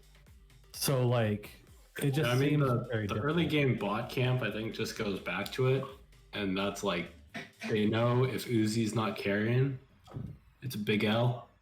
So I agree with you, but knowing the people on their team, we kind of expected the camp. So yeah. I mean, they definitely played around bot lane every game. So I would say, with with you guys having played through this series, if you guys from Dinosaur Club had to give a team MVP voted amongst yourselves, who would it be? Probably Bluff. 4 games in a row. But also Raymond Dupless, I don't know. It's hard to say. Like everyone Bluff has made the most sacrifices in terms of having fun. I like playing for tanks. I don't know about you guys. I honestly love when they leave me up Malachi. These guys complain about their Caitlyn, Ashe, and Morg. I love being on tank duty. I don't know who my vote would be. Like I maybe serious with the season before. Like I've mentioned this before, but a large reason why this season was a pre-made season was because I think Captain Kirk was like the first person came to us like in our offseason, like whenever we had just finished the last season. True. You guys had just started. He organized everything. The spring season. Yeah. He like looked at our roles and like looked at our bounty roles. It was like, I have a team that's perfect for this, and we were like, yeah, we could do pre-mate. This draft thing is kind of going in and out of being so like, and we had a lot of people like come to us for draft, but like the person who was most ready for this season was Dinosaur Club. like at the beginning, like they were ready, and you had to wait for us to get the other teams. So I was like afraid, they may not end up coming through because we're taking too long to get these other teams because we have teams that are being really iffy with us in and out. We had the whole situation with TFHS, but the situation with I'm not sure if you guys remember, there was another team that was supposed to join with TFHS. They had a sister team that was called like the Power of Honor or something like that. There was supposed to be a temp team that was not mentality. So there were lots of teams that were kind of going in and out. I had to create my mentality at the last second. So I'm glad that you guys ended up sticking around for. Yeah, it was a great league. I think we all had a lot of fun, and I don't know. It's just an overall pretty good league, pretty fun. The community's nice as well. It's awesome. Yeah, I mean, in the end, you end up coming out and winning, so that's always good. Whenever we have smack all of us old people around that's been around for a while, like Mama Matati was one of those teams that has played before in previous seasons, but you guys just came through and kind of smacked them really hard in the regular. Honestly, if I have to give an MVP for like a season though, I've got to say it's got to be the Dino Club fans. That's why we put in all the hard work. Catcher into Rye. You got Chase Hudson. You guys are coming. You got Phil. Our fans show up every week, and then it's great just watching them back and just knowing, man, we're winning outside the game. They're just dominating. We got E10 Re-Rob. Maybe just Eric. Yeah, just Flabell. Yeah, I mean, we got the whole crew that's just showing up every week. So I think gotta give them the MVP. I think my MVP for your team is the Rhythm Bot, because I hear you guys bring it into your lobby to play the LCS music during every champion select. And like when you're just that locked in, can you even? That's true. I get flamed for it every time, but every time we really carries our drafts. Yeah, I was about to say, like, look at the results though, right? Like you've done it so much, and then you guys win the whole thing. Like, it just looks really good. I've got another question too. I've noticed like I don't know. Like I felt that even though you guys came to play like obviously all season long and you guys have always looked good, I felt you guys kept looking better. And that's what scared me more than anything was the fact that like you guys started getting more and more like macro control in games. And so like I'm kind of wondering, like, were you guys like just noticing advantages in the games, or were you coming out with like some game plans? Because like I remember in game 3, they put a deep ward on a blue, and then you guys swept it.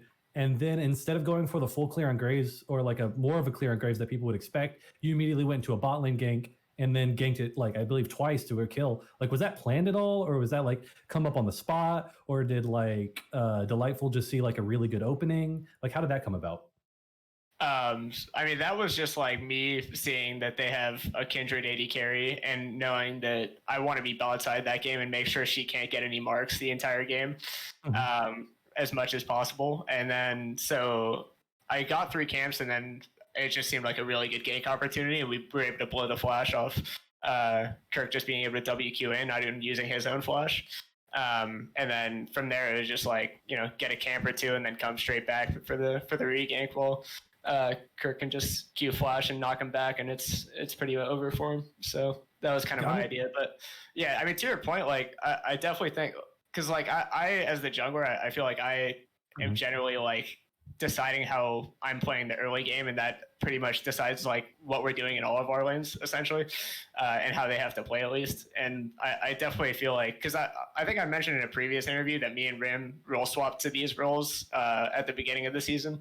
And so I feel like I just got a little better over the course of the season at figuring out like how to play with this team depending on the comps that are in the game and things like that. I felt like you changed the whole really a lot like throughout the season. Yeah, and I think all of our laners were getting a lot better at winning. And I mean, like obviously our bot lane played against any Uzi today and held their own, so that's cool. I guess my question is, would you guys be playing in any other tournaments, things like that, as a team together? Is this the end of Dino Club? Oh yeah, that's a great question. I'd like to believe that we would, but that's something I think we still need to have a discussion about. So. Was this your first time playing together as a team? Like, how do you guys know each other? We actually all know each other in real life. Okay. Yeah, I thought it was something like that. Yeah. It is our first time though, at least. I think playing play flex together, like not flex or like Did you ever do like clashes together, or anything like that, or was it like your first time actually playing competitively? Yeah, every now and then we do clashes, but this was our first like coming as a team and planning stuff and practicing. Yeah, me and Delightful and Bluff, we actually played the very first season of Omega like 3 or 4 years ago. Oh, so that's like how we found the league. This league is from they recommended it through that. So Ivar, yeah, I think that's Ivar. Yeah, Ivar. Yeah, okay, cool. So that's the only time we really did. Okay, awesome. I like Ivar. Yeah, I like him too. Dino is Mrs. Chim in the chat there. Well, fantastic. Congratulations to you guys coming through. I'm so happy that you guys came through. Just also competitive. I love the Dino Packs every game. Come through with integrity. I also love the stories of people that have just been friends and they come together and ended up being a really strong team. Whenever I first won BTL, I mostly won BTL with a team of just my personal IRL friends. So I think that's always also, it's also interesting to always see the way that most teams that end up winning BTL usually is a more well-balanced team and not the team that has necessarily the highest elo or the most mechanical player. It's mostly like usually everyone on the team like does the role better, like well, and that's usually the team that ends up winning. So I know I get that question sometimes, like, is it best to just put the best team on, but the best person like in the league on your team? Like NA Uzi could be like considered. You think that was the opposite? Expo was the best. Expo was the best player, but Active Rush was also probably the most balanced team. Ishtar was more balanced overall, but I think Active Rush, like as a macro team, the rest of them are really well balanced. Like their top and stuff like that. There's Ethan in the chat talking about last year. They had the best player with Expo mid. But I think they were still pretty well balanced. But I mean, and then again, Dupless did fantastically this year too. Ethan now getting second 2 seasons in a row. Ethan being the mid laner of Ape Chimps and was also the mid laner of Ishtar, which also got second last year. Unfortunate for Ethan now making it to finals 2 seasons in a row and getting second. 2 seasons in a row. But we love Ethan. Ethan always a fantastic competitor. GG's to Ape Chimps as well. I mean, Ape Chimps did very well all season to get here. Like, honestly, and it's like impressive for them to have such a similar strategy for pretty much, I think, until the semifinals when they brought out that Master Yi jungle strategy. They pretty much had a very similar strategy all year, and it worked all season, right? Like, they did the bot lane, NA Uzi carries us. We're going to play the Talia, the Galio, Anivia mid lane, and then we're going to play the Kayn and Mordekaiser top side, and it worked forever. So until a team like Dinosaur Club comes in with some big brain and some just fantastic team fighting and ends up beating them. So, GG's to everyone. Fantastic season. I had a fantastic time, and everyone, thank you for everyone that comes and help us cast. All of my staff members always have to give out to everyone. Wouldn't be possible without the people that come in, people in the community. Also, thank you to Dinosaur Club and was it Coach Kirk? So you made that video. So everyone's been talking about that video. I'm not sure if you've been talking about that video. That was insane. I think we have multiple people trying to hire you for video editing. Like if you're trying to, I've got a caster reel that I need created because I'm not kidding. Half the casting jobs that I end up taking on, they're like, "Yeah, do you have a reel?" And I'm like, "Oh no." Jake, so I was talking to Jake from Exo, so he was telling me to ask for caster reels whenever I was looking for chat casters. So then I definitely ran into a few people that didn't have one and stuff. So yeah, apparently that's a big thing in that community. But yeah, and then Mrs. Chim I think was saying something about like, oh, you gotta talk to him. Yeah, I was just driving home one day and I just heard that song and I was like, wow, this song is so hype. I have to make a video on it. I love that. So it was actually, I mean, like, I bought the software to make the video, and I've never made a video like that before. So I don't know. It's the first video I've ever made that's even close to that. So I was surprised it turned out so well. Please let me. I need YouTube video editor. Yeah, a very active streamer herself, and always on the up and up. So she's creating content. Could always use some help with some video editing. So there's. Yeah, I think she hosted our game last week, or she was like on the cast. Yes, she was. She was the one that was on the broadcast last week. You can also check out her channel. She streams pretty much every day. Apparently, she's doing a 1v1 tournament at the end of this month, I believe. She said October 30th. I saw her post something like that. We have now entered the BTL off season. BTL season 9 is done. What we will do, some people in the chat are asking me when is All Stars. I want to say next weekend, but I cannot guarantee that because something could always go wrong where we don't, because we're gonna have to I want to figure out how I want to do all-star voting to make it fair and not just a pure popularity contest. I was thinking maybe we give the captains a vote, the staff a vote, and then we give and then we do like a public vote and kind of do it like how the NBA does all-star voting, where there's like a certain amounts of weight for the different people that vote, if you guys know what I'm talking about. And then we're gonna do probably some fun games, some all-star best of threes. Last time what we did is on Saturday we did fun game modes. Like we did like an all assassins game and all marksman game, ultimate bravery game, which I was not a big fan of, but whatever, people wanted to do it. And I think we also did an all supports game, and then we just voted for an MVP each match, and the MVP each match would get $10 of RP. And then we did a best of 3 between the voted all stars on Sunday, and then the winning team, each player of the winning team also got $10 of RP. I believe that's what we did last season. It worked out well. People seem to enjoy it. We could do that again this year. And then most likely Legends of Runeterra Terror tournament, most likely 1v1 tournament. We may actually have a 1v1 tournament that's going to be co-sponsored and helped run by Challenger Uprising. The guy from Challenger Uprising that hosted us like a few weeks before the season started for 300 viewers messaged me the other day saying that they want to work on something. They wanted to do something together with us. So we may have some big event with Challenger Uprising at some point during our off season. People are asking me when we may do a next season. The next season for BTL, I've said it multiple times now, will probably be in around January. So like in a while. Like we're gonna take like a 2 to 3 month break because I don't want to start up a season in the middle of like holiday season. Like I don't want to try to do this during like Thanksgiving, or we don't want to be trying to do a season while we also have like the Worlds into the preseason patch, because preseason patch in the middle of a season could be super awkward. Is it over? Is what over, Wayman? Yes, Dinosaur Club 1. Yes, Dino Club 1. I'll be talking to Dino Club about the prize pool.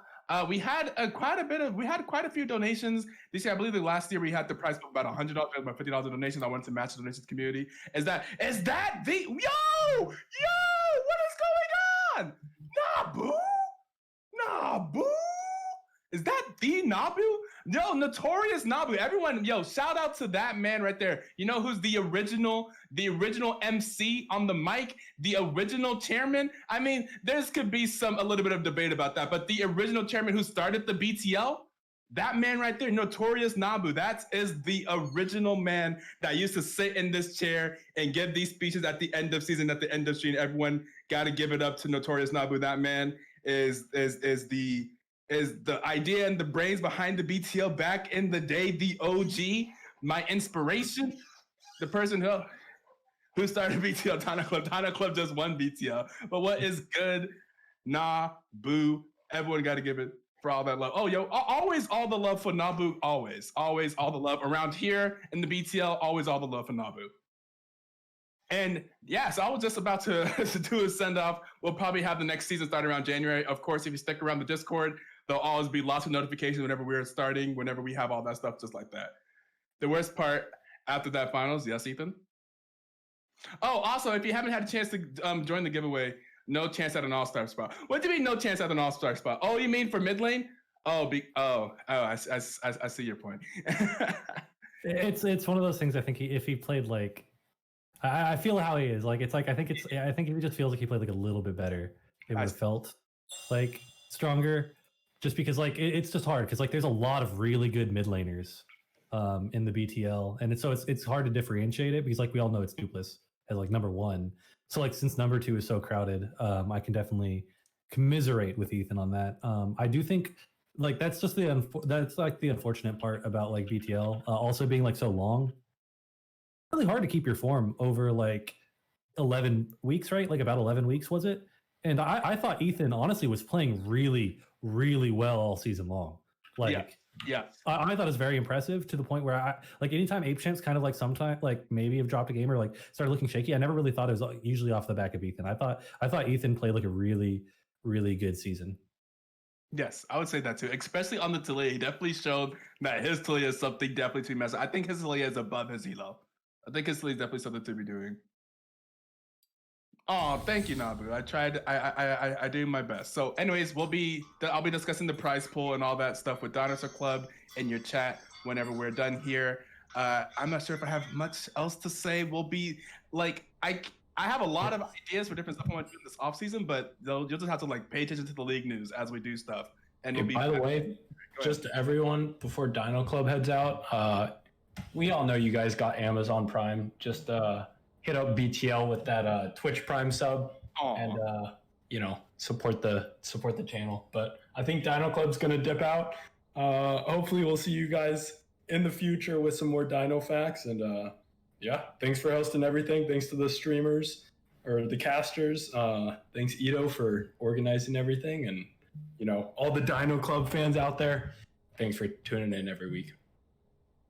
But we'll see you guys around.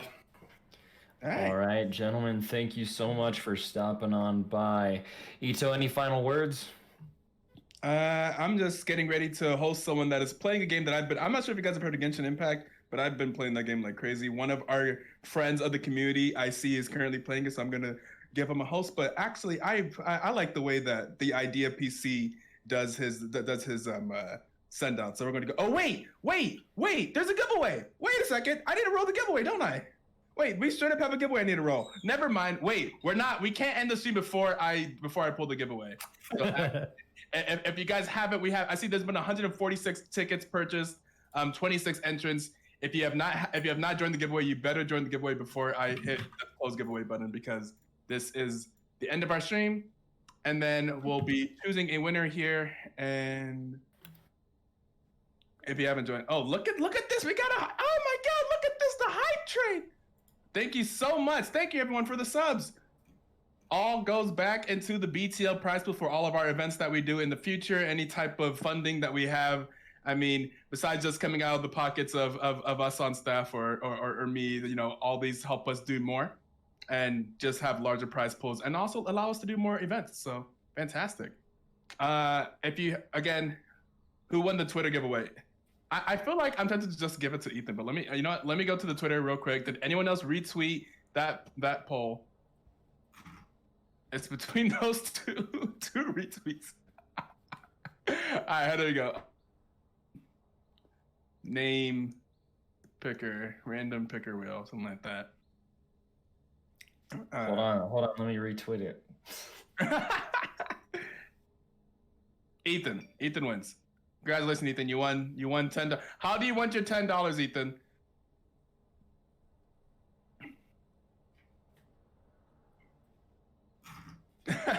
And then, all right. So if you haven't joined the giveaway at this point, I mean, I've given you a lot of chances, so I'm gonna go ahead and hit the close giveaway button. We're gonna draw a winner, and it's iRockify.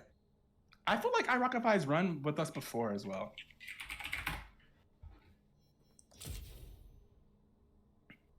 Okay, and now with all that, and now with all of that, we're gonna go ahead and give a host, and we will sign out for the day. Anyone else want to say goodbye in the cast? Again, thank you for the idea PC coming through and doing the shoutcast and the play-by-play. Awesome, always in defiance, always awesome to have you on the desk. A fantastic color caster for us, as well as a fantastic jungle player for us throughout the season, and of course, Prince Parasite with hosting the stream, making it look so nice. Also, in case you guys haven't checked it out, check out this amazing graphic in front of you. By the way, you see this finals cup. You see the little logos of the different teams there at the bottom. Look at the details. It's all in the details in front of you, making the graphics in front of you possible, making the stream look so nice. Is Parasite cosplays right there? Parasite cos in the chat. Always appreciating him for doing the hosting.